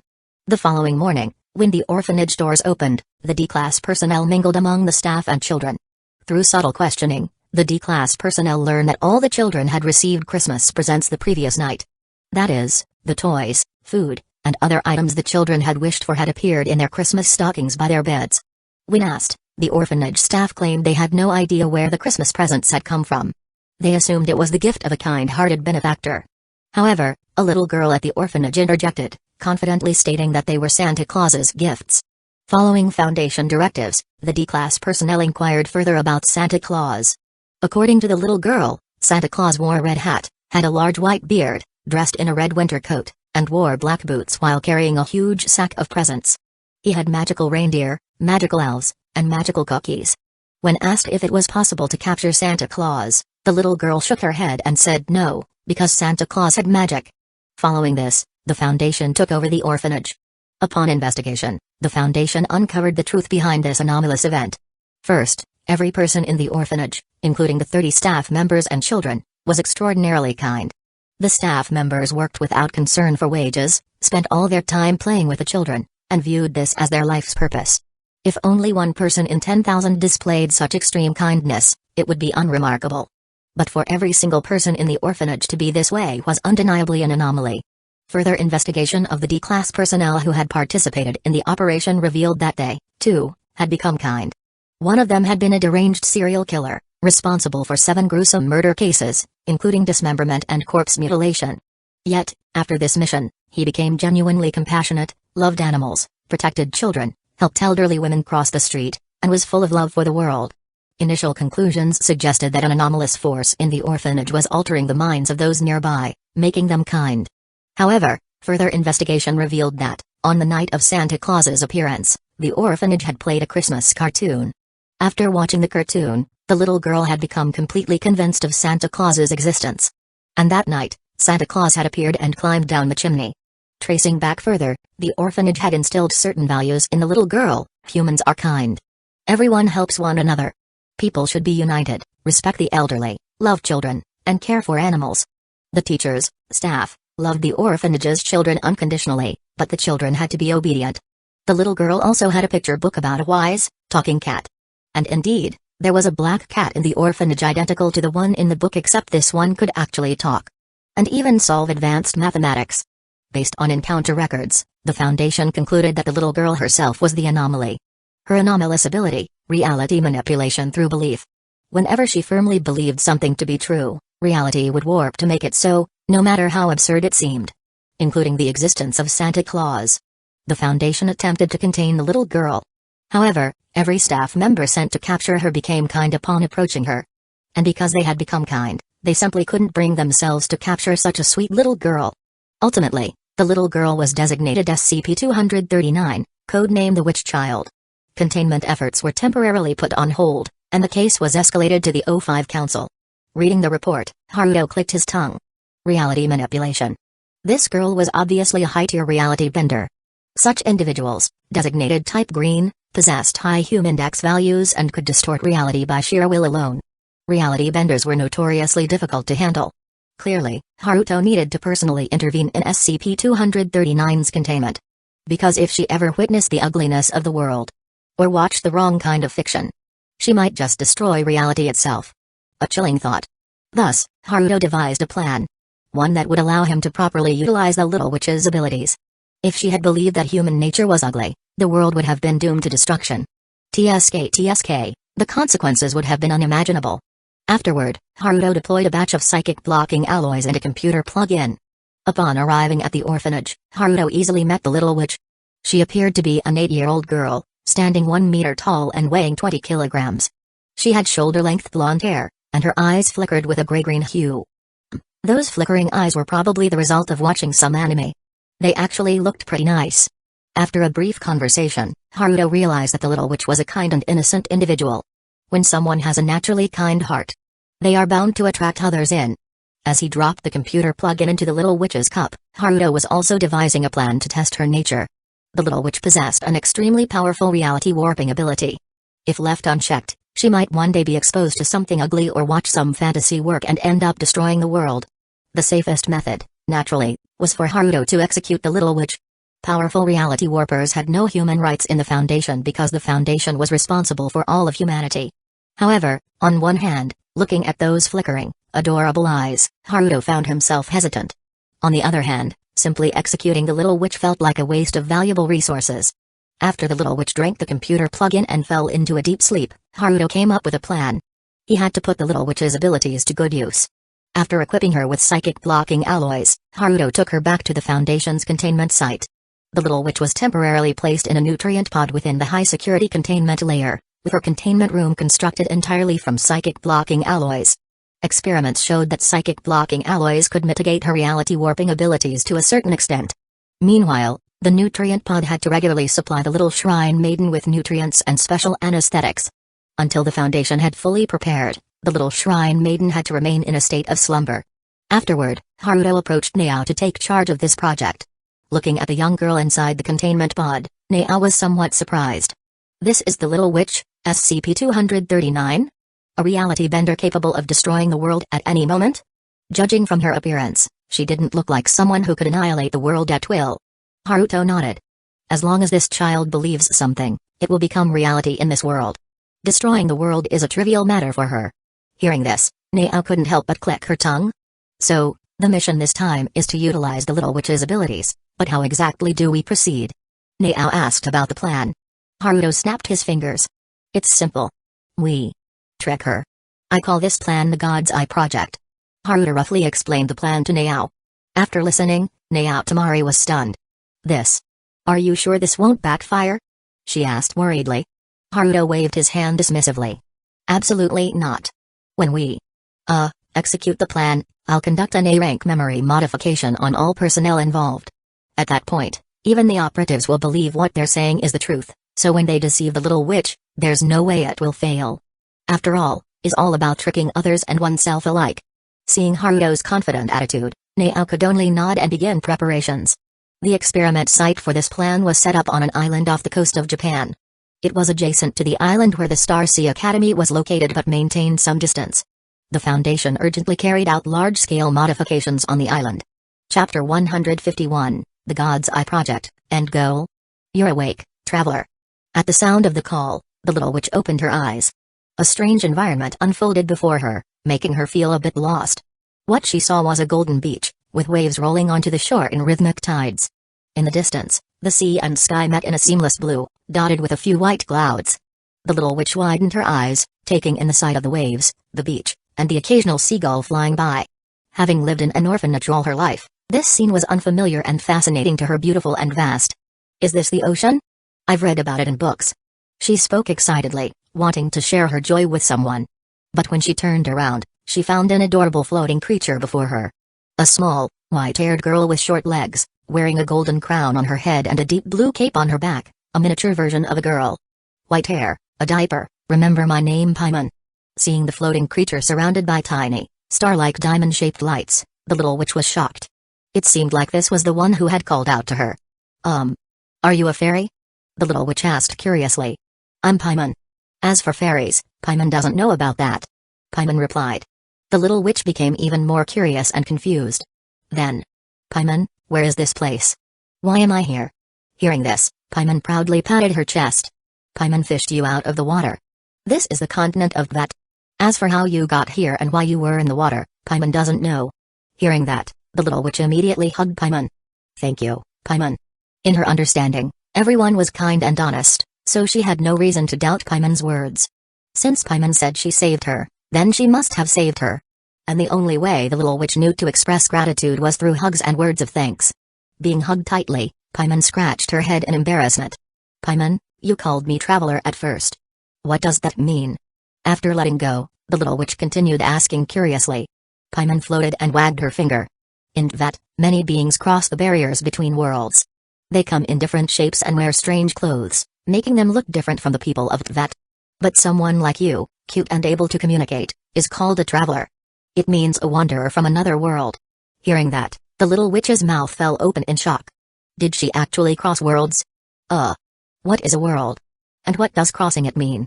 The little witch began asking about worlds and dimensional travel. Meanwhile, this entire scene was being broadcast live through hidden drones in the sky and concealed cameras on the beach. Inside a monitoring room, numerous Foundation personnel were closely observing the footage and analyzing a massive amount of data.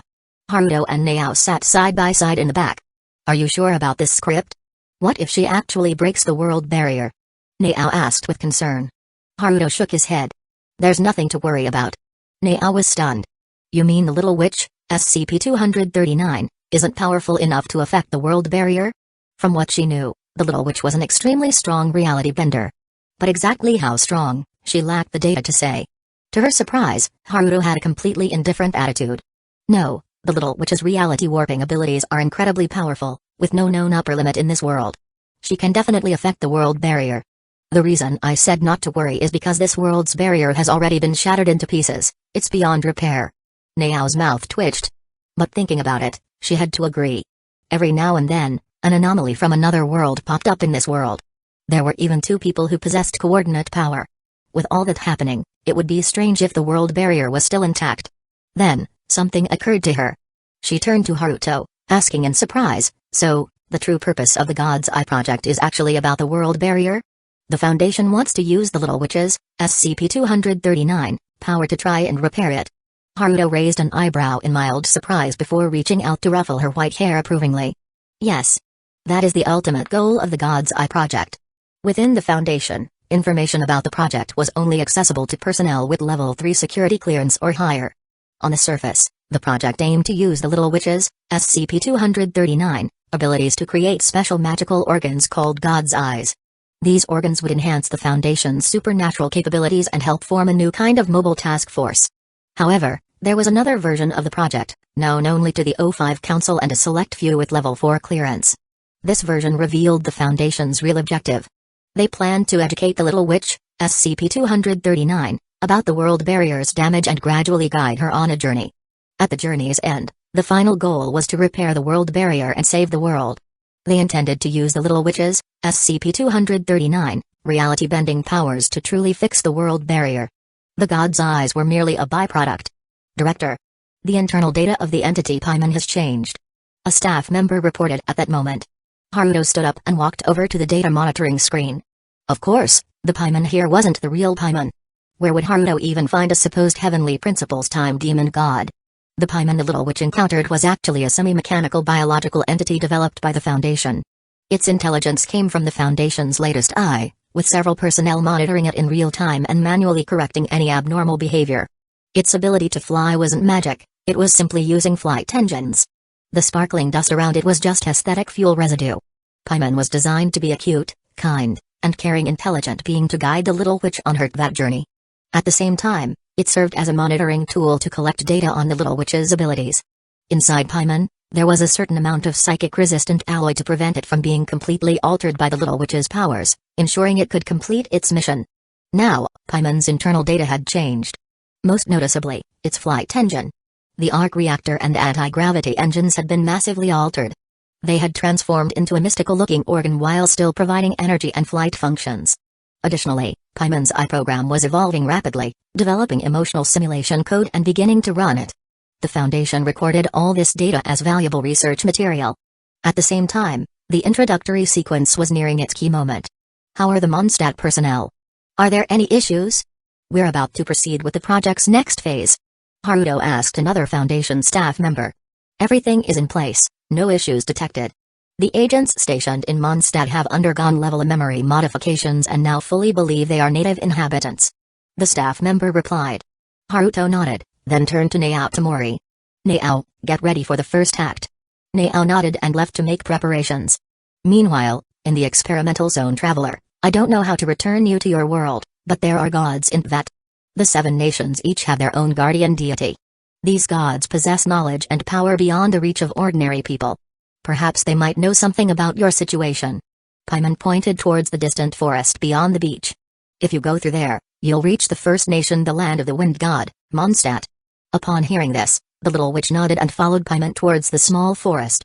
The forest wasn't very dense. Even though she was young, the undergrowth didn't hinder her steps. On the way, she spotted a golden treasure chest behind a pile of stones and immediately ran over. Wow, a treasure chest. Many treasures are scattered across the continent of Tibet, waiting for a fated person to open them. It looks like, traveler, you're one of those fated ones.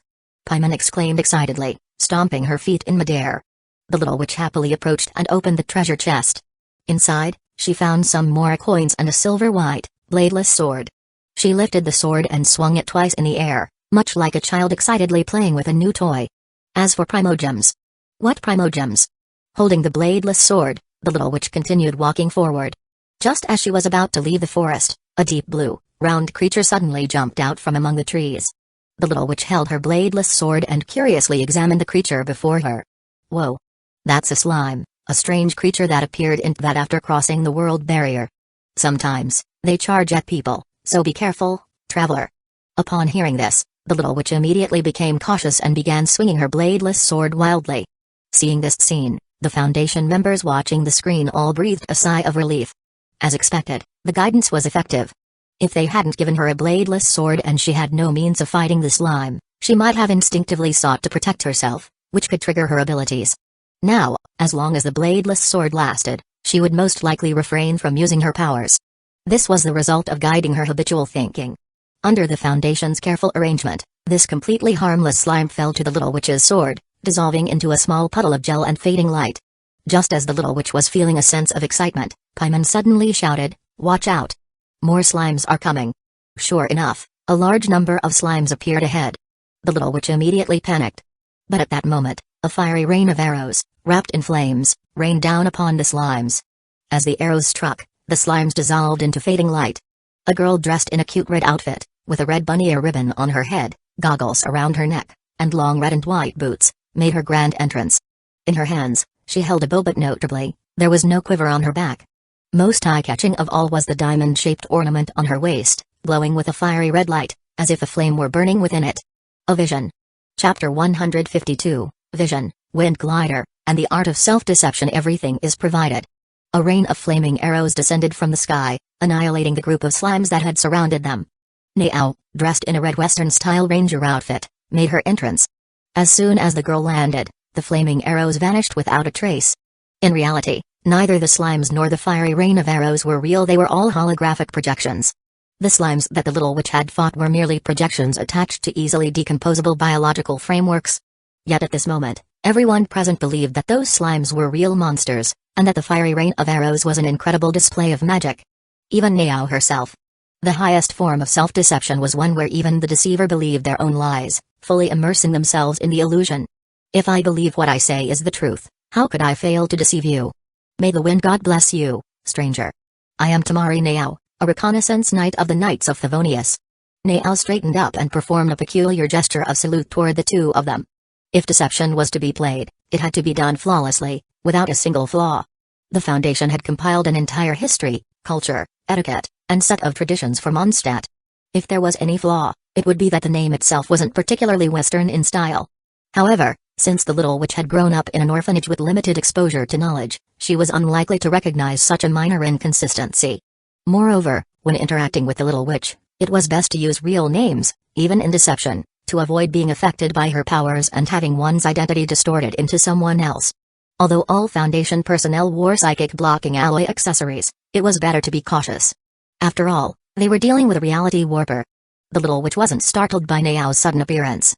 Instead, she was excited by the fiery rain of arrows. "Thank you for saving me." The little witch expressed her gratitude. Nao waved her hand dismissively. "It was nothing, really. But you don't seem like citizens of Mondstadt. Please state your names." "Huh? We're not suspicious people." Paimon frantically waved her hands.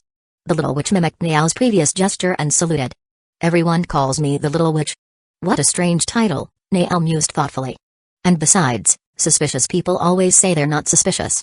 Paimon stomped her feet angrily in midair. Nao chuckled. "Well, in any case, you're travelers, right? Mondstadt is just ahead.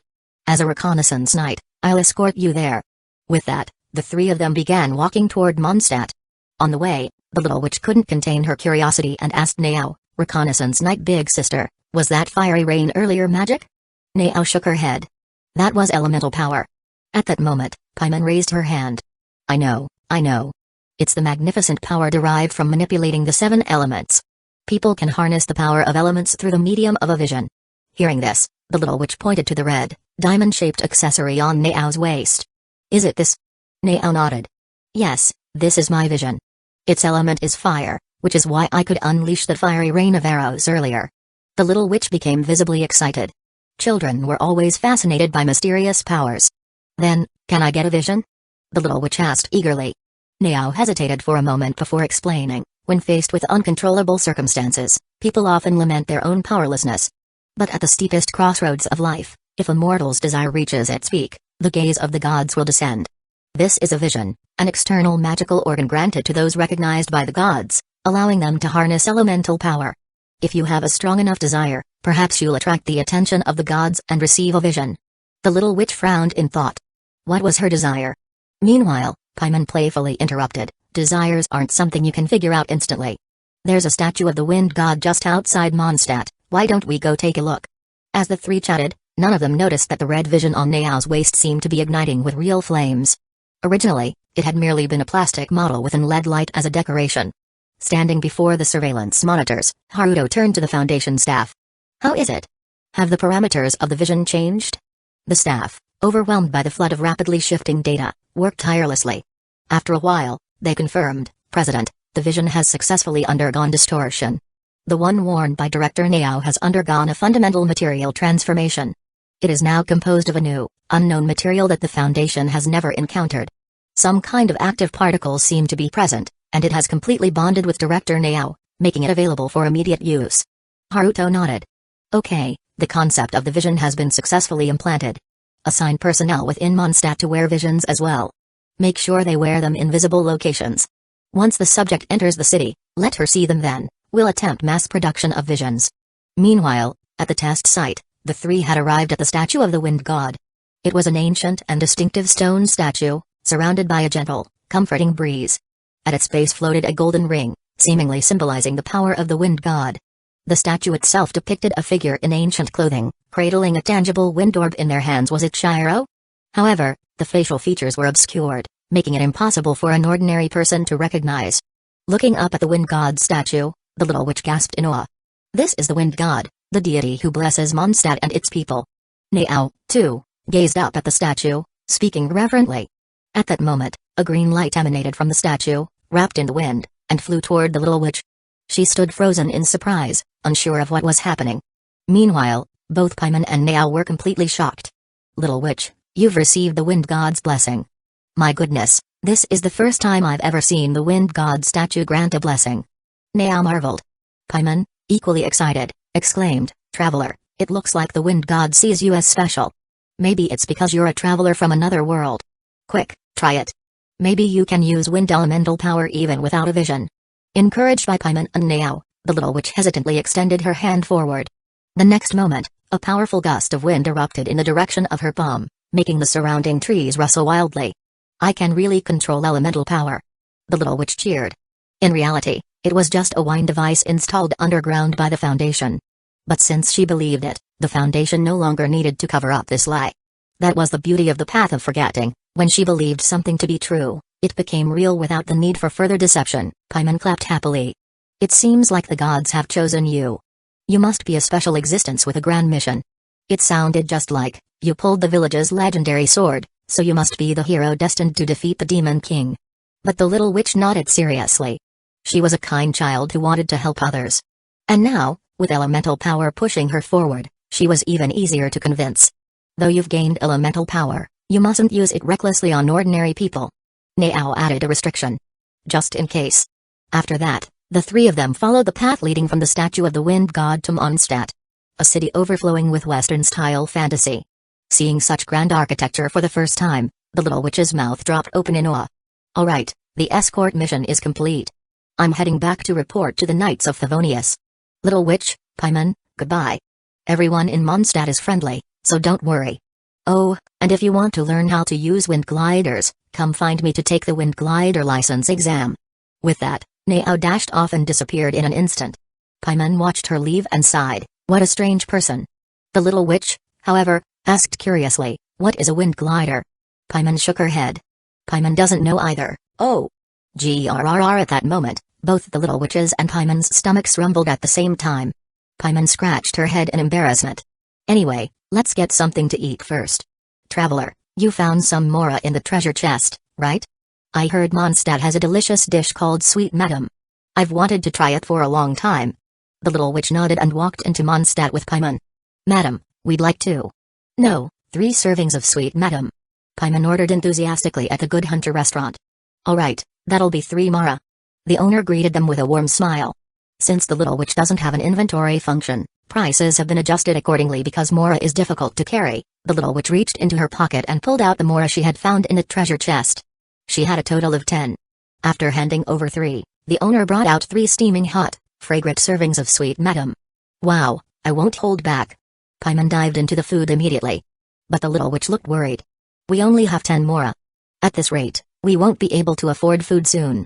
She thought about the future. Though naive and kind, she was also a smart child who made plans ahead of time. Paimon froze mid-bite. That kind of thing is unacceptable. Just as the little witch was feeling anxious, the owner of Good Hunter interjected, if you don't have enough mora, you can take on commissions in Mondstadt. You can accept up to 4 commissions per day. Not only can you earn mora, but you can also obtain a mysterious item called primogems. It's said that consuming primogems can strengthen one's elemental power. Upon hearing this, the little witch's eyes lit up. The restaurant owner had just placed the final piece of the puzzle for the Vision Project.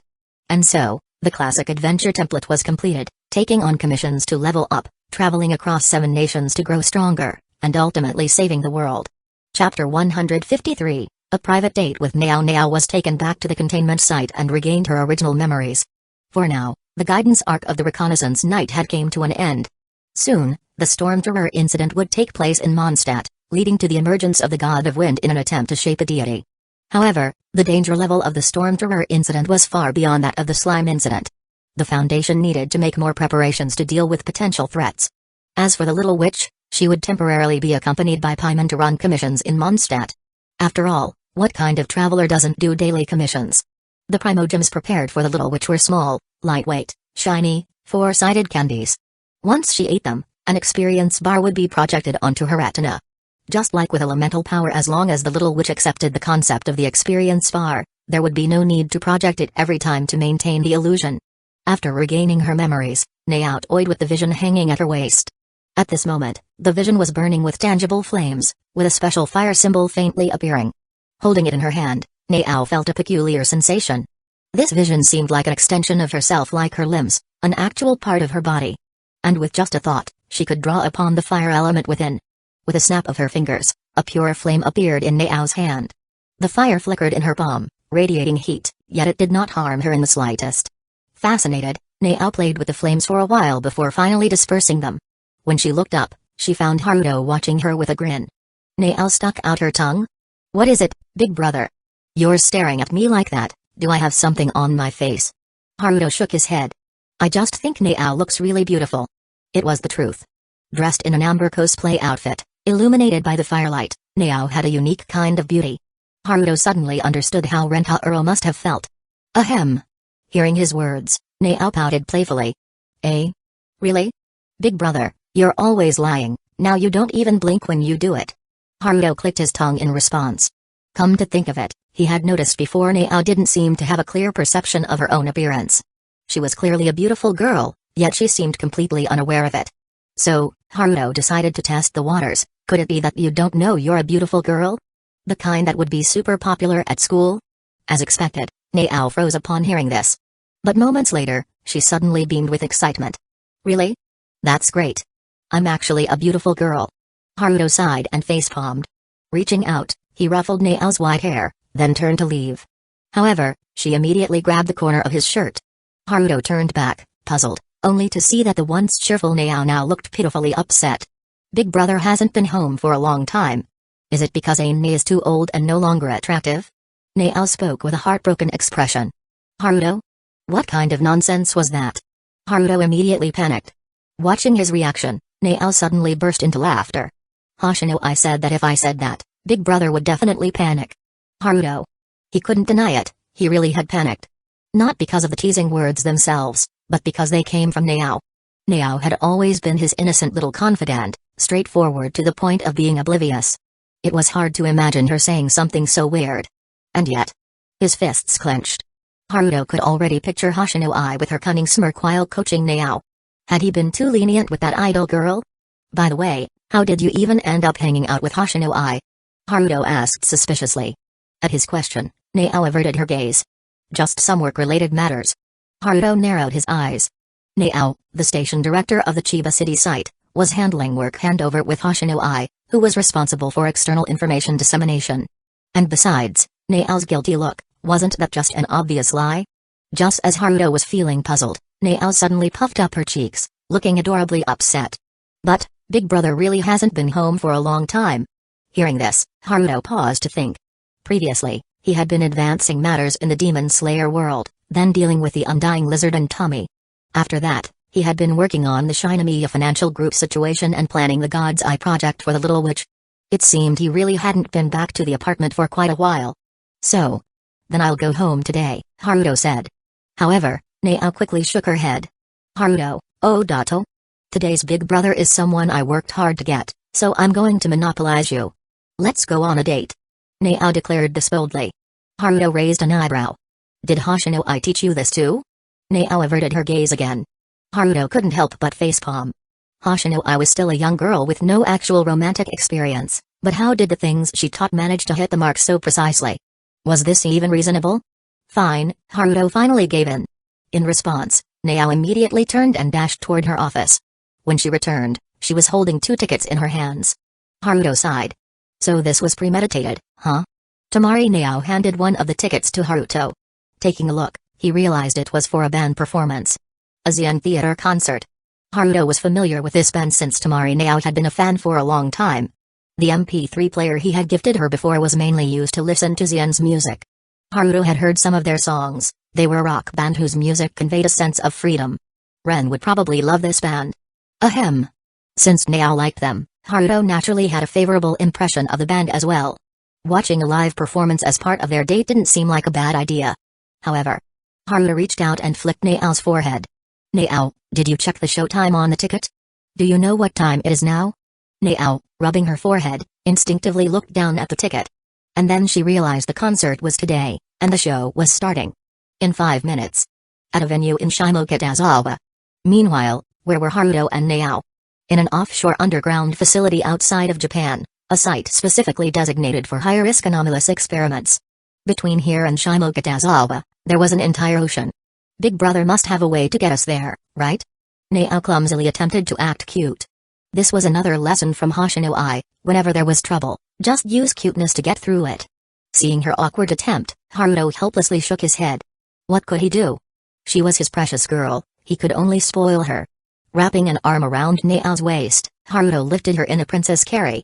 Then, he sprinted down the Foundation corridor. Eventually, the two exited the site through an undersea passage. Once outside, Haruto scanned the surroundings to ensure there were no observers. Then, a pair of black wings emerged from his back.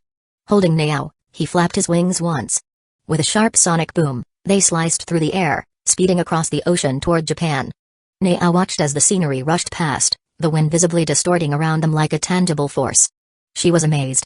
Nestled safely in Haruto's embrace, she couldn't feel the extreme speed at all. Yay! Nao cheered as Japan drew closer. Haruto flicked her forehead again. This is a one-time thing. Anomalous abilities aren't meant to be used just to catch a concert. Nao giggled and nodded in understanding. Finally, they landed in a secluded alley in Shimokitazawa. Just as the last call for ticket scanning was announced, the two hurried into the venue. The theater was actually more like a large bar, selling drinks, snacks, and alcohol. With its design, it felt more like a nightclub, with the stage resembling a dance floor. But this was common in Japan, most concert halls were structured this way. In Japan, the idol and music industry had a massive number of performers. Without the backing of a strong agency, idols and bands had to start in underground venues like this, scraping by with ticket sales and fan donations. The income was barely enough to survive. Most who stuck with it did so purely out of love for the craft. Come to think of it, if Hoshinoi had never met Haruto, she probably would have started as an underground idol too. She clearly had talent, but she would have needed to grind in places like this to build a fan base and wait for an opportunity. Ahem, getting off track. Inside the venue, a decent crowd had already gathered. Xian wasn't a top-tier band, but they had a solid fan base. Most of the attendees were dedicated fans of Xian. Chapter 154, Kazoku's first performance. Nao looked at the gathered crowd below the stage and the constantly rotating spotlights, appearing somewhat excited. Haruto ruffled her hair. This is my first time listening to Xian live. So this is what a live concert feels like? Nao shared her emotions with Haruto. Actually, tickets for these underground performance halls weren't expensive, some would even call them cheap. It was the kind of concert anyone could afford to attend. However, when Nao was still young, she was noticed by the former laboratory organization due to her adolescent syndrome. After that, she was imprisoned in a dark, sunless laboratory. During those grim days, Nao had a secretly stashed MP3 player that contained Xian songs. Even though there were only a few tracks, she listened to them repeatedly over the years, to the point where anyone else would have grown sick of them. But for Nao, those songs remained one of the few precious moments of light in her life. This continued until one particular day. Inside the laboratory, a group of teenagers who had been imprisoned gathered together and attempted to escape. Through meticulous planning and the use of their respective abilities, at great cost, they finally managed to break free. However, when Nao saw the sunlight of the outside world, she didn't dare stop running. There were still pursuers behind her. If she got caught, she would be thrown back into that sunless hell. Even worse, she would crush the hopes of all her comrades. So, with bare feet, Nao kept running, and running, and running. Until, at a street corner, she saw the boy who would change her fate forever. Of course, their first encounter wasn't exactly picturesque. She was immediately subdued and pinned to the ground. Recalling this, Nao shot a fierce glare at Haruto. This left Haruto utterly confused. What did he do to provoke her this time? Just then, the performance was about to start, but the ones coming on stage weren't Xian. In these underground performance halls, each concert featured multiple bands. Regardless of which band's ticket you purchased, you could watch all the performing bands. However, the ticket revenue would go to the band you specifically bought the ticket for. Moreover, each band had to meet a certain revenue quota. If they couldn't sell enough tickets, the band members had to pay the venue out of their own pockets. It might sound absurd, but in Japan's underground idol and band scene, this was the usual process. At the start, there were no fans. If they wanted a stage to perform on, they had to pay out of pocket. During each performance, they tried to move the audience and attract fans. And the first band to take the stage? Kesoku Band? Never heard of them. They must be newcomers. I think that's the boss lady's younger sister. Speaking of which, the owner of this venue used to be in a band, right? Whispers and discussions spread throughout the crowd. Haruto raised an eyebrow in surprise. So, it's here? Kesoku Band, which could also be translated as Unity Band, was the band that Hitori Goto belonged to. However, among the performers on stage, there was no sign of Hitori Goto. Instead, a large cardboard box with a guitar strapped to it? What is that thing? Nao pointed at the oversized cardboard box, puzzled. Haruto chuckled. Maybe it's a guitarist who loves music, longs to perform, but has such extreme social anxiety that they can't even look at the audience? Hearing this, Nao shot Haruto a suspicious look. From the way he said it, did he actually know that box? Could it be some kind of super talented newcomer band, the type that will explode in popularity and become famous for being unique? Nao speculated. After all, the people Haruto paid attention to in the past were always incredibly gifted. And with what happened in Attack on Titan's world before, Nao could more or less guess some things. It wasn't strange for the main character to have a fitting story. However, Haruto shook his head. No, don't get your hopes up. They're probably going to be terrible. No, actually, they're going to completely bomb. Hearing this, Nao was even more confused. At that moment, Kesoku Band's first performance began. A bassist, a drummer, and a guitarist in a cardboard box. No vocalist. They were playing a cover of some popular song. And their performance. To call it bad would be an understatement, it was an absolute disaster. Perhaps because of the box obstructing their view, the guitarist had no coordination with the bassist and drummer whatsoever. It was clear that they had some foundational skill, but in a group performance, they couldn't bring out their true ability. As for the bassist and drummer, they were trying to revolve around the guitarist as the core. But when the core itself had no coordination and was playing at a limited level, the entire band was doomed to sound. The performance ended with only a sparse and polite round of applause. The bassist and drummer hurriedly lifted up the cardboard box guitarist and fled the stage. Watching this bizarre scene unfold, Nao glanced back at Haruto, only to find that he looked rather amused. "So why is Big Brother interested in such a terrible band?" Nao asked curiously. Haruto shrugged. "Because it's interesting." Nao didn't ask further. Because she knew all too well, this was probably just her big brother's weird sense of humor acting up again. Meanwhile, backstage, Kusagakure looked rather dejected. "Ahaha. Well, at least the performance is over." The blonde drummer tried to laugh it off. "Naruto, that was completely unlistenable." The blue-haired bassist didn't hold back and bluntly stated the truth. Inside the cardboard box, Hattori turned completely gray like ash. I'm sorry. It's all my fault. I was too terrible and just dragged you all down." Bocce frantically apologized, her mind already slipping into an abnormal state. Inside the box, Bocce started twisting, crawling in darkness, crawling, writhing, squirming in the shadows, rolling, violently scuttling, contorting, convulsing, howling, squirming, letting out an eerie growl. Seeing Bocce seemingly having a breakdown, the little angel of Shimokitazawa, Naruto Ijichi, hurriedly tried to comfort her. "It's not your fault, Bocce. The band was just formed, so it's normal for us to have no chemistry yet." The blue-haired bassist was about to throw in another comment but was quickly silenced by Naruto, who covered her mouth. However, Bocce was already trapped in an indescribable state of despair, unable to pull herself out. Seeing that words weren't working, Naruto thought for a moment and suddenly said, "Hey, Bocce, by the way. I think I saw a familiar face in the audience just now." That statement finally snapped Hattori out of her dark spiral, at least momentarily. "A familiar face?" she asked in confusion. Naruto nodded. "It's that boy who was sitting on the swing on the other side of the park when we first met, remember?" It wasn't that Naruto had an exceptionally good memory. It was just that the boy was far too striking, whether it was his appearance, physique, or even his overall aura, everything about him felt perfect. After catching a glimpse of him back then, it was hard to forget. And in a crowd, he naturally stood out, which was why Naruto had noticed him. After hearing Naruto's words, Hattori also recalled that boy, someone she once mistook as a fellow social outcast but, in reality, wasn't at all. Back then, she had even been frantically apologizing to him in her mind.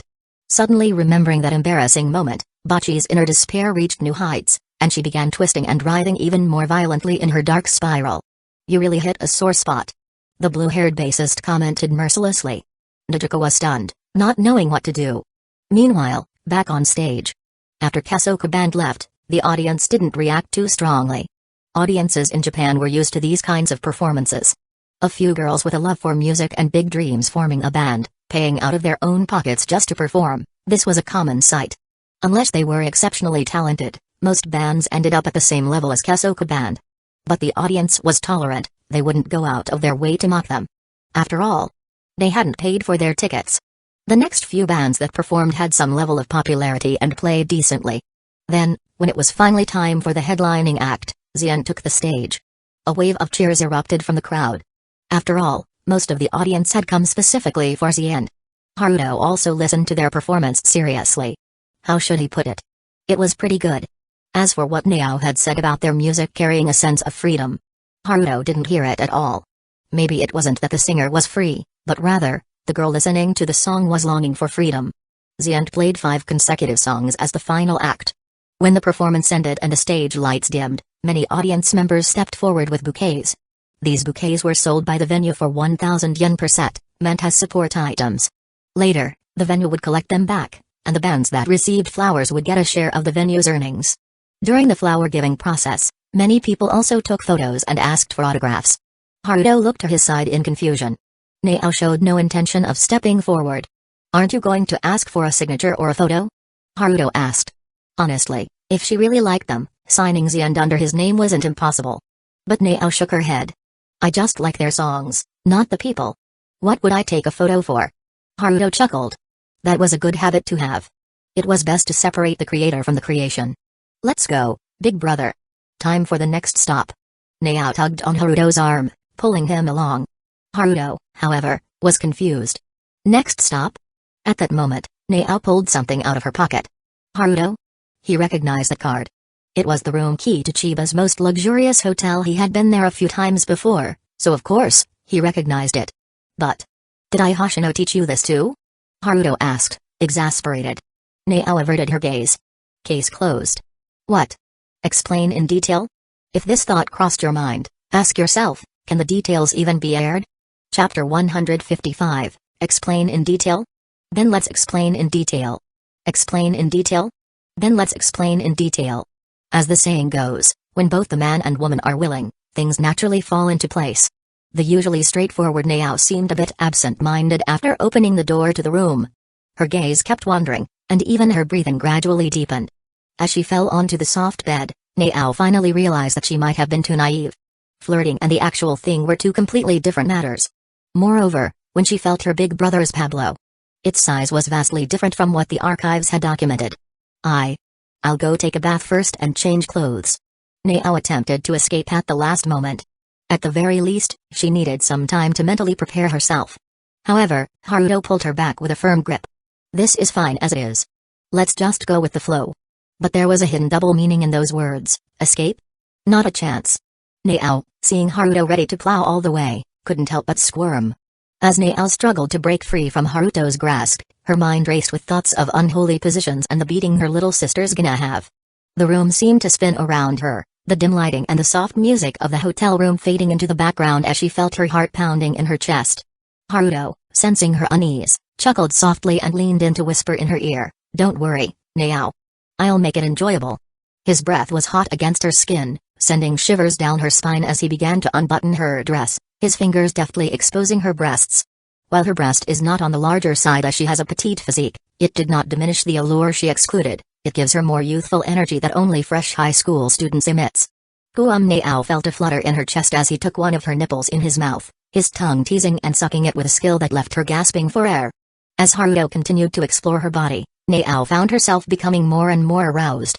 The sensation of his tongue on her skin was unlike anything she had ever experienced before, and she couldn't help but arch her back, begging for more.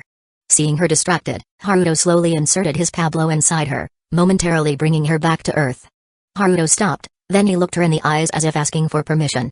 Seeing the look Haruto is giving, Nao could only nod shyly, then gently sucking Haruto's lips, trying to distract herself. Getting a confirmation, he once again thrust Pablo deeper to the virgin cave. He momentarily stopped when he felt some obstruction, then he steadily broke off the hymen until the tip of his dick is finally touching the end of her pussy. Nao couldn't help but growl in pain through the kiss. Feeling her hurt, he stopped. Then Haruto's hands roamed her body, his fingers tracing the curves of her waist, her hips, and her thighs, the kiss also intensifying to distract her. Not a moment later, Haruto started moving in a steady manner, earning sweet moans from his sister. Nao felt herself becoming one with him, their bodies moving in perfect harmony. The room around them faded into the background as they lost themselves in the passion. The soft rustling of the silk sheets and the heavy breathing of the two-step siblings were the only sounds that filled the room, and Nao felt herself becoming completely consumed by the moment. As the climax approached, Haruto's movements became more urgent, his thrusts becoming more intense. Nao felt herself becoming overwhelmed by the sensation, her body trembling with the force of her orgasm. "Nao, I'm coming." Not long after, Haruto followed suit, his own release flooding her cave with cum. As they lay there, Nao, spent and sated, realized that she had never felt so grateful to Haruto for taking her in when she had nowhere else to go. Haruto also had given her the freedom she sought in that sunless laboratory. "Haruto, thank you for everything," Nao mumbled before she fell into slumber on top of him. Hearing that, Haruto couldn't help but smile, the love and care in his eyes evident as he slowly stroked Nao's hair. "Meeting you is one of the most joyful thing that happened to my life. Sleep well, my beloved sister, I love you." The next day, Haruto leaned against the bed, lost in thought. So, what exactly had Hoshinoi been teaching Nao? Was this even reasonable? It seemed he needed to have a serious talk with Hoshinoi soon. Clearly, the ideological education for this young girl couldn't be neglected even for a single day. The following morning, as usual, Haruto requested some ingredients from the hotel's front desk and got busy in the kitchen. Now that he thought about it, it had been quite some time since he last cooked. Tasting a small bite of the breakfast he had prepared, Haruto found that the flavor remained just as good as before. Even after so many days without practice, his cooking skills had not declined at all. Well, considering he possessed the blacklight virus and had evolved into a nearly perfect being, his skills weren't something that could deteriorate in the first place. Swallowing the food, Haruto suddenly had the thought of recruiting a personal chef. The food at restaurants in Japan was edible, but it didn't suit his taste. Though he didn't actually need to eat anymore, he still enjoyed the pleasure of fine cuisine. But cooking for himself all the time was too time-consuming. So, where could he find a little chef to bring home? As the sound of someone waking up came from the bedroom, Haruto snapped out of his thoughts. Picking up the breakfast, he walked toward the room. Naao woke up to see breakfast placed beside her and Kotaro sitting at the edge of the bed. As if recalling something, Nao's face instantly turned bright red. Wrapped in the blanket, she scooted closer. "I'll feed you." Seeing Nao's slightly strange behavior, Haruto simply picked her up and sat her down beside him. Then, taking up a spoonful of food, he brought it to her lips. Nao took a bite and smiled blissfully. As she ate little by little, she suddenly thought of her sister, friend, Annie, back home. This warm, domestic scene at the dining table, it felt so familiar. A wave of guilt surged in Nao's heart. The more her guilt grew, the stronger her desire became. Suddenly, she grabbed Haruto and pulled him down onto the bed again. As Haruto stared in confusion, Nao transformed her guilt into even greater pleasure. "Sorry, Annie. But sneaking a taste is just too enjoyable." So she thought. Time flowed on, and days passed. The Foundation sent a message stating that the Divine Eye Project's test subject, Little Witch, was requesting a wind glider license examination. For now, the Foundation had stalled her by claiming that the reconnaissance knight was on a mission elsewhere. Judging by the timeline, Little Witch had already been in Mondstadt for quite a while. Running around doing commissions every day, struggling for Mara, she had probably gotten past the initial excitement. More importantly, she had likely saved up enough Mara to live comfortably for a while. It was about time to introduce something new to keep her interested.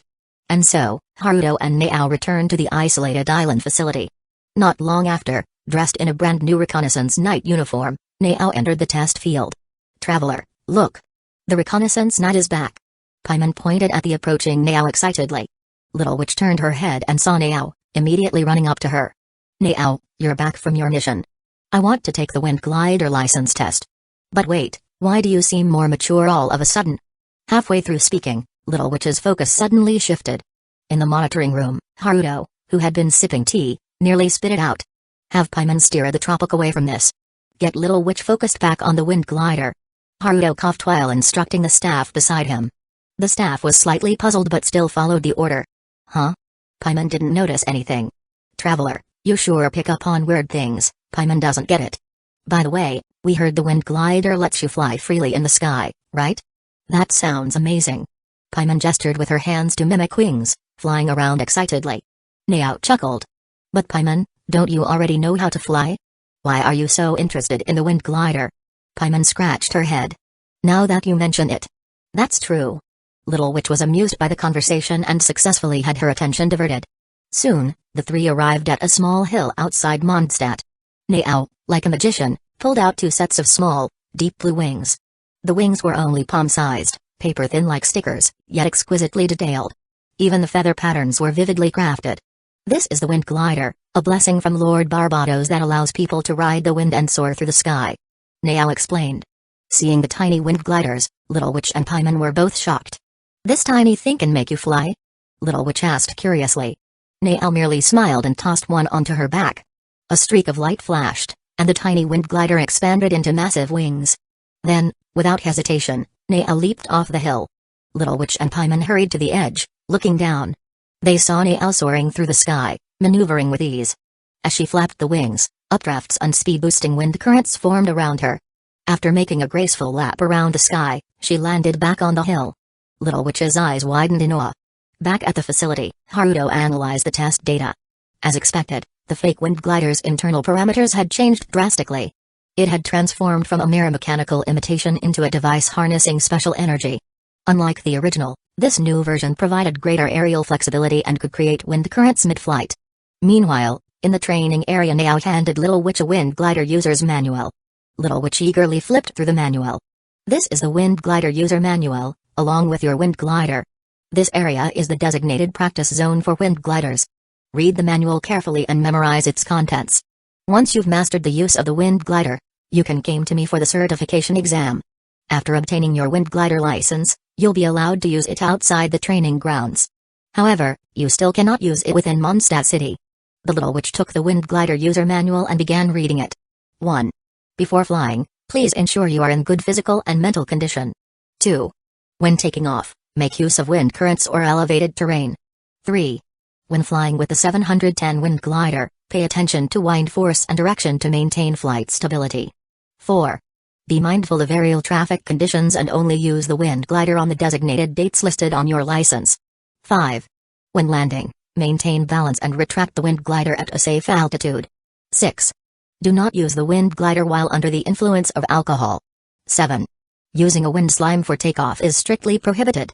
Failure to adhere to the above regulations will result in the revocation of your wind glider license, requiring you to retake the certification exam.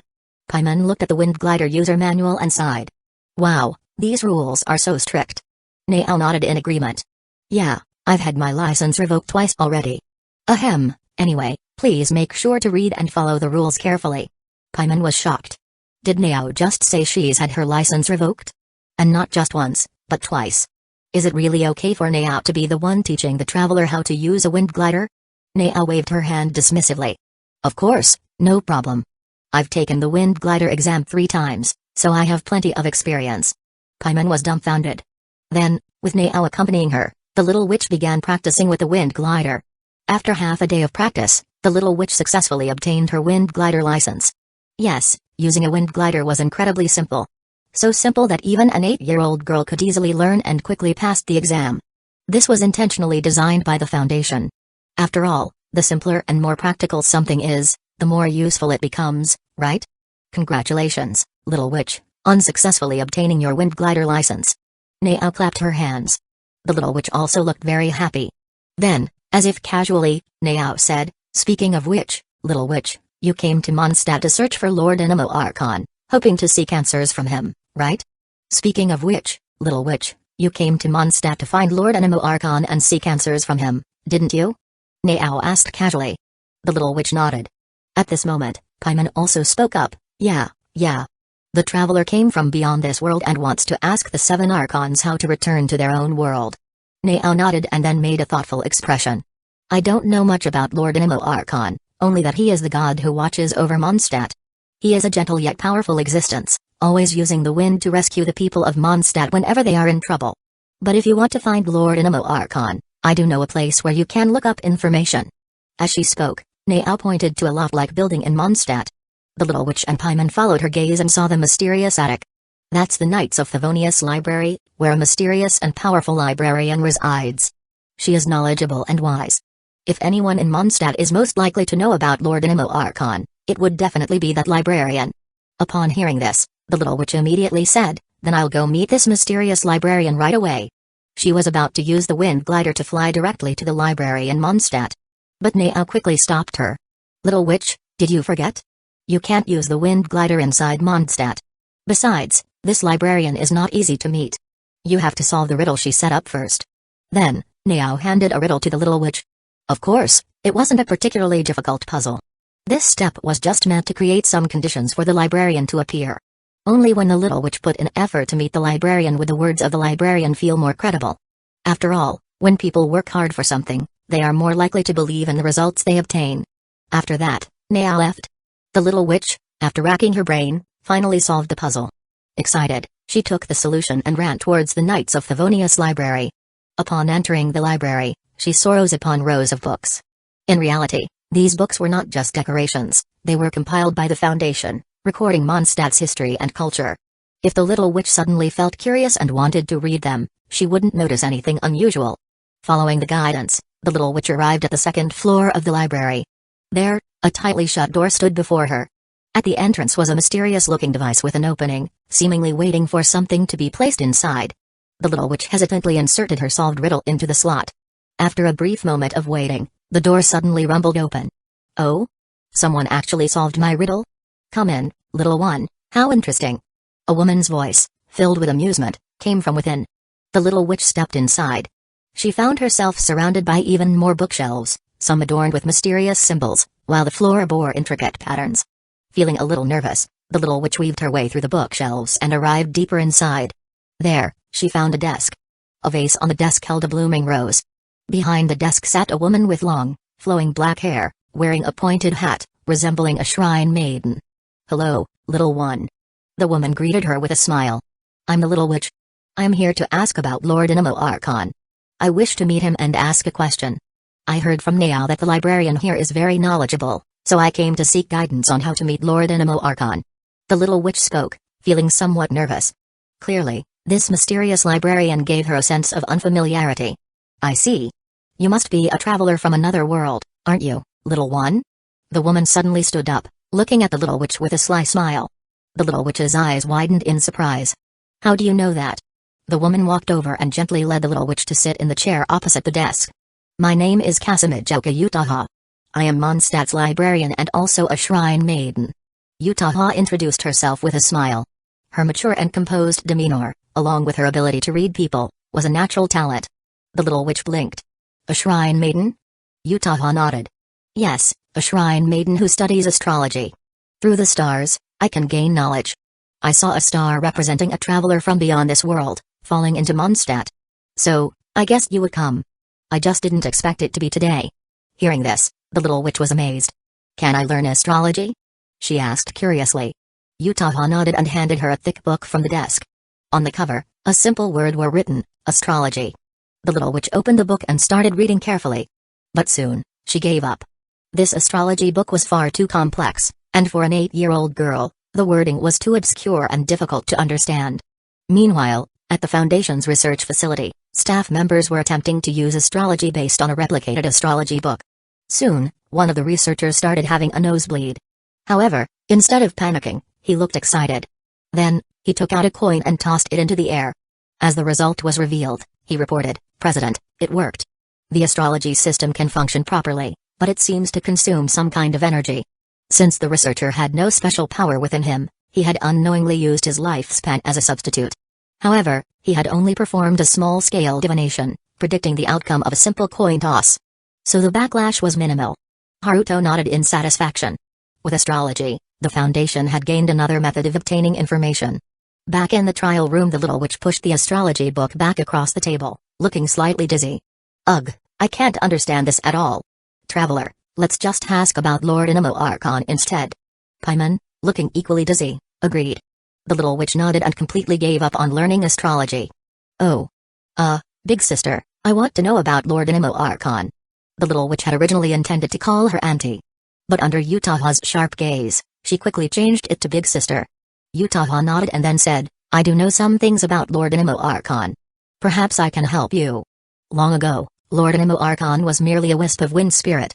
At the time, Mondstadt was completely enveloped by raging storms. The winds were so strong that even birds could not pass through. The endless gales wore down the land and rocks, turning them into fine dust like water. Amidst the thousand winds, the wind spirit met a human in Mondstadt, and they became close friends. In time, this friend raised their sword against the demon god of tornadoes, hoping to liberate Mondstadt from the storm. In the end, the dear friend perished in the rebellion, and Lord Inamo Archon carried on their dream, defeating the demon god of tornadoes and becoming the Inamo Archon. And so, Lord Inamo Archon cherishes humanity, just as his friend once did, and protects the land of Mondstadt, saving its people with the wind. But 500 years ago, a rift suddenly tore open in the sky of this world. Lord Inamo Archon and the other 6 gods went to investigate. Before leaving, Lord Inamo Archon entrusted his companion, the Storm-Terror Dragon, to guard Mondstadt in his stead.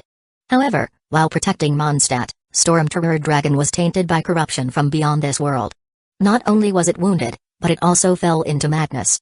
If you, little witch, can rescue the fallen Storm-Terror Dragon, perhaps Lord Inamo Archon will be grateful to you and appear before you in person. Uchiha slowly narrated the background of Lord Inamo Archon and the origins of the upcoming Storm-Terror Dragon incident. This was a setup for the eventual appearance of the Inamo Archon. After all, gods are not the same as ordinary humans. For the little witch to accept and truly understand the power that an Archon should possess, a long period of preparation was necessary, guiding her step by step. This was also the Foundation's next key objective, the God-making project.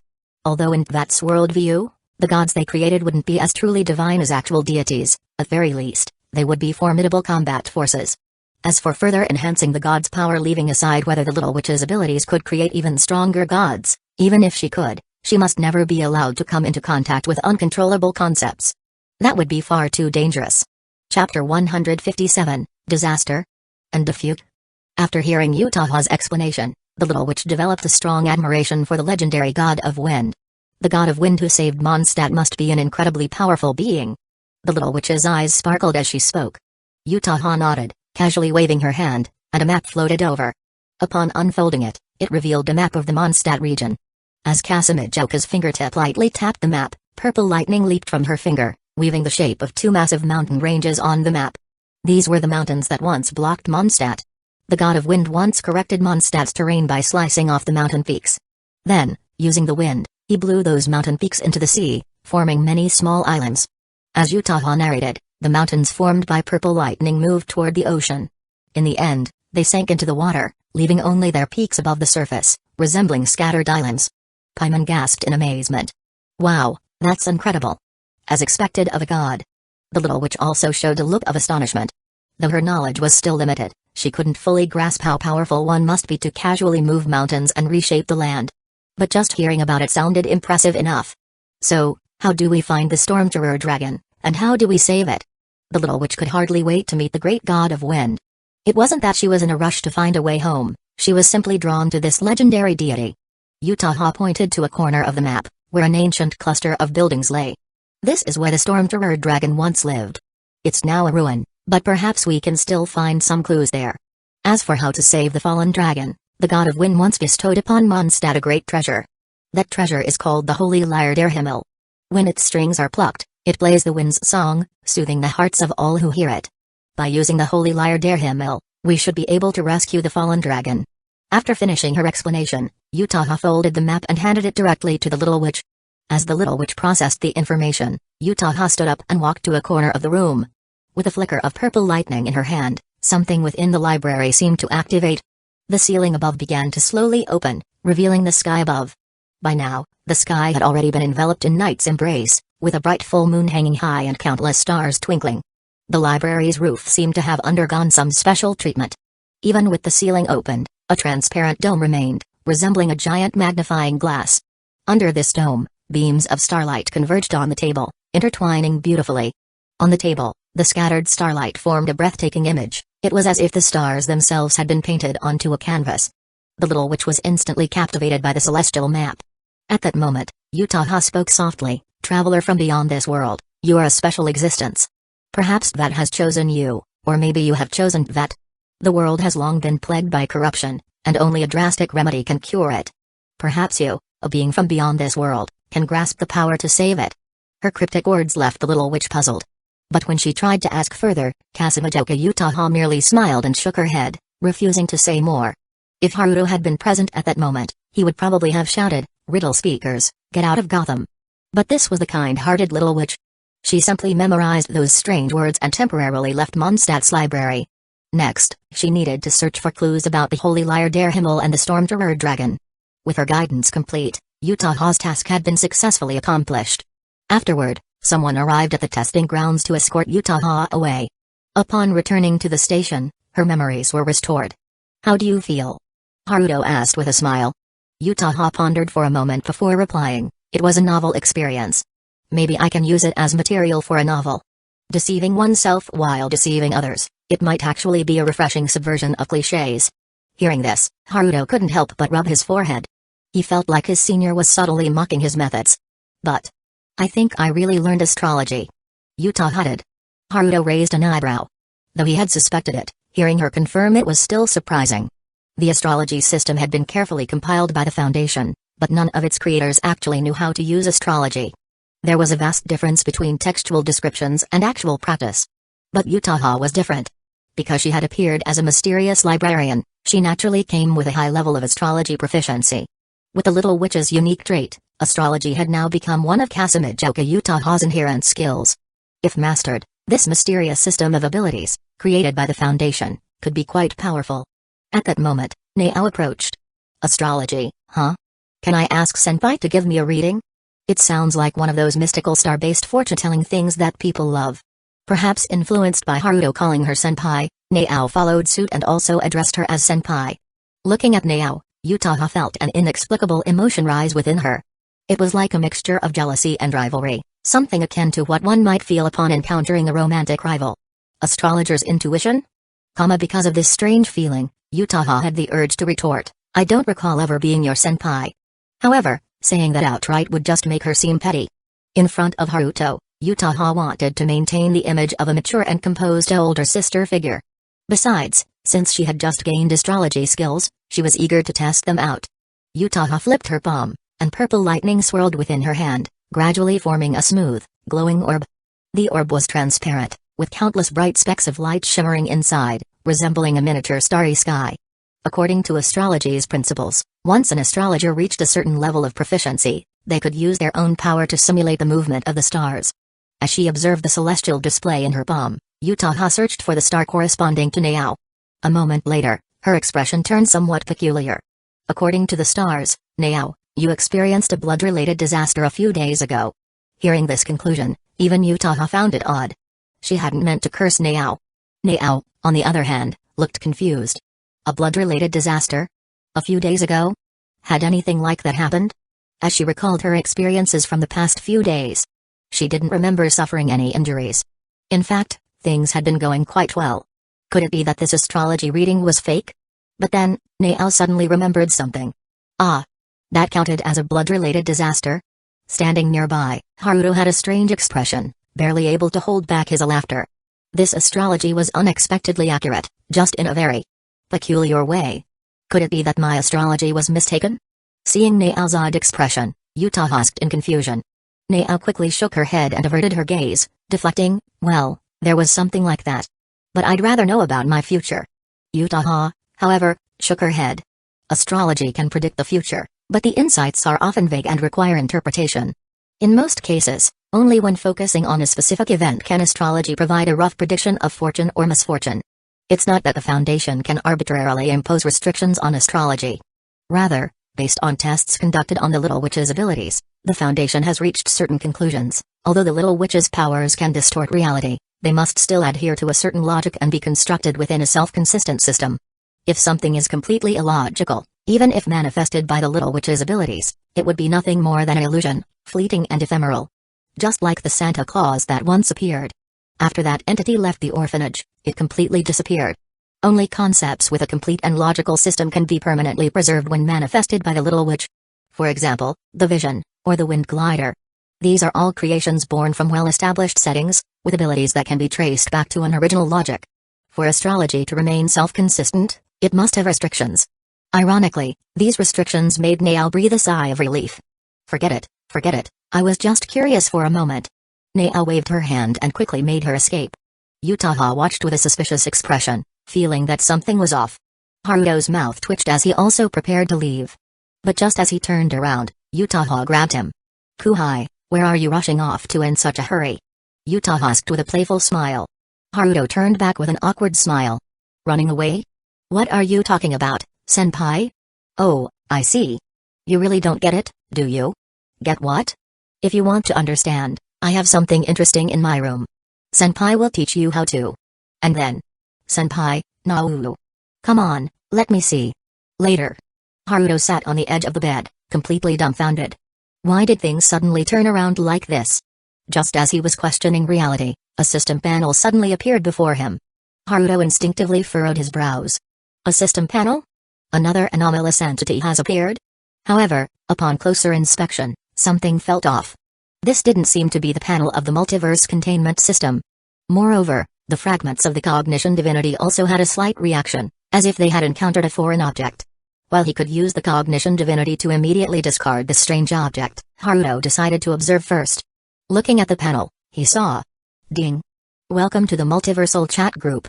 A nickname has been automatically generated. Welcome Candleshade Fate Master of Cognition to the chat group. Welcome Blonde Defeated Dog to the chat group. Welcome Big Sister is Supreme to the chat group. Haruto?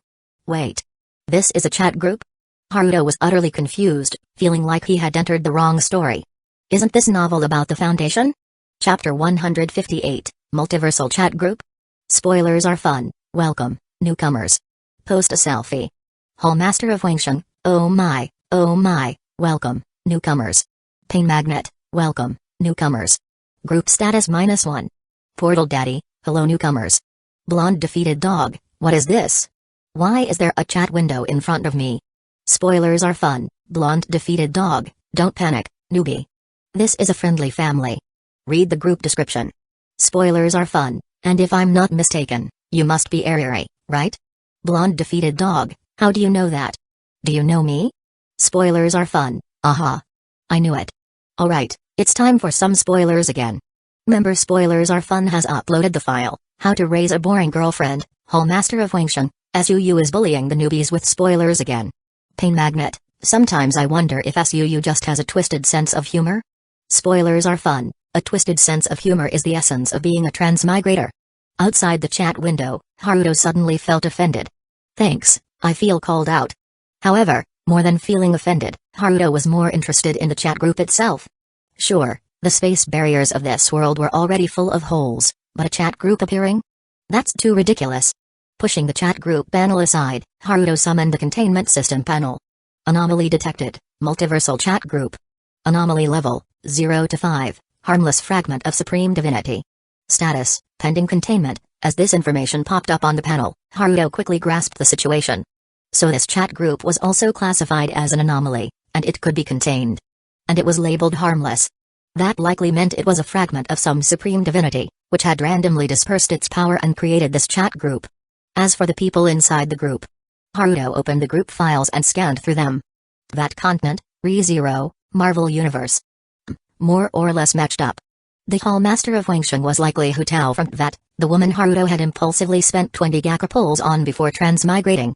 Pain Magnet should be Natsuki Subaru from ReZero, but judging by his nickname, it was probably an if route. As for Portal Daddy, he was probably Doctor Strange from Marvel, also an if version. And spoilers are fun. A fellow from my own original world. Haruto shook his head. No way. His original world had been completely erased by the Sevenfold Destroyer, not even a trace left behind. Even if someone, like himself, had managed to escape by transmigrating, they wouldn't remember anything from that world. Just like how Haruto himself hadn't regained his original memories until 3 years later. This person was probably just another transmigrator from a parallel timeline. I should find a way to get their world coordinates and contain all of them. Haruto thought mischievously. As he was deep in thought, a stream of new messages appeared in the chat panel. Blonde defeated dog, I read the group description. There's actually something like this in the world? Hard to believe. Blonde defeated dog, but, spoilers are fun, what you sent is completely different from what I know. Blonde defeated dog, Haruto isn't even around me. This isn't like me at all. Blonde defeated dog, though I do know Kasumajoka. Spoilers are fun, eh? A wrong spoiler? Who's Haruto? Hallmaster of Wingshun, ha ha ha. SUU finally messed up a spoiler. Portal Daddy, that's rare. Big Sister is supreme, blonde defeated dog, the Haruto you mentioned. Could it be that Haruto? Blonde defeated dog, huh? You know Haruto? Big Sister is supreme. Spoilers are fun, I have no idea what's going on. Haruto. I've never heard that name before. Spoilers are fun, Big Sister is supreme, are you from the same world as Eri? Mind telling me your name? Big Sister is supreme, I am Shinobukacho. Spoilers are fun. Spoilers are fun, huh? Shinobukacho? The sister of Kanoutsu Eri? Big Sister is supreme, yes, do you know my sister? Spoilers are fun, I'm even more confused now. Shinobukacho and Eri both know the same person. Spoilers are fun, Big Sister is supreme, your sister should be fine for now, right? Be careful of Upper Moon too, Dama. Big Sister is supreme, my sister is doing well, but Upper Moon 2 is already dead. Big Sister is supreme, actually, the entire 12 Kizuki has been wiped out. Only Mizn is still hiding, but we've already found traces of him. Looking at the chat panel, Haruto raised an eyebrow. The two newcomers who joined at the same time, one was his Eri, and the other was from Demon Slayer Shinobukacho. And both of them were connected to him? PFFFTT, his fellow Earthling CPU must be overheating. Wait, so Demon Slayer is already nearing its final battle? Meanwhile, a certain transmigrator girl's brain had completely crashed. Spoilers are fun, this is the first time something like this has happened. Spoilers are fun, both of your worlds have experienced major divergences from what I know. Spoilers are fun, and it all seems to be because of someone named Haruto? Can you tell me about him? Member Spoilers Are Fun has uploaded the file, Demon Slayer, blonde defeated dog, Haruto is the kindest person in the world. He's the best Haruto ever, my childhood friend. Big Sister is supreme, that Haruto is a twisted, arrogant man with an unbearable ego. Spoilers are fun, are we talking about the same person? Pain Magnet, are we talking about the same person? Portal Daddy, +1. Blonde defeated dog, Big Sister supreme, what nonsense are you talking about? Haruto is the best. Big Sister supreme, blonde defeated dog, The one spouting nonsense is you. You've clearly been deceived into a state of mental confusion by that guy. The chat group instantly became filled with gunpowder fumes. As the instigator of all this, the lurking Haruto silently expressed, "I love this. Keep it coming." The two continued arguing for quite a while until, at last, Haruto's fellow transmigrator stepped in to put an end to the fight. Spoilers are fun, alright, you two, let's call a temporary truce. Portal Daddy, from both of your statements, I think I've roughly figured out what kind of person this Haruto is. Hall Master of Wingshun, as expected of the doctor, quickly tell us. Pain Magnet, as expected of the doctor, quickly tell us.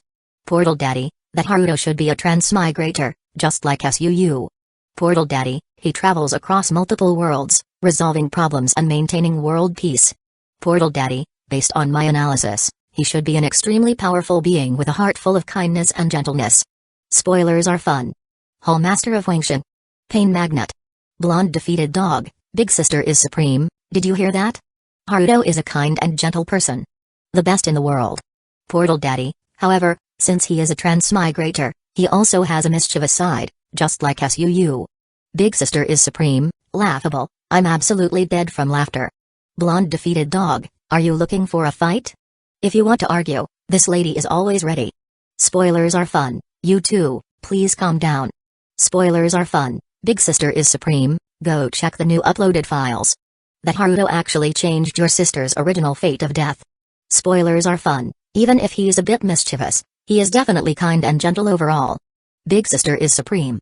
Spoilers are fun, blonde defeated dog, also Ariri, your childhood friend is a powerful being capable of traversing worlds. Spoilers are fun, yet, as his childhood friend, you know nothing about it. Maybe it's for protection, but as a fellow transmigrator, I understand. Blonde defeated dog. Portal Daddy, I really want to meet him. A great existence that maintains peace across worlds, perhaps he can save my beloved. Hall Master of Wingshun, sounds like an interesting person. I'd like to meet him too. Maybe we'd get along well. Pain Magnet, by the way, am I the only one who noticed that there's still one more newcomer who hasn't spoken? Natsuki Subaru's words successfully forced the lurking Haruto out into the open.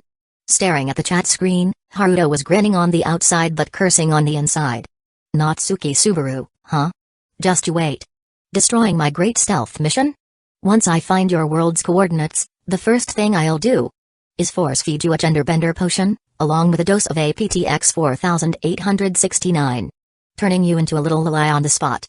Meanwhile, in the chat group, following Natsuki Subaru's reminder, everyone realized that there was still one more newcomer who hadn't made an appearance.